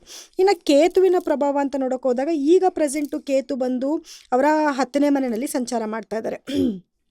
10ನೇ ಮನೆಯಲ್ಲಿ ಸಂಚಾರ ಮಾಡ್ತಾ ಇರೋದ್ರಿಂದ ಅದೇ ಉದ್ಯೋಗದಲ್ಲಾಗಿರ್ಬೋದು, ಬಿಸ್ನೆಸ್ಸಲ್ಲಾಗಿರ್ಬೋದು, ಒಂದು ಸ್ವಲ್ಪ ಡೆವಲಪ್ಮೆಂಟ್ ಆಗ್ತಾ ಇರ್ತಾರೆ. ಒಂದು ಸ್ವಲ್ಪ ಕಡಿಮೆ ಆಗುತ್ತೆ, ಮುಂದೋಗ್ತಾರೆ, ಒಂಚೂರು ಹಿಂದಕ್ಕೆ ಬರ್ತಾರೆ, ಈ ರೀತಿ ಸ್ವಲ್ಪ ವೇರಿಯೇಷನ್ಸ್ ಆಗ್ತಾನೆ ಇರುತ್ತೆ. ಬಟ್ ಒಂದು ಅಟ್ ದ ಟೈಮ್ ಯಾರೆಲ್ಲ ಈ ಥರ ಒಂದು ಆಧ್ಯಾತ್ಮಿಕ ಲೈನಲ್ಲಿ ಇರ್ತಾರೆ, ಅವ್ರು ಖಂಡಿತವಾಗ್ಲೂ ಒಳ್ಳೇದಾಗುತ್ತೆ, ಅವ್ರಿಗೊಂಚೂರು ಸಕ್ಸಸ್ ಸಿಗುತ್ತೆ. ಸೊ ಕೇತು ನೆಕ್ಸ್ಟು 10ನೇ ಮನೆಯಿಂದ 9ನೇ ಮನೆಗೆ ಸಂಚಾರ ಮಾಡ್ತಾನೆ. 9ನೇ ಮನೆಗೆ ಸಂಚಾರ ಮಾಡಿದಾಗ ಏನಾಗುತ್ತೆ, ಸ್ವಲ್ಪ ತಂದೆ ಆರೋಗ್ಯದಲ್ಲೆಲ್ಲೋ ಸ್ವಲ್ಪ ಏರುಪೇರುಗಳಾಗೋ ಚಾನ್ಸಸ್ ಇರುತ್ತೆ. ಆದರೆ ಆಧ್ಯಾತ್ಮಿಕವಾಗಿ ಇರೋವಂಥವ್ರಿಗೆಲ್ಲನೂ ಸ್ವಲ್ಪ ಸಕ್ಸಸ್ ಖಂಡಿತವಾಗ್ಲೂ ಕೊಡ್ತಾನೆ. ಅದು ಬಿಟ್ಟರೆ ಇವರಿಗೆ ಬೇರೆ ಏನೇ ಒಂದು ಕೆಲಸದಲ್ಲಿ ಕೈ ಇಟ್ಟರು ಕೂಡ ಸ್ವಲ್ಪ ಒಂಚೂರು ತಡೆಗಳಾಗುತ್ತೆ, ಬಿಟ್ಟರೆ ಖಂಡಿತವಾಗ್ಲೂ ಒಳ್ಳೆಯದಾಗತ್ತೆ. ಸೊ ಹಾಗಾಗಿ ಗಣಪತಿಯ ಒಂದು ಆರಾಧನೆ ಮಾಡ್ಕೊಳ್ಳೋದಾಗಿರ್ಬೋದು, ದುರ್ಗಾದೇವಿಯ ದೇವಸ್ಥಾನಕ್ಕೆ ಹೋಗಿ ಬರೋದು, ದುರ್ಗಾದೇವಿನ ಆರಾಧನೆ ಮಾಡೋದಾಗಿರ್ಬೋದು, ಇನ್ನು ಅದು ಶನೇಶ್ವರಂಗೆ ಸಂಬಂಧಪಟ್ಟಂಗೆ ಸ್ವಲ್ಪ ದಾನ ಧರ್ಮಗಳನ್ನ ಮಾಡೋದಾಗಿರ್ಬೋದು, ಇದನ್ನೆಲ್ಲ ಮಾಡ್ಕೋಬೋದು. ಓವರಾಲ್ ಆಗಿ ನೋಡೋಕೆ ಹೋದರೆ ವೃಶ್ಚಿಕ ರಾಶಿಯವರಿಗೆ ಅಷ್ಟೊಂದೇ ನೆಗೆಟಿವಿಟಿ ಇಲ್ಲ, ಎಲ್ಲ ಸ್ವಲ್ಪ ಒಂಚೂರು ಪಾಸಿಟಿವಿಟಿನೇ ಇದೆ. ಸ್ವಲ್ಪ ಮಕ್ಕಳ ಆರೋಗ್ಯದ ಕಡೆ ಒಂಚೂರು ಗಮನ ಕೊಡಬೇಕಾಗ್ಬಾರ್ದು. ಇನ್ನು ಇವ್ರ ಹೆಲ್ತ್ ಅಂತ ನೋಡೋಕೆ ಬಂದಾಗ ಇವ್ರಿಗೂ ಅಷ್ಟೇ ಅಂತ ಏನು ನೆಗೆಟಿವಿಟಿ ಕಾಣಿಸ್ತಾ ಇಲ್ಲ. ಸೊ ಎಲ್ಲ ಒಂದು ಒಳ್ಳೆ ರೀತಿಯಲ್ಲಿ ಇದೆ. ಆದರೆ ಇನ್ನು ಬಾಕಿ ಗ್ರಹಗಳ ಒಂದು ಚಲನೆಯಿಂದ ಸ್ವಲ್ಪ ಅವಾಗವಾಗ ಏರುಪೇರುಗಳು ಆಗ್ತಾ ಇರುತ್ತೆ, ಹೋಗ್ತಾ ಇರುತ್ತೆ, ಬರ್ತಾ ಇರುತ್ತೆ. ಬಟ್ ಮೇಯ್ನ್ ಥಿಂಗ್ಸ್ ಆಗಿ ಅಂತ ಏನು ಇವ್ರಿಗೆ ನೆಗೆಟಿವಿಟಿ ಇಲ್ಲ. ಇನ್ನು ಗುರುವಿನ ಸಂಚಾರದಿಂದ ಒಂದು ಒಳ್ಳೆ ಜಾಕ್ಪಾಟ್ ಅಂತ ಹೇಳ್ಬೋದು. ಇವ್ರಿಗೆ ಗುರು ಬಂದು ಇಷ್ಟು ದಿವಸ 8ನೇ ಮನೆಯಲ್ಲಿ ಸಂಚಾರ ಇತ್ತು, ಈಗ 9ನೇ ಮನೆಯಲ್ಲಿ ಸಂಚಾರ ಮಾಡ್ತಿದ್ದಾನೆ. ಒಂದು ಒಳ್ಳೆ ಅದೃಷ್ಟನ ತೊಗೊಂಬಂದು ಕೊಡ್ತಾನೆ. ಕೆಲಸದ ಒಳ್ಳೊಳ್ಳೆ ಆಪರ್ಚುನಿಟೀಸ್ ಬರುವಂಥದ್ದಾಗಿರ್ಬೋದು, ಅಥವಾ ಏನಾದರೂ ಒಂದು ಬಿಸ್ನೆಸ್ ಮಾಡ್ತಾರೆ, ಇನ್ನೊಂದು ಬಿಸ್ನೆಸ್ ಮಾಡೋದಕ್ಕೆ ಅವರಿಗೆ ಆಪರ್ಚುನಿಟೀಸ್ ಬರೋದಾಗಿರ್ಬೋದು, ಈ ರೀತಿ ಒಂದು ಒಳ್ಳೆ ರೀತಿಯಾಗಿ ಆಗ್ತಾ ಹೋಗ್ತಾ ಇರುತ್ತೆ. ಇನ್ನು ಒಂದು ಸ್ವಲ್ಪ ದಿವಸ ಬಿಟ್ಟು ಮತ್ತೆ ಅವರು 8ನೇ ಮನೆಗೆ ಸಂಚಾರ ಮಾಡಿದಾಗ ಏನಾಗುತ್ತೆ, ಒಂದು ನಿಗೂಢವಾಗಿ ಅಥವಾ ಅನಿರೀಕ್ಷಿತವಾದ ಕೆಲವು ಘಟನೆಗಳು ಇವ್ರ ಜೀವನದಲ್ಲಿ ನಡೆಯುವಂಥದ್ದಾಗಿರ್ಬೋದು. 8ನೇ ಮನೆಯಲ್ಲಿ ಸೇರಿದಾಗ 8ನೇ ಮನೆಗೆ ಗುರು ಮತ್ತೆ, ಯಾಕಂದ್ರೆ ಇವಾಗ ಅವರು ಈಗ ಪ್ರೆಸೆಂಟ್ ಕಟಕದಲ್ಲಿದ್ದಾರೆ, ತದನಂತರ ಮತ್ತೆ ಮಿಥುನಾಗಿ ಹೋಗ್ತಾರೆ, ತಿರ್ಗಾ ಕಟಕಕ್ಕೆ ಬಂದು ತಿರ್ಗಾ ಸಿಂಹಕ್ಕೆ ಬರ್ತಾರೆ. 2026 ಇದಿಷ್ಟು ನಡೆಯುತ್ತೆ. ಸೊ ಸಿಂಹ ರಾಶಿಗೆ ಬಂದಾಗ ಇವ್ರಿಗೆ ಅದು 10ನೇ ಮನೆ ಆಗುತ್ತೆ. ಆ 10ನೇ ಮನೆಗೆ ಬಂದಾದಾಗ ಏನಾಗುತ್ತೆ, ಕೆಲಸದಲ್ಲಿ ಸ್ವಲ್ಪ ಅಭಿವೃದ್ಧಿ ಚೆನ್ನಾಗಾಗುತ್ತೆ, ಒಳ್ಳೊಳ್ಳೆ ಆಪರ್ಚುನಿಟೀಸ್ ಬರೋದು, ಹೆಚ್ಚಿಗೆ ದುಡ್ಡು ಸಂಪಾದನೆ ಮಾಡುವಂಥದ್ದು, ಈಗೇನು ವರ್ಕ್ ಮಾಡ್ತೀರಾ ಅದನ್ನು ಡೆವಲಪ್ಮೆಂಟ್ ಮಾಡ್ಕೊಳ್ಳೋದು, ಈ ರೀತಿ ಒಂದು ಗುರು ತುಂಬ ಒಳ್ಳೆದನ್ನು ಕೊಡ್ತಾನೆ. ಹಾಗೆ ಯಾರೆಲ್ಲ ಮದುವೆ ಹುಡುಕಾಡ್ತಲಿದ್ದೀರಾ ಅವ್ರಿಗೆಲ್ಲ ಒಂದು ಗುರುಬಲ ಬರುತ್ತೆ ಅಂತ ಹೇಳ್ಬೋದು. ಮದುವೆ 9ನೇ ಮನೆಯಲ್ಲಿ ಸಂಚಾರ ಈಗ ಪ್ರೆಸೆಂಟ್ಗೆ ಚೆನ್ನಾಗಿದೆ ಅವ್ರಿಗೆ. ಮದುವೆ ಹುಡುಕಾಡ್ತಲ್ಲಿರೋರಂಥವ್ರಿಗೆ ಒಳ್ಳೊಳ್ಳೆ ಆಪರ್ಚುನಿಟೀಸ್ ಬರುತ್ತೆ. ಇವಾಗ ಈ ಟೈಮಲ್ಲಿ ಹುಡುಕಿದ್ರು ಕೂಡ ಒಂದು ಒಳ್ಳೆ ಗಂಡು ಹೆಣ್ಣು ಸಿಗುವಂಥದ್ದು ಎಲ್ಲ ತುಂಬ, ಮತ್ತು ಮದುವೆಗೆ ಯಾವುದು ಡಿಲೇ ಆಗದಿರೋ ಸ್ವಲ್ಪ ಸರಾಗವಾಗಿ ಆಗುವಂಥದ್ದು ಅದೆಲ್ಲನೂ ಆಗುತ್ತೆ ಸರ್. ಸೊ ಓವರಾಲ್ ಆಗಿ ನೋಡೋಕೆ ಹೋದರೆ ವೃಶ್ಚಿಕ ರಾಶಿಯವರಿಗೆ ಎಲ್ಲ ರೀತಿಯಿಂದಲೂ ಸ್ವಲ್ಪ ಶುಭವಾದ ಒಂದು ವರ್ಷ ಅಂತಲೇ ಹೇಳ್ಬೋದು. ಗುರುಬಲ ಇದೆ. ಗುರುಬಲ ಬರುತ್ತೆ. ಎಜುಕೇಷನ್ ಅಂತ ನೋಡೋಕೆ ಹೋದಾಗ ಗುರು ಚೆನ್ನಾಗಿದ್ದೇನೆ ಅಂತಂದಾಗ ಯಾರೆಲ್ಲ ಸಿಂಹ ರಾಶಿನಲ್ಲಿದ್ದಾರೆ ಅವ್ರಿಗೆಲ್ಲ ಎಜುಕೇಷನ್ ತುಂಬ ಚೆನ್ನಾಗಿರುತ್ತೆ, ಅವ್ರಿಗೇನು ಪ್ರಾಬ್ಲಮ್ಸ್ ಇಲ್ಲ. ಕಾಂಪಿಟೇಟಿವ್ ಎಕ್ಸಾಮ್ ಬರಿಬೋದು. ಯಾರೆಲ್ಲ ಔಟ್ ಆಫ್ ಕಂಟ್ರಿಗೆ ಹೋಗಿ ಎಜುಕೇಷನ್ ಮಾಡ್ತೀರಾ ಅವ್ರಿಗೂ ಒಳ್ಳೆಯದು. ಮತ್ತು ಮುಖ್ಯವಾಗಿ ಗಂಡ ಹೆಂಡತಿ ಮಧ್ಯದಲ್ಲಿ ಒಂದು ಒಳ್ಳೆ ಪ್ರೀತಿ ಬಾಂಡೇಜ್ ಚೆನ್ನಾಗಿ ಬೆಳೆಯುತ್ತೆ. 5ನೇ ಮನೆ ಅಂತಂದ್ರೇ ಒಂದು ಒಳ್ಳೆ ಬಾಂಡೇಜ್ ಬೆಳೆಯುವಂಥ ಒಂದು ಮನೆ ಆಗಿರುತ್ತೆ. ಸೊ ಚೆನ್ನಾಗಿರುತ್ತೆ. ಓಕೆ, ಸೊ ಇವಾಗ ವೃಶ್ಚಿಕ ರಾಶಿಯ ಬಗ್ಗೆ ನಾವು ತಿಳ್ಕೊಂಡಿದ್ದೀವಿ. ಸೊ ಇವಾಗ ನೆಕ್ಸ್ಟ್ ರಾಶಿ ಬರೋದು ಧನುಷ ರಾಶಿ. ಈ ವರ್ಷ ಯಾವ ಥರ ಇದೆ ಅಂತ ಬನ್ನಿ ತಿಳ್ಕೊಳ್ಳೋಣ. ಖಂಡಿತವಾಗ್ಲೂ ಸರ್. ಈಗ ಧನುಸ್ಸು ರಾಶಿಯವರಿಗೆ ನೋಡಿ, ಲಗ್ನಾಧಿಪತಿ ಆಗಿರುವಂತಹ ಗುರು, ಅಂದರೆ ಲಗ್ನಾಧಿಪತಿ ಅಥವಾ ರಾಶಾಧಿಪತಿ ಆಗಿರುವಂತಹ ಗುರು ಬಂದು ಈಗ 8ನೇ ಮನೆಯಲ್ಲಿ ಸಂಚಾರ ಮಾಡ್ತಿದ್ದಾನೆ. ಇಷ್ಟು ದಿವಸ 7ನೇ ಮನೆಯಲ್ಲೇ ಇತ್ತು. ಸೊ 7ನೇ ಮನೆಯಲ್ಲಿದ್ದಾಗ ಏನಾಗ್ತದೆ ಅಂದರೆ ಸ್ವಲ್ಪ ದಂಪತಿಗಳ ಮಧ್ಯದಲ್ಲಿ ಒಂದೊಳ್ಳೆ ಪ್ರೀತಿ ಬಾಂಡೇಜ್ ಇರುವಂಥದ್ದು. ಮತ್ತು ಯಾವುದೇ ಗ್ರಹ ಆಗಿರ್ಬೋದು ತನ್ನ 7ನೇ ಮನೇಲಿ ಕುತ್ಕೊಂಡು ತನ್ನ ಮನೆಯೇ ನೋಡೋದು ಕೋಟಿ ಪುಣ್ಯ. ಅದರಲ್ಲೂ ಗುರು ಲಗ್ನ ನೋಡ್ತಾನೆ ಅಂತ ಅದು ಕೋಟಿ ಪುಣ್ಯ ಅಂತ ಹೇಳ್ತಾರೆ. ಸೊ ಒಂದು ಸ್ವಲ್ಪ ಟೈಮ್ ಚೆನ್ನಾಗೇ ಇತ್ತು, ಗಂಡ ಹೆಂಡತಿ ಮಧ್ಯದಲ್ಲಿ ಒಂದೊಳ್ಳೆ ಬಾಂಡೇಜ್ ಇದೆಲ್ಲ ಚೆನ್ನಾಗೇ ಇತ್ತು. ಈಗ ಸ್ವಲ್ಪ ದಿವಸಗಳ ಕಾಲ ಅಂದರೆ 24 ಡೇಸ್ಗೆ ಮಾತ್ರನೇ ಏನು 8ನೇ ಮನೆಗೆ ಸಂಚಾರ ಮಾಡಿದೆ, ಅಂದರೆ ಕಟಕ ರಾಶಿಗೆ ಬಂದಿದೆ. ಸೊ ಇವಾಗ ಏನಾಗುತ್ತೆ ಅಂತಂದರೆ ಸ್ವಲ್ಪ ಗಂಡ ಹೆಂಡತಿ ಮಧ್ಯದಲ್ಲಿ ಸ್ವಲ್ಪ ಭಿನ್ನಾಭಿಪ್ರಾಯಗಳು ಬರುವಂಥದ್ದಾಗಿರ್ಬೋದು, ಅಥವಾ ಇವ್ರಿಗೇನೆ ಸ್ವಲ್ಪ ಏನೋ ಆಲೋಚನೆ, ಏನೋ ಚಿಂತೆ, ದಿಢೀರಂತ ಕೆಲವು ಅನಿರೀಕ್ಷಿತ ಘಟನೆಗಳು ಇವ್ರ ಜೀವನದಲ್ಲಿ ನಡೆಯುವಂಥದ್ದಾಗಿರ್ಬೋದು. ಹಣಕಾಸಿನ ಅರಿವು ಕೂಡ ದಿಢೀರಂತ ದಿಢೀರಂತ ಲಾಸ್ ಆಗುವಂಥದ್ದು, ಮತ್ತು ಇವ್ರು ಎಕ್ಸ್ಪೆಕ್ಟೇಷನ್ ಮಾಡಿರಲ್ಲ ಅಂತ ಕೆಲವು ಘಟನೆಗಳು ಇವ್ರ ಜೀವನದಲ್ಲಿ ನಡೀತಾ ಹೋಗುತ್ತೆ. ಸೊ ತದನಂತರ ಮತ್ತೆ ಏನು ಮಿಥುನ ರಾಶಿಗೆ ಗುರು ಪ್ರವೇಶ ಮಾಡ್ತಾನೆ. ಸೊ ಆವಾಗ ಇವಾಗ ಇಷ್ಟು ದಿವಸ ಇದ್ದಂಗೆ ಒಂದು ಒಳ್ಳೆ ರೀತಿಯಿಂದ ಮನೆಯಲ್ಲಿ ಒಂದೊಳ್ಳೆ ಬಾಂಡೇಜ್ ಇರುವಂಥದ್ದು, ಮನಸ್ಸು ಸ್ವಲ್ಪ ಆರಾಮಾಗಿ ನೆಮ್ಮದಿಯಾಗಿರುವಂಥದ್ದು, ಈ ರೀತಿ ಸ್ವಲ್ಪ ಒಂದು ಖುಷಿಯಾದ ವಾತಾವರಣ, ಒಂದು ಹಣಕಾಸಿನ ಅಭಿವೃದ್ಧಿ ಎಲ್ಲ ತುಂಬ ಚೆನ್ನಾಗೇ ಇರುತ್ತೆ. ಆದರೆ ಮತ್ತೆ ಅವನು ಕಟಕ ರಾಶಿಗೆ ಬರ್ತಾನೆ. ಕಟಕ ರಾಶಿಗೆ ಬಂದು ತಿರ್ಗಾ ಕಟಕ ರಾಶಿಯಿಂದ ಸಿಂಹ ರಾಶಿಗೂ ಬರ್ತಾನೆ. ಸಿಂಹ ರಾಶಿಗೆ ಬಂದಾದಾಗ ಗುರು ಸಿಂಹ ರಾಶಿಗೆ ಬಂದಾಗ ಅವ್ರಿಗೆ 9ನೇ ಮನೆ ಆಗುತ್ತೆ. ಆವಾಗ ಸ್ವಲ್ಪ ಒಂದು ಒಳ್ಳೆ ಒಂದು ಗುಡ್ ಥಿಂಗ್ಸ್ನ ಇವ್ರು ನೋಡ್ಬೋದು, ಒಳ್ಳೆ ಅಭಿವೃದ್ಧಿನ ನೋಡ್ಬೋದು, ಫಿನಾನ್ಷಿಯಲ್ ಸ್ಟೇಟಸ್ ಚೆನ್ನಾಗಿರುತ್ತೆ, ಹಸ್ಬೆಂಡ್ ಆ್ಯಂಡ್ ವೈಫ್ ಮಧ್ಯೆ ಒಂದು ಒಳ್ಳೆ ಬಾಂಡೇಜ್ ಬೆಳೆಯುತ್ತೆ. ಎಷ್ಟು ವೇಟ್ ಮಾಡಬೇಕಾಗುತ್ತೆ ಒಳ್ಳೆ ಸಮಯ ನೋಡೋಕ್ಕೆ ಅಂತಂದರೆ ಸರ್, ಇವಾಗ ಒಂದು 24 ಡೇಸ್ ಚೆನ್ನಾಗಿಲ್ಲ ಅವ್ರಿಗೆ, ಟೈಮ್ ಗುರುವಿಂದ ಚೆನ್ನಾಗಿಲ್ಲ. ಸೊ 24 ಡೇಸ್ ಆದಮೇಲೆ ಮತ್ತೆ ಅವನು 7ನೇ ಮನೆಗೆ ಬರ್ತಾನೆ. ಸೊ ಹಾಗೇನು ಗುರುಬಲ ಬರುತ್ತೆ. ಯಾರೆಲ್ಲ ಮ್ಯಾರೇಜ್ ಪ್ರಪೋಸಲ್ಸ್ ನೋಡ್ತಿದ್ದೀರಾ ಅವ್ರಿಗೆಲ್ಲನೂ ಒಂದು ಒಳ್ಳೆ ಟೈಮ್ ಅಂತ ಹೇಳ್ಬೋದು. ತಿರ್ಗಾ ಕಟಕ ರಾಶಿಗೆ ಬಂದು ಕಟಕ ರಾಶಿಯಿಂದ ತಿರ್ಗಾ ಸಿಂಹ ರಾಶಿಗೆ ಬರ್ತಾನೆ.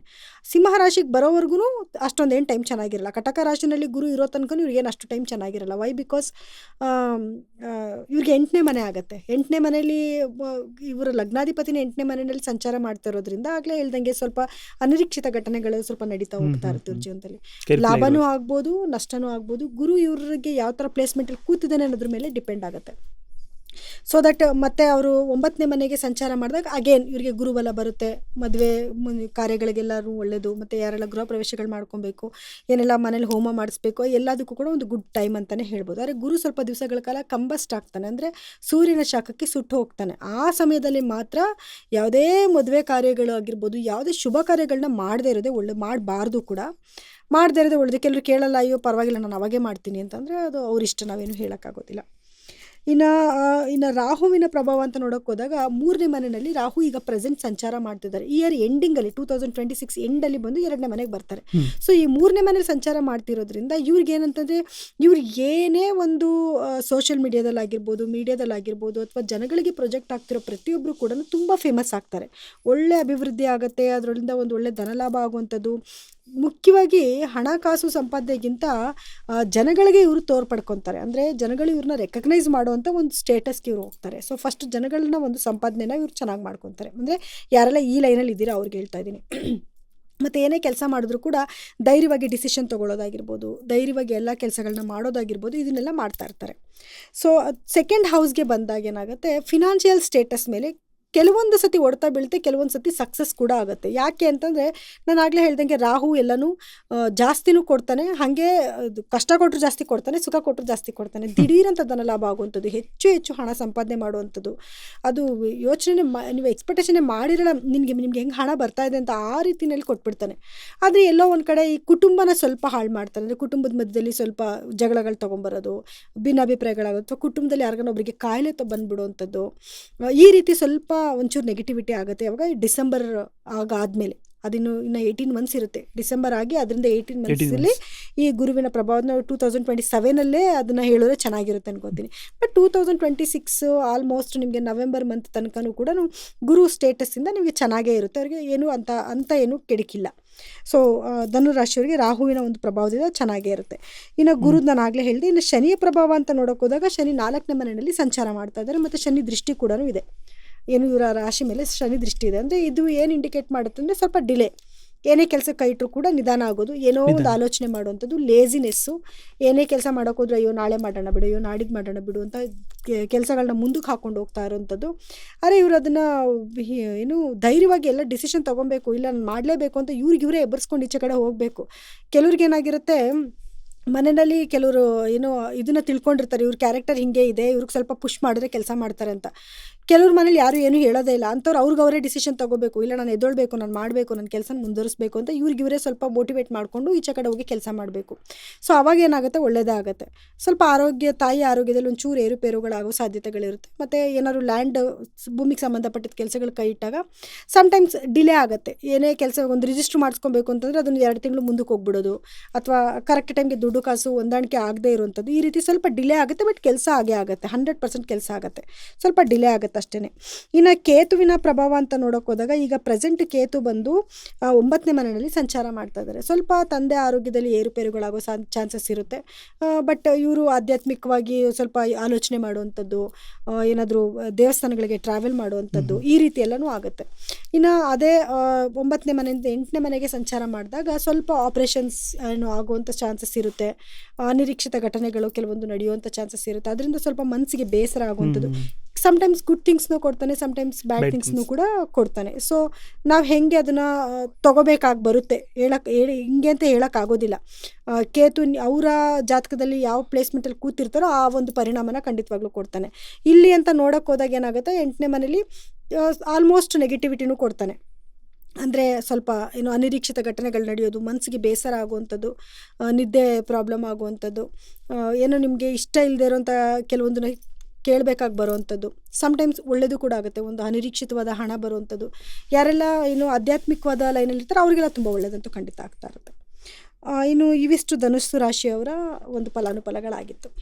ಇನ್ನು ಪರಿಹಾರ ಅಂತ ಬಂದಾಗ, ಗುರುವಿಗೆ ಸಂಬಂಧಪಟ್ಟಂಗೆ ಗುರುದು ಧ್ಯಾನ ಮಾಡ್ಕೊಳ್ಳೋದು, ಗುರು ಗ್ರಹದ ಬೀಜ ಮಂತ್ರಗಳನ್ನ ಪಠನೆ ಮಾಡುವಂಥದ್ದು, ಗುರುಗಳ ದೇವಸ್ಥಾನಕ್ಕೆ ಹೋಗಿ ಬರುವಂಥದ್ದು, ಹಳದಿ ಬಣ್ಣದ ಹೂವನ್ನ ದೇವರಿಗೆ ಅರ್ಪಿಸುವಂಥದ್ದು, ಇವರು ಹಳದಿ ಬಣ್ಣದ ಬಟ್ಟೆಗಳನ್ನ ಹಾಕೊಳ್ಳೋ. ಯಾಕಂದರೆ ಗುರು ಇವರಿಗೆ ತುಂಬ ಚೆನ್ನಾಗೇ ಇದ್ದಾನೆ. ಸ್ವಲ್ಪ 8ನೇ ಮನೇಲಿ ಸಂಚಾರ ಮಾಡೋದ್ರಿಂದ ಮಾತ್ರ ಸ್ವಲ್ಪ ತೊಂದರೆಗಳಾಗುತ್ತೆ, ಬಿಟ್ಟರೆ ಗುರು ಇವ್ರಿಗೆ ಚೆನ್ನಾಗಿದೆ, ಲಗ್ನಾಧಿಪತಿ ಬೇರೆ ಆಗಿರ್ತಾನೆ. ಇನ್ನು ಶನಿಯ ಪ್ರಭಾವದಿಂದ ಸ್ವಲ್ಪ ದಾನ ಧರ್ಮ ಮಾಡೋದಾಗಿರ್ಬೋದು, ಕಾಗೆಗಳಿಗೆ ಅನ್ನ ಕೊಡೋದಾಗಿರ್ಬೋದು, ಇದನ್ನೆಲ್ಲ ಮಾಡೋದ್ರಿಂದ ಏನಾಗುತ್ತೆ, ನೆಗೆಟಿವಿಟಿನ ತಪ್ಪಿಸ್ಕೋಬಹುದು. ಇನ್ನು ರಾಹು ಪ್ರಭಾವದಿಂದ ದುರ್ಗಾದೇವಿಯ ಆರಾಧನೆ ಮಾಡೋದು, ರಾಹುವಿನ ಬೀಜ ಮಂತ್ರಗಳನ್ನ ಪಠನೆ ಮಾಡುವಂಥದ್ದಾಗಿರ್ಬೋದು. ಇನ್ನು ಕೇತುವಿನ ಪ್ರಭಾವದಿಂದ ಗಣಪತಿ ಧ್ಯಾನ ಮಾಡೋದಾಗಿರ್ಬೋದು, ಮತ್ತು ಗಣಪತಿಗೆ 21 ಗರಿಕೆ ಹುಲ್ಲನ್ನ ಕೊಟ್ಟು ನಮಸ್ಕಾರ ಮಾಡ್ಕೊಳ್ಳೋದಾಗಿರ್ಬೋದು. ಇದೆಲ್ಲ ಮಾಡ್ಕೊಳ್ಳೋದ್ರಿಂದ ಏನಾಗುತ್ತೆ, ಸ್ವಲ್ಪ ಅವ್ರಿಗೆ ನೆಗೆಟಿವಿಟಿನ ಖಂಡಿತವಾಗ್ಲೂ ತಪ್ಪಿಸ್ಕೊಬೋದು. ಸೊ ಎಜುಕೇಷನ್ ಸೆಕ್ಟ್ರಲ್ಲಿ ಇರುವಂಥವ್ರು ಎಜುಕೇಷನ್ ಪರ್ಪಸ್ ಅಂತ ನೋಡಿದಾಗ ಗುರು 7ನೇ ಮನೇಲಿ ಸಂಚಾರ ಮಾಡಬೇಕಾದ್ರೂ ಎಜುಕೇಷನ್ ತುಂಬ ಚೆನ್ನಾಗಿರುತ್ತೆ. 8ನೇ ಮನೇಲಿದ್ದಾಗ ಸ್ವಲ್ಪ ಎಫರ್ಟ್ ಹಾಕ್ಬೇಕಾಗಿ ಬರುತ್ತೆ, ಒಂದು ಸ್ವಲ್ಪ ಜಾಸ್ತಿ ಹಾರ್ಡ್ ವರ್ಕ್ ಮಾಡಬೇಕಾಗುತ್ತೆ. ಓದಿದ್ದನ್ನ ಮತ್ತೊಂದು ಸತಿ ಓದೋದು, ಅಥವಾ ಇವರೇನೋ ಓದಿರೋದು ಕ್ವೆಶನ್ ಪೇಪರಲ್ಲಿ ಇವ್ರು ಅಂದ್ಕೊಂಡಿದ್ದು ಬರದೇ ಇರ್ಬೋದು. ಈ ರೀತಿ ಕೆಲವೊಂದು ಆಗೋ ಸಾಧ್ಯತೆಗಳು ಜಾಸ್ತಿ ಇರುತ್ತೆ. ಸ್ವಲ್ಪ ಒಂಚೂರು ಎಫರ್ಟ್ ಜಾಸ್ತಿ ಹಾಕಿದ್ರೆ ಗುಡ್ ಮಾರ್ಕ್ಸ್ನ ಖಂಡಿತವಾಗ್ಲೂ ತೊಗೋಬೋದು. ಇನ್ನು ಅದು ಆ ಟೈಮ್ ಪೀರಿಯಡ್ ಬಿಟ್ಟರೆ, ಇವಾಗ ಧನುಷ ರಾಶಿ ಬಗ್ಗೆ ರಾಶಿ ಫಲಗಳನ್ನು ತಿಳ್ಕೊಂಡಿದ್ದೆ ನಾವು. ಇವಾಗ ನೆಕ್ಸ್ಟ್ ರಾಶಿ ಬರೋದು ಮಕರ ರಾಶಿ. ಬನ್ನಿ ತಿಳ್ಕೊಳ್ಳೋಣ. ನೋಡಿ, ಇನ್ನು ಮಕರ ರಾಶಿ ಅಂತ ನೋಡಿದ್ರೆ ಮಕರ ರಾಶಿಗೆ ಗುರು ತನ್ನ 7ನೇ ಮನೆಯಲ್ಲಿ ಸಂಚಾರ ಮಾಡ್ತಾ ಇದ್ದಾನೆ. ಈಗ ಪ್ರೆಸೆಂಟು 7ನೇ ಮನೆಯಲ್ಲಿ ಸಂಚಾರ ಮಾಡಿಕೊಂಡು 7ನೇ ಮನೆಯಿಂದನೇ ತನ್ನ ಲಗ್ನನ ಇವಾಗ ವೀಕ್ಷಣೆ ಮಾಡ್ತಾ ಇದ್ದಾರೆ. ಇದು ಒಂದು ಒಳ್ಳೆಯದು ಅಂತಲೇ ಹೇಳ್ಬೋದು, ಒಂದು ಒಳ್ಳೆ ಸಮಯ ಅಂತಲೇ ಹೇಳ್ಬೋದು. ಆದರೆ ಗುರು ಇವರಿಗೆ 12ನೇ ಮನೆ ಅಧಿಪತಿನೂ ಆಗ್ತಾನೆ ಮತ್ತು 3ನೇ ಮನೆ ಅಧಿಪತಿ ಕೂಡ ಆಗ್ತಾನೆ. ಸೊ ಅದರಿಂದ ಈ ಫಲದಿಂದ ಅವರಿಗೆ ಒಂದು 50-50 ಬೆನಿಫಿಟ್ ಸಿಗುತ್ತೆ ಅಂತ ಹೇಳ್ಬೋದು. ತದನಂತರ ಮತ್ತೆ 6ನೇ ಮನೆಗೆ ಪ್ರವೇಶ ಮಾಡ್ತಾರೆ.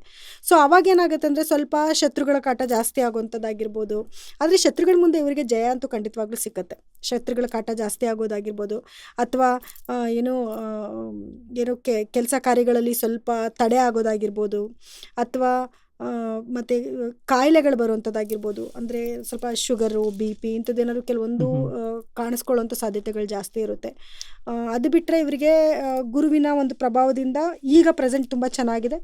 ಮಿಥುನಾಗಿ ಹೋಗಿ ತಿರ್ಗಾ ಕರ್ಕಾಟಕ ರಾಶಿಗೆ ಬಂದಾದಮೇಲೆ ಖಂಡಿತವಾಗ್ಲೂ ಚೆನ್ನಾಗಿ 2026 ಗುರುವಿನ ಪ್ರಭಾವದಿಂದ ಖಂಡಿತವಾಗ್ಲೂ ಚೆನ್ನಾಗಿರುತ್ತೆ.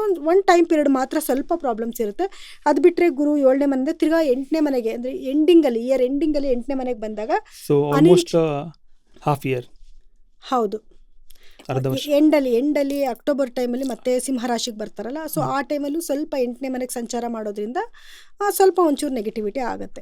ಆದರೆ ದುಸ್ಥಾನಕ್ಕೆ ಬರ್ತಾರೆ. ಇವರಿಗೆ 12ನೇ ಮನೆ ಅಧಿಪತಿ ಆಗಿರೋನು 8ನೇ ಮನೆಗೆ ಬರ್ತಾನೆ, ಎರಡೂ ದುಸ್ಥಾನನೇ ಆಗಿರುತ್ತೆ. ಅದರಿಂದನೂ ಕೂಡ ಒಂದು ಸ್ವಲ್ಪ ಬೆನಿಫಿಟ್ಸು ಆಗುತ್ತೆ. ಸೊ 50-50 ಗುರುವಿಂದ ಇವರಿಗೆ ಕೆಲವೊಂದು ಒಳ್ಳೆಯದು ಆಗುತ್ತೆ, ಕೆಲವೊಂದು ಕೆಟ್ಟದ್ದು ಆಗುತ್ತೆ. ಯಾರೆಲ್ಲ ಎಜುಕೇಷನ್ ಮಾಡ್ತಿದ್ರೆ, ಓದೋವಂಥ ಮಕ್ಕಳಿಗೆ, ಯಾರೆಲ್ಲ ಮಕರ ರಾಶಿ ವಿದ್ಯಾರ್ಥಿಗಳಿದ್ದಾರೆ ಅವ್ರಿಗೂ ಕೂಡ ಅಷ್ಟೇ ಸ್ವಲ್ಪ ಹಾರ್ಡ್ ವರ್ಕ್ ಮಾಡಬೇಕಾಗಿ ಬರುತ್ತೆ. ಸಮ್ಟೈಮ್ಸ್ ಓಕೆ ಗುಡ್, ನೀವು ಅಂದ್ಕೊಂಡಿದ್ದೆಲ್ಲ ನಡೀತಾ ಹೋಗ್ತಾ ಇರುತ್ತೆ. ಆ ರೀತಿ ಇವಾಗ ಪ್ರೆಸೆಂಟ್ ತುಂಬ ಚೆನ್ನಾಗಿದೆ ಟೈಮು. ಸೊ ಈ ಟೈಮಿನ ನೀವು ಯೂಸ್ ಮಾಡ್ಕೊಬೇಕು. ಯಾರೆಲ್ಲ ಕಾಂಪಿಟೇಟಿವ್ ಎಕ್ಸಾಮ್ ಬರಿತೀವಿ ಅನ್ನೋರಿಗೆ, ಮತ್ತು ಕಂಕಣ ಬಲ ಕೂಡ ಬಂದಿದೆ ಅಂತ ಹೇಳ್ಬೋದು. ಯಾರೆಲ್ಲ ಮದುವೆ ಆಪರ್ಚುನಿಟೀಸ್ ಹುಡುಕ್ತಾ ಇದ್ದೀರಾ ಅವ್ರಿಗೆಲ್ಲನೂ ಕೂಡ ಒಂದು ಗುಡ್ ಟೈಮ್ ಅಂತ ಹೇಳ್ಬೋದು. ಮದುವೆಗಳಿಗೆ ಒಂದು ಒಳ್ಳೆ ಅವಕಾಶಗಳು ಖಂಡಿತವಾಗ್ಲೂ ಸಿಗುತ್ತೆ. ಗಂಡು ಹೆಣ್ಣು ಹುಡುಕೋರ್ಗಾಗಿರ್ಬೋದು ಕಂಕಣ ಬಲ ಕೂಡ ಬರುವಂಥ ಒಂದು ಸಮಯ ಅಂತ ಹೇಳ್ಬೋದು. ಎಜುಕೇಷನ್ ವೈಸು ಕೂಡ ತುಂಬ ಚೆನ್ನಾಗಿರುತ್ತೆ. ಇನ್ನು ರಾಹುವಿನ ಪ್ರಭಾವ ಅಂತ ನೋಡೋಕೋರೆ ಸೆಕೆಂಡ್ ಹೌಸಲ್ಲಿ, ಅಂದರೆ ಅವ್ರಿಗೆ 2ನೇ ಮನೆಯಲ್ಲೇ ರಾಹು ಸಂಚಾರ ಮಾಡ್ತಾ ಇದ್ದಾನೆ. ಸೊ ರಾಹು ನಾನು ಆಗಲೇ ಹೇಳ್ದಂಗೆ ತುಂಬ ಒಳ್ಳೆಯದೂ ಮಾಡ್ತಾನೆ, ಕೆಟ್ಟದೂ ಮಾಡ್ತಾನೆ, ಒಳ್ಳೊಳ್ಳೆ ಆಪರ್ಚುನಿಟೀಸು ಕೊಡ್ತಾನೆ, ಎಲ್ಲ ಹ್ಯೂಜಾಗಿ ಕೊಡ್ತಾನೆ, ಒಳ್ಳೊಳ್ಳೆ ಅವಕಾಶಗಳನ್ನ ಕೊಡ್ತಾ ಇರ್ತಾನೆ. ಒಳ್ಳೆ ಹಣದ ಹರಿವು ತುಂಬ ಚೆನ್ನಾಗಿ ಬರುತ್ತೆ. ಅಂದರೆ ಜಾಸ್ತಿ ಹಣದ ಹರಿವು ಬರುತ್ತೆ. ಕೆಲವ್ರ ಪ್ರಕಾರ ಮಕರ ರಾಶಿಗೆ ಟೈಮ್ ಚೆನ್ನಾಗಿಲ್ಲ ಅಂತ ಹೇಳ್ತಾರೆ. ಆದರೆ ನನ್ನ ಪ್ರಕಾರ ಮಕರ ರಾಶಿಗೆ ಖಂಡಿತವಾಗ್ಲೂ ಚೆನ್ನಾಗಿದೆ. ಯಾಕೆಂತಂದರೆ ನೋಡಿ, ರಾಹು 2ನೇ ಮನೇಲಿ ಕೂತ್ಕೊಂಡಿರೋದ್ರಿಂದ ಅಂಥ ಏನು ಕೆಟ್ಟದ್ದು ಮಾಡೋದಿಲ್ಲ. ಅದೇ ಕುಟುಂಬದಲ್ಲಿ ಸ್ವಲ್ಪ ಭಿನ್ನಾಭಿಪ್ರಾಯಗಳನ್ನ ತರೋದು, ಕುಟುಂಬದಲ್ಲಿ ಸ್ವಲ್ಪ ಬೇರ್ಪಡೆ ಮಾಡುವಂಥದ್ದು, ಕುಟುಂಬದಲ್ಲಿ ಯಾರಿಗಾನ ಕಾಯಿಲೆ ಬರುವಂಥದ್ದು, ಈ ರೀತಿ ಆಗೋ ಸಾಧ್ಯತೆಗಳಿರುತ್ತೆ. ಹಣಕಾಸಿನ ವಿಷಯ ಅಂತ ಬಂದಾಗ ಅಭಿವೃದ್ಧಿ ಚೆನ್ನಾಗೇ ಕೊಡ್ತಾನೆ. ಆದರೆ ಅವರ ಸ್ವಂತ ಹಾರೋಸ್ಕೋಪಲ್ಲಿ ಏನಾದರೂ ರಾಹು ಕೂತಿರೋಂಥ ಪ್ಲೇಸ್ಮೆಂಟ್ ಚೆನ್ನಾಗಿಲ್ಲ ಅಂದಾಗ ಮಾತ್ರ ಕೆಲವು ಲಾಸಸ್ನ ಕೊಡ್ತಾನೆ. ಮತ್ತು ಯಾರೆಲ್ಲ ಸೋಷಿಯಲ್ ಮೀಡಿಯಾದಲ್ಲಿದ್ದೀರಾ, ಯಾರೆಲ್ಲ ಒಂದು ಮೀಡಿಯಾ ಫೀಲ್ಡಲ್ಲಿದ್ದೀರಾ, ಅವ್ರಿಗಂತೂ ತುಂಬಾ ಒಂದು ಒಳ್ಳೆಯ ಬೆನಿಫಿಟ್ಸ್ನ ಖಂಡಿತವಾಗ್ಲೂ ರಾಹು ಕೊಡ್ತಾನೆ. ಇನ್ನು ಶನಿಯ ಪ್ರಭಾವ ಅಂತ ನೋಡೋಕೆ ಹೋದಾಗ ಶನಿ 3ನೇ ಮನೆಯಲ್ಲಿ ಸಂಚಾರ ಮಾಡ್ತಿದ್ದಾನೆ ಮಕರ ರಾಶಿಗೆ. ಲಗ್ನಾಧಿಪತಿನೇ ಆಗಿದ್ದು 3ನೇ ಮನೇಲಿ ಸಂಚಾರ ಮಾಡ್ತಿರೋದ್ರಿಂದ ಈ ಸೋಷಿಯಲ್ ಮೀಡಿಯಾದಲ್ಲಿರೋರಿಗೆ, ಜನಗಳ ಜೊತೆ ಪ್ರೊಜೆಕ್ಟ್ ಆಗ್ತಾ ಇರೋರಿಗೆ ಇನ್ನೂ ಒಳ್ಳೆ ಒಂದು ಅಭಿಪ್ರಾಯ ಇದನ್ನು ಕೊಡ್ತಾನೆ, ಸಕ್ಸಸ್ನ ಕೊಡ್ತಾನೆ.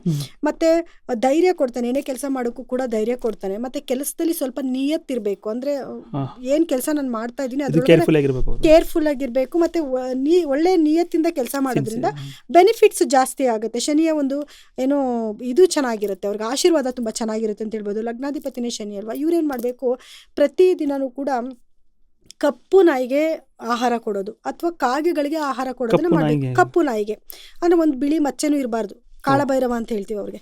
ಆ ನಾಯಿಗೆ ಅವರು ಆಹಾರನ ಅರ್ಪಿಸ್ಬೇಕು. ನಿಮ್ಗೆ ಅದನ್ನ ಹುಡುಕೋಕ್ಕಾಗಿಲ್ಲ ಅಂತಂದರೆ ದಿನ ಬೆಳಗ್ಗೆ ಎದ್ದು ಸ್ವಲ್ಪ ಸ್ನಾನ ಮಾಡಿಕೊಂಡು ಒಂದು ಸ್ವಲ್ಪ ಅನ್ನ ಮಾಡಿ ಒಂದಿಷ್ಟೇ ಅನ್ನನ ತೊಗೊಂಡೋಗಿ ಬಿಳಿ ಅನ್ನನ ಕಾಗೆಗಳಿಗೆ ಇಟ್ಬಿಟ್ಟು ಬಂದ್ಬಿಡಿ. ಅದಕ್ಕೇನು ಕಲರ್ ಹಾಕಬೇಕು, ಮೊಸರು ಹಾಕಬೇಕು, ಅದೆಲ್ಲ ಏನಿಲ್ಲ, ಬರೀ ಅನ್ನ ತೊಗೊಂಡೋಗಿ ಸಾಧ್ಯ ಆದರೆ ಒಂದು ಸ್ವಲ್ಪ ಎಳ್ಳನ್ನ ಮಿಕ್ಸ್ ಮಾಡಿಬಿಟ್ಟು ತೊಗೊಂಡೋಗಿ ಇಟ್ಬಿಟ್ಟು ಬಂದ್ಬಿಡಿ. ಕಪ್ಪು ಎಳ್ಳನ್ನ ಮಿಕ್ಸ್ ಮಾಡಿಬಿಟ್ಟು ಇಟ್ಬಿಟ್ಟು ಬರೋದ್ರಿಂದ ಅದು ಸ್ವಲ್ಪ ನೆಗೆಟಿವಿಟಿನ ತಪ್ಪಿಸ್ಕೊಬೋದು. ಇನ್ನು ಕೇತುವಿನ ಪ್ರಭಾವ ಅಂತ ನೋಡೋಕೆ ಹೋದಾಗ ಈಗ ಪ್ರೆಸೆಂಟು ಕೇತು 8ನೇ ಮನೆಯಲ್ಲಿ ಸಂಚಾರ ಮಾಡ್ತಿದ್ದಾನೆ. ಇನ್ನು 2026 ಇಯರ್ ಎಂಡಿಂಗಲ್ಲಿ 8ನೇ ಮನೆಯಿಂದ 7ನೇ ಮನೆಗೆ ಸಂಚಾರ ಮಾಡ್ತಾನೆ. ಸೊ 8ನೇ ಮನೇಲಿ ಇರೋದ್ರಿಂದ ಏನಾಗುತ್ತೆ, ಎಲ್ಲೋ ಒಂದು ಕಡೆ ಆರೋಗ್ಯ ಸಮಸ್ಯೆಗಳು ಬರುವಂಥದ್ದು, ಏನೋ ಅಂದರೆ ನಿದ್ದೆ ನೀಟಾಗಿ ಬರ್ತಾ ಇಲ್ಲ ಅನ್ನೋದಾಗಿರ್ಬೋದು, ಅಥವಾ ಕೆಲವು ಅನಿರೀಕ್ಷಿತ ಘಟನೆಗಳು ಜೀವನದಲ್ಲಿ ನಡೆಯುವಂಥದ್ದಾಗಿರ್ಬೋದು. ಇದಕ್ಕಿದ್ದಂಗೆ ಆರೋಗ್ಯ ಕೆಟ್ಟೋದು, ನೀವು ಅಂದ್ಕೊಂಡೇ ಇರೋದಿಲ್ಲ, ಇದು ಚೆನ್ನಾಗೇ ಇದ್ದೆ, ಸುಮ್ಮನೆ ಹೋಗಿ ಡಾಕ್ಟರ್ ಹತ್ರ ತೋರಿಸ್ದೆ, ನೋಡಿದ್ರೆ ಏನೋ BP ಅಂತ ಹೇಳ್ಬಿಟ್ರು, ಶುಗರ್ ಅಂತ ಹೇಳ್ಬಿಟ್ರು ಅಂತ ಅಂದ್ಕೊಳ್ಳೋಂಥದ್ದಾಗಿರ್ಬೋದು. ಈ ರೀತಿ ಸ್ವಲ್ಪ ಅನಿರೀಕ್ಷಿತ ಘಟನೆಗಳು ನಡೆಯುತ್ತೆ. ಸ್ವಲ್ಪ ಮೆಡಿಟೇಷನ್ ಮಾಡಬೇಕು, ಅಥವಾ ತೀರ್ಥಯಾತ್ರೆ ಜಾಸ್ತಿ ಮಾಡುವಂಥದ್ದು, ದೇವಸ್ಥಾನಗಳಿಗೆ ಹೋಗ್ಬೇಕು, ಟ್ರಿಪ್ ಪ್ಲಾನ್ ಮಾಡುವಂಥದ್ದಾಗಿರ್ಬೋದು, ಇದೆಲ್ಲನೂ ಕೂಡ ಅವ್ರ ಜೀವನದಲ್ಲಿ ನಡೆಯುತ್ತೆ. ಈವನ್ ರಾಹು ಇಂಡಿಕೇಟ್ಸ್ ಸ್ವಲ್ಪ ಔಟ್ ಆಫ್ ಕಂಟ್ರಿಗಳಿಗೆ ಟ್ರಾವೆಲ್ ಮಾಡೋದಾಗಿರ್ಬೋದು, ಅದೆಲ್ಲ ಆಪರ್ಚುನಿಟೀಸ್ನ ಖಂಡಿತವಾಗ್ಲೂ ಈಗ ಅವರಿಗೆ ಕೊಟ್ಟಿರ್ತಾರೆ, ಮಕರ ರಾಶಿಯವ್ರಿಗೆ ಬರುತ್ತೆ. ಸೊ ಪರಿಹಾರವಾಗಿ ನಾನು ಆಗಲೇ ಹೇಳ್ದಂಗೆ ಗಣಪತಿ ಧ್ಯಾನ ಮಾಡ್ಕೊಳ್ಳಿ, ಗಣಪತಿನ ಆರಾಧನೆ ಮಾಡಿ, ಯಥೇಚ್ಛವಾಗಿ ದುರ್ಗಾದೇವಿ ಆರಾಧನೆ ಮಾಡಿ. ಶನಿಗೆ ನಾನು ಆಗಲೇ ಹೇಳಿದೆ, ನಾಯಿಗೆ ಅಥವಾ ಕಾಗೆಗಳಿಗೆ ಆಹಾರ ಕೊಡೋದ್ರಿಂದನೂ ಕೂಡ ಇನ್ನು ನೆಗೆಟಿವಿಟಿ ಬಂದರೂ ಕೂಡ ತಪ್ಪಿಸ್ಕೊಬೋದು. ಇನ್ನು ವಿದ್ಯಾರ್ಥಿಗಳು ಅಂತ ಬಂದಾಗ ಗುರುವಿನ ಪ್ರಭಾವದಿಂದ ವಿದ್ಯಾರ್ಥಿಗಳಿಗೆ ಒಂದು ಒಳ್ಳೆ ಟೈಮ್ ಅಂತ, ವಿದ್ಯಾರ್ಥಿಗಳದ್ದು ನಾನು ಹೇಳಿದ್ದೀನಿ ಅನ್ಕೋತೀನಿ, ಒಂದು ಒಳ್ಳೆ ಟೈಮ್ ಅಂತಲೇ ಹೇಳ್ಬೋದು ಎಜುಕೇಷನ್ ಪರ್ಪಸ್ಗೆ. ಇವಾಗ ಪ್ರೆಸೆಂಟ್ ತುಂಬ ಟೈಮ್ ಚೆನ್ನಾಗಿದೆ. ಸೊ 2026 ಅಕ್ಟೋಬರ್ ನಂತರ ಸ್ವಲ್ಪ ಇದಕ್ಕೆ ಹೋದಾಗ, 8ನೇ ಮನೆಗೆ ಸಂಚಾರ ಮಾಡೋಕ್ಕೆ ಹೋದಾಗ ಸ್ವಲ್ಪ ಪ್ರಾಬ್ಲಮ್ಸ್ ಆಗುತ್ತೆ. ಅಂದರೆ ಇವ್ರೊಂಚೂರು ಎಫರ್ಟ್ ಜಾಸ್ತಿ ಹಾಕ್ಬೇಕಾಗಿ ಬರುತ್ತೆ. ಇನ್ನು ಇವಿಷ್ಟು ಮಕರ ರಾಶಿಯವರ ಫಲಾನುಫಲಗಳಾಗಿತ್ತು. ಸೊ ಇವಾಗ ನಾವು ಮಕರ ರಾಶಿ ಬಗ್ಗೆ ತಿಳ್ಕೊಂಡು ಬಂದಿದ್ದೀವಿ. ಸೊ ನೆಕ್ಸ್ಟ್ ಬರೋದು ನಮಗೆ ಕುಂಭರಾಶಿ. ಬನ್ನಿ ತಿಳ್ಕೊಳ್ಳೋಣ ಈ ವರ್ಷ ಕುಂಭರಾಶಿ ಯಾವ ಥರ ಇದೆ ಅಂತ. ಖಂಡಿತವಾಗ್ಲೂ ಸರ್, ಈಗ ನೋಡಿ ಕುಂಭರಾಶಿಯವ್ರಿಗೆ ಲಗ್ನದಲ್ಲೇ ರಾಹು ಸಂಚಾರ ಮಾಡ್ತಾ ಇದ್ದಾನೆ. ಸೊ ಕುಂಭರಾಶಿಯವರಿಗೆ ಏನು ಕೆಲಸಕ್ಕೆ ಕೈ ಇಟ್ಟರು ಕೂಡ ಖಂಡಿತವಾಗ್ಲೂ ಸಕ್ಸಸ್ ಆಗ್ತದೆ. ನೆಕ್ಸ್ಟ್ ಇಯರು ಕೂಡ ಕುಂಭರಾಶಿಗೆ ಡಿಸೆಂಬರ್ ತನಕನೂ ರಾಹು ಲಗ್ನದಲ್ಲೇ ಇರ್ತಾನೆ. ಲಗ್ನದಲ್ಲಿ ರಾಹು ಇರೋ ತನಕನೂ ರಾಹುವಿನ ಪ್ರಭಾವದಿಂದ ಒಳ್ಳೊಳ್ಳೆ ಆಪರ್ಚುನಿಟೀಸ್ ಕೊಡುವಂಥದ್ದು, ಹೆಚ್ಚು ಹಣ ಸಂಪಾದನೆ ಮಾಡುವಂಥದ್ದು, ಒಂದು ಫಿನಾನ್ಷಿಯಲ್ ಸ್ಟೇಟಸ್ ತುಂಬ ಚೆನ್ನಾಗಿರುತ್ತೆ. ಆದರೆ ಆರೋಗ್ಯ ಸಮಸ್ಯೆ ಅಂತೂ ಖಂಡಿತ ಇದ್ದೇ ಇರುತ್ತೆ. ಅವ್ರಿಗೆ ತಲೆಗೆ ಸಂಬಂಧಪಟ್ಟಿದ್ದು, ಹೊಟ್ಟೆಗೆ ಸಂಬಂಧಪಟ್ಟಿರುವಂಥದ್ದು, ಸ್ಕಿನ್ ಡಿಸೀಸ್ ಬರುವಂಥದ್ದು, ಈ ರೀತಿ ಎಲ್ಲ 100% ಆಗ್ತಾ ಇರುತ್ತೆ. ಈಗ ಪ್ರೆಸೆಂಟು ನಡೀತಿರುತ್ತೆ, ಮುಂದಿನ ವರ್ಷವೂ ಕೂಡ ಹಾಗೆ ಇರುತ್ತೆ. ಅದೇ ರಾಹು ಡಿಸೆಂಬರ್ನಲ್ಲಿ 12ನೇ ಮನೆಗೆ ಸಂಚಾರ ಮಾಡ್ತಾನೆ. ಸೊ 12ನೇ ಮನೆಗೆ ಬಂದಾಗ ಏನಾಗುತ್ತೆ, ಸ್ವಲ್ಪ ಲಾಸಸ್ನ ಇಂಡಿಕೇಟ್ ಮಾಡುತ್ತೆ. ಅಂದರೆ ಏನಾದರೂ ಕೆಲಸಕ್ಕೆ, ಇವಾಗ ಹೆಂಗೆ ಅವರಿಗೆ ಏನು ಕೆಲಸಕ್ಕೆ ಕೈ ಇಟ್ಟರು ಮುಟ್ಟಿದೆಲ್ಲ ಚಿನ್ನ ಆಗ್ತಿತ್ತು, ಮುಂದಕ್ಕೆ ಮುಟ್ಟಿದ್ದು ಸ್ವಲ್ಪ ಇಟ್ಟಿಗೆ ಆಗೋ ಚಾನ್ಸಸ್ ಇರುತ್ತೆ, ಸ್ವಲ್ಪ ಆ ಥರ ಎಲ್ಲ ಆಗೋ ಚಾನ್ಸಸ್ ಇರುತ್ತೆ. ಆದರೆ ಫಾರಿನ್ ಟ್ರಿಪ್ಸ್ ಮಾಡೋ ಯೋಗ ಬರುತ್ತೆ, ಒಂದು ಔಟ್ ಆಫ್ ಕಂಟ್ರಿಗೆ ಹೋಗುವಂಥದ್ದಾಗಿರ್ಬೋದು, ಟ್ರಾವೆಲ್ ಮಾಡೋವಂಥದ್ದಾಗಿರ್ಬೋದು, ಎಜುಕೇಷನ್ ಪರ್ಪಸ್ ಹೋಗೋದಾಗಿರ್ಬೋದು, ಕೆಲಸದ ಪರ್ಪಸ್ ಹೋಗೋವಂಥದ್ದಾಗಿರ್ಬೋದು, ಈ ರೀತಿ ಸ್ವಲ್ಪ ಫಾರಿನ್ ಟ್ರಿಪ್ಸ್ಗೆ ಹೋಗುವಂಥ ಚಾನ್ಸಸ್ನ ರಾಹುವಿಂದ ಕೊಡ್ತಾನೆ. ಇನ್ನು ಲಗ್ನಾಧಿಪತಿ ಆಗಿರುವಂತಹ ಶನಿನೇ ಬಂದು 2ನೇ ಮನೆಯಲ್ಲಿ ಸಂಚಾರ ಮಾಡ್ತಿದ್ದಾನೆ. ಸೊ ಲಗ್ನಾಧಿಪತಿ 2ನೇ ಮನೆಯಲ್ಲಿದ್ದಾಗ ಧನಸ್ಥಾನಾಧಿಪತಿ ಅಲ್ವಾ. ಸೊ ಹಣಕಾಸಿನ ಹರಿವು ತುಂಬ ಚೆನ್ನಾಗಿರುತ್ತೆ, ಒಳ್ಳೆ ಹಣ ಬರ್ತಾ ಇರುತ್ತೆ, ಅದನ್ನು ಒಂದು ಸೇವಿಂಗ್ ಮಾಡ್ಕೊಳ್ಳೋದಾಗಿರ್ಬೋದು, ಈ ರೀತಿ ಎಲ್ಲ ತುಂಬ ಚೆನ್ನಾಗಿರುತ್ತೆ ಕುಂಭರಾಶಿಯವರಿಗೆ. ಆದರೆ ಸ್ವಲ್ಪ ಕುಟುಂಬನ ಹಾಳು ಮಾಡ್ತಾನೆ. ಅಂದರೆ ಕುಟುಂಬದಲ್ಲಿ ಸ್ವಲ್ಪ ಪರಿಸ್ಥಿತಿಗಳು ಸ್ವಲ್ಪ ಕಿತ್ತಾಡ್ಕೊಳ್ಳೋದು, ಒಂಚೂರು ದೂರ ಆಗುವಂಥದ್ದು, ಅಥವಾ ಒಂಟಿಯಾಗಿರುವಂಥದ್ದು, ಈ ರೀತಿ ಸ್ವಲ್ಪ ಕುಟುಂಬದಿಂದ ಸ್ವಲ್ಪ ದೂರ ಬೇರ್ಪಡಿಸ್ತಾನೆ ಅನ್ನೋದು ಬಿಟ್ಟರೆ ಹಣಕಾಸಿನಲ್ಲಿ ಒಳ್ಳೆ ಅಭಿವೃದ್ಧಿನ ಖಂಡಿತವಾಗ್ಲೂ ಕೊಡ್ತಾನೆ. ಹಾಗೆ ರಾಹುವಿನ ಪ್ರಭಾವದಿಂದಲೂ ಇವರಿಗೆ ಹಣಕಾಸಿಗೆ ಏನೂ ತೊಂದರೆ ಆಗೋದಿಲ್ಲ, ಆರೋಗ್ಯದಲ್ಲಿ ಸ್ವಲ್ಪ ಏರುಪೇರನ್ನ ಮಾಡ್ತಾರೆ. ಇನ್ನು ಗುರುವಿನ ಪ್ರಭಾವ ಅಂತ ನೋಡೋಕೆ ಹೋದಾಗ, ಗುರು ಇಷ್ಟು ದಿವಸಗಳ ಕಾಲ ಇವರಿಗೆ ಬಂದು 5ನೇ ಮನೆಯಲ್ಲಿ ಸಂಚಾರ ಮಾಡ್ತಾಯಿದ್ರು. ಸೊ 5ನೇ ಮನೆಯಲ್ಲಿ ಇರೋ ತನಕ ಇವ್ರ ಮಕ್ಕಳಿಗೆ ಒಂದು ಒಳ್ಳೆ ಎಜುಕೇಷನ್ ತುಂಬ ಚೆನ್ನಾಗಿರುತ್ತೆ, ಮಕ್ಕಳಿಂದ ಒಳ್ಳೆ ಬಾಂಡೇಜ್, ಪ್ರೀತಿ ವಿಶ್ವಾಸ ಸಿಗ್ತಾ ಇತ್ತು, ಹಣಕಾಸಿನಲ್ಲಿ ಒಳ್ಳೆ ಅಭಿವೃದ್ಧಿ ಇತ್ತು. ಈಗ 6ನೇ ಮನೆಯಲ್ಲಿ ಸಂಚಾರ ಮಾಡ್ತಾ ಇರೋದ್ರಿಂದ ಸ್ವಲ್ಪ ಶತ್ರುಗಳು, ಎಲ್ಲೋ ಒಂದು ಕಡೆ ಸ್ವಲ್ಪ ಶತ್ರುಗಳು ಜಾಸ್ತಿ ಆಗುವಂಥದ್ದು, ಅಥವಾ ಇವ್ರಿಗೆ ಸ್ವಲ್ಪ ಕ್ರೆಡಿಟ್ಸ್ ಅಂದರೆ ಸಾಲಗಳಾಗುವಂಥದ್ದು, ಅಥವಾ ಸಾಲಗಳು ಬ್ಯಾಂಕಲ್ಲಿ ಏನಾದ್ರು ಅಥವಾ ಯಾರ ಥರ ಸಾಲ ತೊಗೋತಿರೋ ಸಾಲಗಳು ಸಿಗುತ್ತೆ, ಆದರೆ ಡೆವಲಪ್ಮೆಂಟ್ ಆಗಿಬಿಡುತ್ತೆ ಜಾಸ್ತಿ. ನೀವು ಒಂದು ಸ್ವಲ್ಪ ಕೈ ಇಟ್ಟರೆ ಅದು ಸ್ವಲ್ಪ ಜಾಸ್ತಿ ಆಗಿಬಿಡೋದು, ಈ ರೀತಿ ಆಗೋ ಚಾನ್ಸಸ್ ಇರುತ್ತೆ. ಅಲ್ಲೂ ಕೂಡ ನಿಮಗೆ ಆರೋಗ್ಯದಲ್ಲಿ ಸ್ವಲ್ಪ ಏರುಪೇರುಗಳಾಗುತ್ತೆ. ಅಂದರೆ BP ವೇರಿಯೇಷನ್ ಆಗುವಂಥದ್ದಾಗಿರ್ಬೋದು, ಅಥವಾ ಶುಗರು ಜಾಸ್ತಿ ಆಗುವಂಥದ್ದಾಗಿರ್ಬೋದು, ಅಥವಾ ಇದಕ್ಕಿದ್ದಂಗೆ ದಪ್ಪ ಆಗಿಬಿಡೋದು, ಇದಕ್ಕಿದ್ದಂಗೆ ಸಣ್ಣ ಆಗಿಬಿಡೋದು, ಈ ರೀತಿ ಥೈರಾಯ್ಡ್ ಸಮಸ್ಯೆಗಳು ಬರುವಂಥದ್ದು, ಈ ರೀತಿ ಆಗೋ ಚಾನ್ಸಸ್ಸು ಜಾಸ್ತಿ ಇರುತ್ತೆ. ಇನ್ನು ಗುರು ಮತ್ತೆ ಅವ್ರಿಗೆ 7ನೇ ಮನೆಗೆ ಸಂಚಾರ ಮಾಡಿದಾಗ ಅವಾಗ ಒಂದು ಸ್ವಲ್ಪ ಮತ್ತೆ ಅವರಿಗೆ ಒಳ್ಳೇದಾಗ್ತಾ ಬರುತ್ತೆ.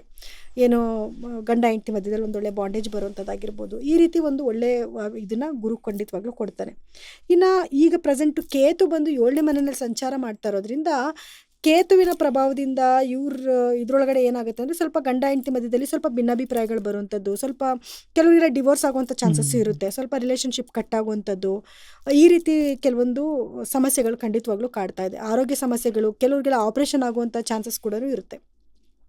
ಸೊ ಅದು ಹಂಗೆ ಹೇಳ್ದಂಗೆ ಆಧ್ಯಾತ್ಮಿಕವಾಗಿ ಯಾರ್ಯಾರು ಹೋಗ್ತಾ ಇದ್ದೀರೋ ಅವ್ರಿಗೊಂದು ಒಳ್ಳೆ ಜ್ಞಾನ ಕೊಡುವಂಥದ್ದು, ಅದಕ್ಕೆ ಸಂಬಂಧಪಟ್ಟಂಗೆ ಇನ್ನೂ ಹೆಚ್ಚಿಗೆ ಓದ್ಕೊಂಡು ಹೋಗ್ತಾ ಇರುವಂಥದ್ದು, ಹೊಸ ಜ್ಞಾನಗಳನ್ನ ತಿಳ್ಕೊಳ್ಳುವಂಥದ್ದು, ಹೊಸ ವಿದ್ಯೆಗಳನ್ನ ಕಲಿಯುವಂಥದ್ದು, ಈ ಥರ ಜ್ಞಾನನೂ ಕೂಡ ಕೇತು ಖಂಡಿತವಾಗ್ಲೂ ಕೊಡ್ತಾನೆ. ಹಾಗೆ ಟ್ರಾವೆಲ್ ಮಾಡಿಸ್ತಾನೆ, ಏನು ಆಧ್ಯಾತ್ಮಿಕವಾಗಿ ಅಂದರೆ ದೇವಸ್ಥಾನಗಳಿಗೆ ಹೋಗುವಂಥದ್ದು, ತೀರ್ಥಯಾತ್ರೆಗಳಿಗೆ ಹೋಗುವಂಥದ್ದು, ಈ ರೀತಿಯ ಟ್ರಾವೆಲ್ನ ಕೂಡ ಕೇತುವಿಂದ ಖಂಡಿತವಾಗ್ಲೂ ಮಾಡ್ತಿರ್ತಾರೆ. ಇನ್ನು ಎಲ್ಲ ಆಯಿತು ಇವ್ರದ್ದು. ಆಲ್ಮೋಸ್ಟ್ ಕುಂಭರಾಶಿಯವರಿಗೆ ನೋಡೋಕೆ ಹೋದ್ರೆ ಎಲ್ಲ ರೀತಿಯಿಂದನೂ ಒಂದು ಸ್ವಲ್ಪ ಚೆನ್ನಾಗೇ ಇರುತ್ತೆ. ಅಂದರೆ ಆರೋಗ್ಯ ಸಮಸ್ಯೆ ಬರೋದಾಗಿರ್ಬೋದು, ಅಥವಾ ಕುಟುಂಬದಲ್ಲಿ ಸ್ವಲ್ಪ ಬೇರ್ಪಡೆ ಆಗೋದಾಗಿರ್ಬೋದು, ಗಂಡ ಹೆಂಡತಿ ಮಧ್ಯದಲ್ಲಿ ಸ್ವಲ್ಪ ತೊಂದರೆಗಳು, ಭಿನ್ನಾಭಿಪ್ರಾಯಗಳು ಬರೋದಾಗಿರ್ಬೋದು ಆಗುತ್ತೆ. ಇನ್ನು ವಿದ್ಯಾರ್ಥಿಗಳಿಗೆ ಹೇಗಿರುತ್ತೆ ಅಂತ ನೋಡೋದಾದರೆ, ಈಗ ಪ್ರೆಸೆಂಟ್ ಅವ್ರಿಗೆ ಟೈಮ್ ಚೆನ್ನಾಗಿರೋದಿಲ್ಲ. ವಿದ್ಯಾರ್ಥಿಗಳಿಗೆ ಸ್ವಲ್ಪ ಎಫರ್ಟ್ ಹಾಕಬೇಕಾಗಿ ಬರುತ್ತೆ. ಬಿಕಾಸ್ 6ನೇ ಮನೆಯಲ್ಲಿ ಗುರುವಿನ ಸಂಚಾರ ಇದೆ. ಇಷ್ಟು ದಿವಸ ತುಂಬ ಚೆನ್ನಾಗಿತ್ತು. ಸೊ 6ನೇ ಮನೆಯಿಂದ ಮತ್ತೆ 5ನೇ ಮನೆಗೆ ಹೋದಾಗೂ ತುಂಬ ಚೆನ್ನಾಗಿರುತ್ತೆ. ತಿರ್ಗಾ 7ನೇ ಮನೆಗೆ ಬರ್ತಾನೆ ಗುರು, ಅವಾಗೂ ಕೂಡ ಟೈಮ್ ತುಂಬ ಚೆನ್ನಾಗಿರುತ್ತೆ. ಅಂದರೆ ಎಜುಕೇಷನಲ್ಲಿ ಒಳ್ಳೆ ಏನು ಕಾಂಪಿಟೇಟಿವ್ ಎಕ್ಸಾಮ್ ಬರೆಯೋದಾಗಿರ್ಬೋದು, ಅಥವಾ ಒಳ್ಳೆ ಮಾರ್ಕ್ಸ್ ಗೇನ್ ಮಾಡೋದಾಗಿರ್ಬೋದು, ಆ ಎಲ್ಲ ಕಡೆಯಿಂದನೂ ಚೆನ್ನಾಗಿರುತ್ತೆ. ಇನ್ನು ಉದ್ಯೋಗಸ್ಥರಿಗೆ ಹೆಂಗಿರುತ್ತಪ್ಪ ಅಂತ ನೋಡೋಕ್ಕೋದ್ರೆ, ಈಗ ಪ್ರೆಸೆಂಟ್ ಉದ್ಯೋಗಸ್ಥರಿಗೆ ಟೈಮ್ ಚೆನ್ನಾಗಿದೆ. ಯಾರೆಲ್ಲ ವರ್ಕ್ ಮಾಡ್ತಾ ಇದ್ದಾರೆ ಅವ್ರಿಗೆಲ್ಲ ಒಂದು ಏನು ಪ್ರಮೋಷನ್ ಸಿಗೋದಾಗಿರ್ಬೋದು, ಅಥವಾ ಮೇಲಧಿಕಾರಿಗಳಿಂದ ಪ್ರಶಂಸೆ ಸಿಗೋವಂಥದ್ದಾಗಿರ್ಬೋದು, ಅಥವಾ ಇವ್ರ ಜೊತೆ ವರ್ಕ್ ಮಾಡ್ತಿರೋ ಕೊಲೀಗ್ಸ್ ಕಡೆಯಿಂದ ಇವ್ರು ಏನು ಕೆಲಸ ಮಾಡ್ತಿದ್ದಾರೆ ಅದಕ್ಕೆ ಗುಡ್ ಅಂತ ಒಂದು ಪ್ರಶಂಸೆ ಸಿಗುತ್ತಲ್ಲ, ಅದೆಲ್ಲ ಸಿಗೋದಾಗಿರ್ಬೋದು. ಅದೆಲ್ಲ ಈ ಪ್ರೆಸೆಂಟು ರಿವಾರ್ಡ್ಸ್ ಎಲ್ಲ ಈ ಪ್ರೆಸೆಂಟ್ ಅವ್ರಿಗೆ ಖಂಡಿತವಾಗ್ಲೂ ಸಿಗ್ತಾ ಇರುತ್ತೆ ಗುರುವಿನ ಪ್ರಭಾವದಿಂದ. ಇನ್ನಿದಿಷ್ಟು ಕುಂಭರಾಶಿಯವರ ಫಲಾನುಫಲಗಳಾಗಿತ್ತು. ಒಂದು ಲೆಕ್ಕದಲ್ಲಿ ನೋಡೋಕೋರೆ ಕುಂಭರಾಶಿಯವರಿಗೆ ಎಲ್ಲ ರೀತಿಯಿಂದನೂ ಒಳಿತೇ ಆಗಿದೆ. ಆದರೂ ಕೂಡ ಅದನ್ನು ಅವ್ರು ಇನ್ನೊಂಚೂರು ಡೆವಲಪ್ಮೆಂಟ್ ಮಾಡ್ಕೊಬೇಕಂದ್ರೆ ಶನೇಶ್ವರಂಗೆ ಸಂಬಂಧಪಟ್ಟಂಗೆ ಕೆಲವು ದಾನ ಧರ್ಮ ಮಾಡೋದು, ಮತ್ತು ತಿರುನೆಲ್ಲರಿಗೆ ಹೋಗಿ ಬರುವಂಥದ್ದಾಗಿರ್ಬೋದು, ಇದನ್ನು ಮಾಡ್ಕೊಳ್ಳೋದ್ರಿಂದ ಒಳ್ಳೆಯದಾಗತ್ತೆ.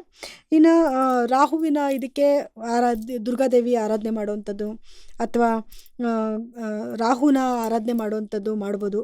ಕೇತುಗೂ ಅಷ್ಟೇ ಗಣಪತಿ ಆರಾಧನೆ ಮಾಡುವಂಥದ್ದು. ಇನ್ನು ಗುರುಗೆ ಸಂಬಂಧಪಟ್ಟಂಗೆ ಗುರುಗಳ ದೇವಸ್ಥಾನಕ್ಕೆ ಹೋಗೋದು, ಗುರುವಿನ ಆರಾಧನೆ ಮಾಡುವಂಥದ್ದು.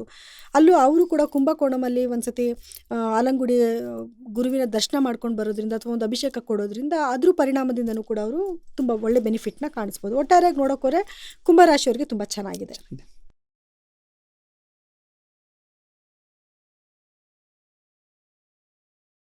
ಸೊ ನಾವು ಇವಾಗ ತಿಳ್ಕೊಂಡಿದ್ದಕ್ಕೆ ಕುಂಭರಾಶಿ ಯಾವ ಥರ ಇದೆ ರಾಶಿಫಲ 2026ರಲ್ಲಿ.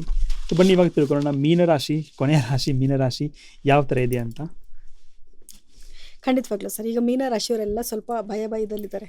ಏನು ಇದು 7.5 ಸ್ಟಾರ್ಟ್ ಆಗಿಬಿಟ್ಟಿದೆ, 2.5 ವರ್ಷ ಮುಗೀತು, ಈಗ ಲಗ್ನದಲ್ಲಿ ಬಂದು ಶನಿ ಕೂತ್ಕೊಂಡಿದ್ದಾನೆ, ಇನ್ನು ಹೆಂಗೋ ಏನೋ ಎತ್ತೋ ಅನ್ನೋ ಒಂದು ಭಯದಲ್ಲಿ ಖಂಡಿತವಾಗ್ಲೂ ಇದ್ದಾರೆ. ಅದರೆಲ್ಲ ಆತಂಕ ಪಡೋವಂಥ ಅವಶ್ಯಕತೆನೇ ಇಲ್ಲ.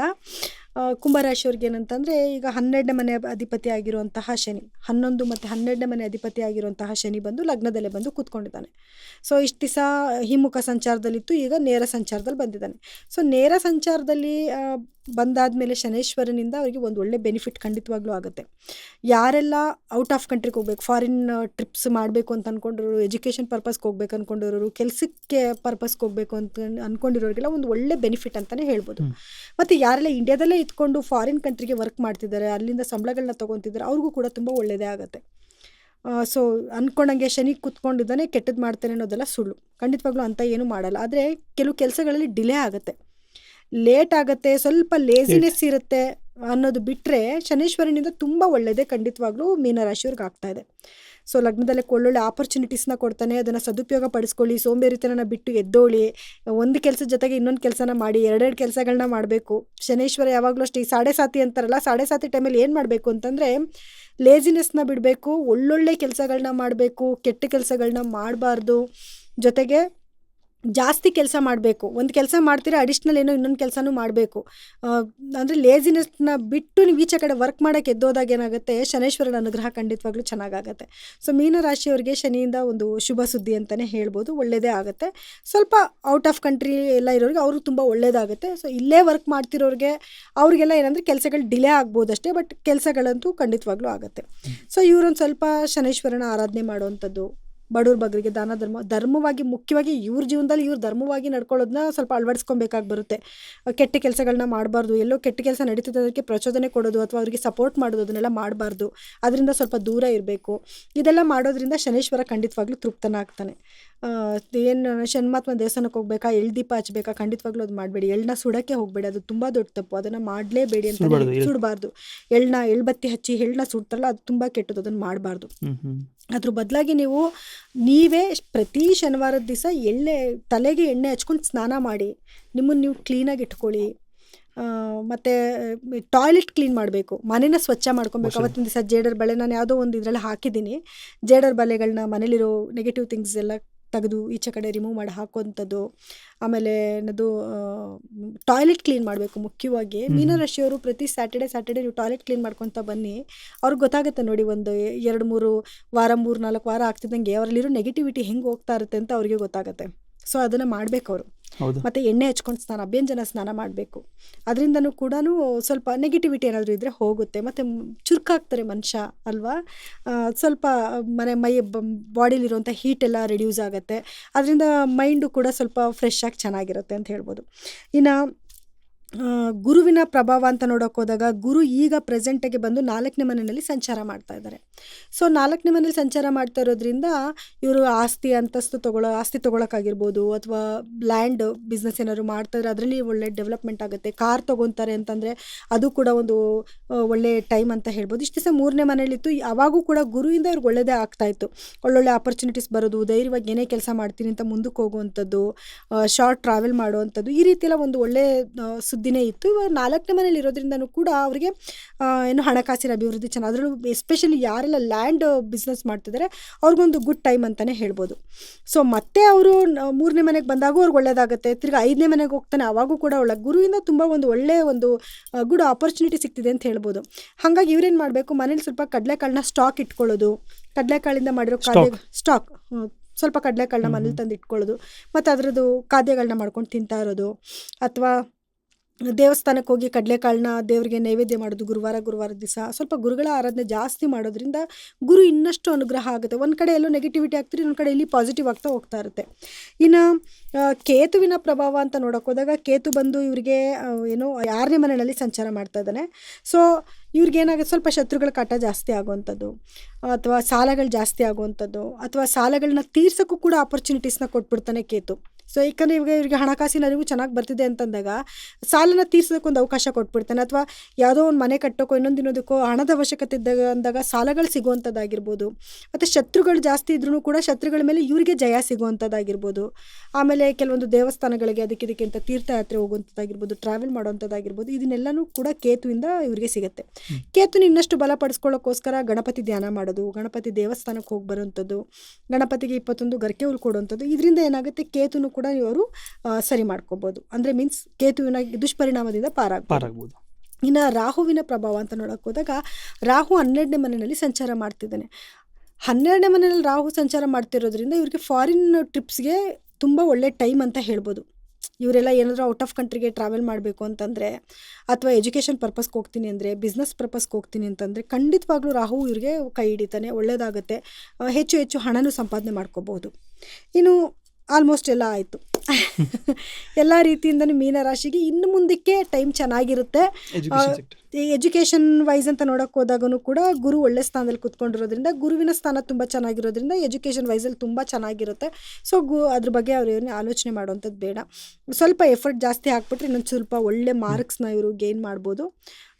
ವಿದ್ಯಾರ್ಥಿಗಳಿಗೆ ತುಂಬ ಒಳ್ಳೆ ಟೈಮ್ ಅಂತ ಹೇಳ್ಬೋದು. ಆದರೆ ಸ್ವಲ್ಪ ಎಲ್ಲೋ ಒಂಚೂರು ಮಕ್ಕಳ ಆರೋಗ್ಯದ ಕಡೆ ಒಂಚೂರು ಗಮನ ಕೊಡಬೇಕಾಗುತ್ತೆ. ಕೇತುವಿನ ಬದಲಾವಣೆಯಿಂದ ಸ್ವಲ್ಪ ಮಕ್ಕಳ ಆರೋಗ್ಯದ ಕಡೆ ಗಮನ ಕೊಡಬೇಕಾಗಿ ಬರುತ್ತೆ. ರಾಹು 10ನೇ ಮನೆಯಿಂದ ಅಥವಾ 12ನೇ ಮನೆಯಿಂದ ಮತ್ತೆ ಅವನು 11ನೇ ಮನೆಗೆ ಹೋದಾಗ ಇನ್ನಷ್ಟು ಅಭಿವೃದ್ಧಿನ ಕೊಟ್ಬಿಡ್ತಾನೆ. ಸೊ ಅಂದರೆ 2026 ಡಿಸೆಂಬರ್ ನಂತರ ಇನ್ನೊಂದು ಸ್ವಲ್ಪ ಟೈಮ್ ಇವರಿಗೆ ಮೀನರಾಶಿಯವರಿಗೆ ಚೆನ್ನಾಗಾಗ್ತಾ ಹೋಗ್ತಾ ಇರುತ್ತೆ.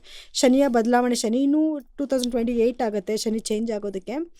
ಓಕೆ ಫೈನ್, ಆದರೂ ಶನಿಯಿಂದ ಇವಾಗೂ ಒಳ್ಳೆಯದಾಗುತ್ತೆ, ಮುಂದಕ್ಕೂ ಒಳ್ಳೆಯದಾಗುತ್ತೆ. No worry about that. ಏನು ನನಗೆ ಶನಿ ಬಂದು ಕೂತಿದ್ದಾನೆ ನನಗೆ ಅಂತ ಏನು ಯೋಚನೆ ಪಡುವಂಥದ್ದು ಅವಶ್ಯಕತೆ ಇಲ್ಲ. ಹೇಳಿರೋಂಥ ಕೆಲವು ಸಣ್ಣ ಪುಟ್ಟ ಪರಿಹಾರನ ಮಾಡ್ಕೊಳ್ಳಿ, ಧರ್ಮವಾಗಿ ನಡ್ಕೊಳ್ಳಿ, ಕೆಟ್ಟದಕ್ಕೆ ಸಾಥ್ ಕೊಡಬೇಡಿ, ಒಳ್ಳೆ ರೀತಿಯಿಂದ ನಡ್ಕೊಳ್ಳಿ. ಖಂಡಿತವಾಗ್ಲೂ ಭಗವಂತ ಒಳ್ಳೆಯದೇ ಮಾಡ್ತಾನೆ ಅಂತ ಹೇಳಿ.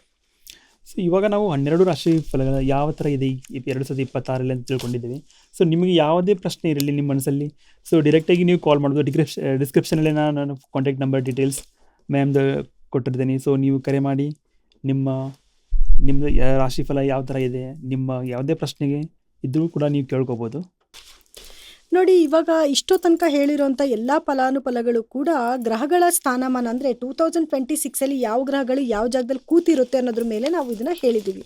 ಆದರೆ ಕೆಲವ್ರಿಗೆ ಏನಾಗುತ್ತೆ ಅಂತಂದರೆ, ಅಯ್ಯೋ ಮೇಡಮ್ ನೀವು ಹೇಳಿಬಿಟ್ರಿ, ನಮಗೇನು ಒಳ್ಳೆಯದೇ ಆಗ್ತಾಯಿಲ್ಲ. ಇನ್ನು ಕೆಲವರಿಗೆ ಅಯ್ಯೋ ನೀವು ನಮ್ಮದು ನೆಗೆಟಿವ್ ಹೇಳಿದರೆ ನಮ್ಮದೆಲ್ಲ ಪಾಸಿಟಿವ್ ಆಗ್ತಿದೆ ಅಂತ ಹೇಳ್ತೀರಾ. ಇದೆಲ್ಲನೂ ಏನಾಗುತ್ತೆ, ನಿಮ್ಮ ಸ್ವಂತ ಹಾರೋಸ್ಕೋಪಲ್ಲಿ ಗ್ರಹಗಳು ಯಾವ ಸ್ಥಾನದಲ್ಲಿ ಕೂತಿದ್ದಾನೆ ಅನ್ನೋದ್ರ ಮೇಲೆ ಪ್ರಭಾವ ಬೀರುತ್ತೆ. ಈಗ ಫಾರ್ ಎಕ್ಸಾಂಪಲ್ ಗುರು ಮೀನರಾಶಿಗೆ ಒಳ್ಳೇದು ಮಾಡ್ತಾ ಇದೆ ಅಂತ ನಾನು ಹೇಳಿದ್ದೀನಿ. ಆದರೆ ಅದೇ ಮೀನರಾಶಿಯವ್ರಿಗೆ ಗುರು ಸ್ವಂತ ಒಂದು ನಿಮ್ಮ ಡೇಟ್ ಆಫ್ ಬರ್ತ್ ಟೈಮಿಂಗ್ಸ್ ಹಾಕಿ ನೋಡಿದಾಗ ನಿಮ್ಮ ಹಾರೋಸ್ಕೋಪಲ್ಲಿ ಗುರು ಏನಾದರೂ ದುಸ್ಥಾನದಲ್ಲಿ ಕೂತ್ಕೊಂಡಿದ್ದಾಗ ಸ್ವಲ್ಪ ನೆಗೆಟಿವಿಟಿ ಆಗುತ್ತೆ. ಅಂದರೆ ನಿಮಗೆ ಎಲ್ಲನೂ ನೆಗೆಟಿವಿಟಿ ಆಗುತ್ತೆ ಅಂತ ಹೇಳೋಕ್ಕಾಗೋದಿಲ್ಲ. ನಾವು ಹೇಳ್ದಷ್ಟು ಫಲಗಳು ಸಿಗದವರು ಸ್ವಲ್ಪ ಅದರಲ್ಲಿ ಪರ್ಸೆಂಟೇಜ್ ಕಮ್ಮಿ ಆಗ್ಬೋದು. ಹಾಗೆ ನಿಮಗೆ ಒಳ್ಳೇದು ಹೇಳ್ದಾಗಲಿ ಹೇಳಿದಿರ ಆಗಿರ್ಬೋದು, ಇದು ಒಂದು ನಿಮಗೆ ಈ ವರ್ಷದಲ್ಲಿ ಈ ರೀತಿ ಇರುತ್ತೆ ಅನ್ನೋ ಒಂದು ಅನಲೈಸ್ ಆಗಿರುತ್ತೆ. ಆದರೆ ನಿಮ್ಮ ಪರ್ಸ್ನಲ್ ಜಾತಕನ ಒಂದ್ಸತಿ ತೋರಿಸ್ಕೊಳ್ಳೋದ್ರಿಂದ ನಿಮಗೆ ಪರ್ಫೆಕ್ಟಾಗಿ ನಿಮ್ಮ ಜಾತಕದಲ್ಲಿ ಏನು ಆಗ್ತಿದೆ ಅನ್ನೋದನ್ನು ತಿಳ್ಕೊಬೋದು. ಅದಕ್ಕೆ ತಕ್ಕ ಪರಿಹಾರಗಳನ್ನ ಕೂಡ ನೀವು ಮಾಡ್ಕೋಬೋದು. ಇದಕ್ಕಾಗಿ ನೀವು ನಮಗೆ ಕೆಳಗಡೆ ಸ್ಕ್ರೋಲ್ ಆಗ್ತಿರೋಂಥ ನಮ್ಮ ನಂಬರ್ಗೆ ಕರೆ ಮಾಡಿ ನಿಮ್ಮ ಜಾತಕನ ಒಮ್ಮೆ ಪರಿಶೀಲನೆ ಮಾಡಿಸ್ಕೋಬೋದು. ಅಥವಾ ನಿಮಗೆ ಗೊತ್ತಿರೋಂಥ ಅದನ್ನು ಜ್ಯೋತಿಷಿಗಳ ಹತ್ರನೂ ಕೂಡ ನಿಮ್ಮ ಜಾತಕಗಳನ್ನ ಒಮ್ಮೆ ಪರಿಶೀಲನೆ ಮಾಡಿಸ್ಕೊಳ್ಳಿ. ಹಾಗೆ ನಮ್ಮಲ್ಲಿ ಸಿಗುವಂತಹ ಕೆಲವೊಂದು ಕ್ರಿಸ್ಟಲ್ಸ್ನಾಗಿರ್ಬೋದು ಅಥವಾ ನ್ಯೂಮರಾಲಜಿ ಪ್ರಕಾರವಾಗಿ ಕೆಲವು ನಿಮಗೆ ಫೋನ್ ನಂಬರ್ನ ನಾವು ಟ್ಯೂನ್ ಮಾಡ್ಕೊಡೋದಾಗಿರ್ಬೋದು, ಇದು ಎಲ್ಲನೂ ಕೂಡ ನಾವು ಸರ್ವಿಸ್ ಕೊಡ್ತಾ ಇದ್ದೀವಿ. ಕ್ರಿಸ್ಟಲ್ಸ್ ಹಾಕೊಳ್ಳೋದ್ರಿಂದ ಏನಾಗುತ್ತೆ ಅಂದರೆ ಕೆಲವು ಅದೃಷ್ಟಗಳು ನಿಮ್ಮ ಜೀವನಕ್ಕೆ ಬರುತ್ತೆ. ಸೊ ಎಲ್ಲ ಸಮಸ್ಯೆಗೂ ಕ್ರಿಸ್ಟಲ್ಲೇ ಪರಿಹಾರನ ಅಂತ ಕೇಳೋಕೋರೆ ಹೌದು, ಕ್ರಿಸ್ಟಲ್ನ ಯೂಸ್ ಮಾಡ್ಕೊಳ್ಳೋದ್ರಿಂದ ಇವಾಗ ನೋಡಿ ನಾವೇನೋ ಒಂದು ದೇವ್ರದ್ದೊಂದು ಜಪ ಮಾಡೋಕ್ಕೆ ಹೇಳಿರ್ತೀವಿ, ಒಂದು ದೇವಸ್ಥಾನಕ್ಕೆ ಹೋಗೋಕ್ಕೆ ಹೇಳಿರ್ತೀವಿ, ಅದ್ರ ಜೊತೆಯಲ್ಲಿ ಕ್ರಿಸ್ಟಲ್ಸ್ನ ಹಾಕೊಳ್ಳೋದ್ರಿಂದ ಏನಾಗುತ್ತೆ ಸ್ವಲ್ಪ ಬೂಸ್ಟ್ ಆಗುತ್ತೆ, ಸ್ವಲ್ಪ ಬೇಗ ಕೆಲಸಗಳಾಗುವಂಥದ್ದಾಗಿರ್ಬೋದು, ಇವೆಲ್ಲನೂ ಆಗುತ್ತೆ. ಸೊ ಈ ಎಲ್ಲ ಮಾಹಿತಿಗಳು ನಿಮಗೆ ಬೇಕು ಅಂದಾಗ ಸ್ಕ್ರೋಲ್ ಆಗ್ತಿರೋ ನಂಬರ್ಗೆ ನೀವು ಕರೆ ಮಾಡಿಬಿಟ್ಟು ಅದ್ರ ಬಗ್ಗೆ ನೀವು ತಿಳ್ಕೊಬೋದು.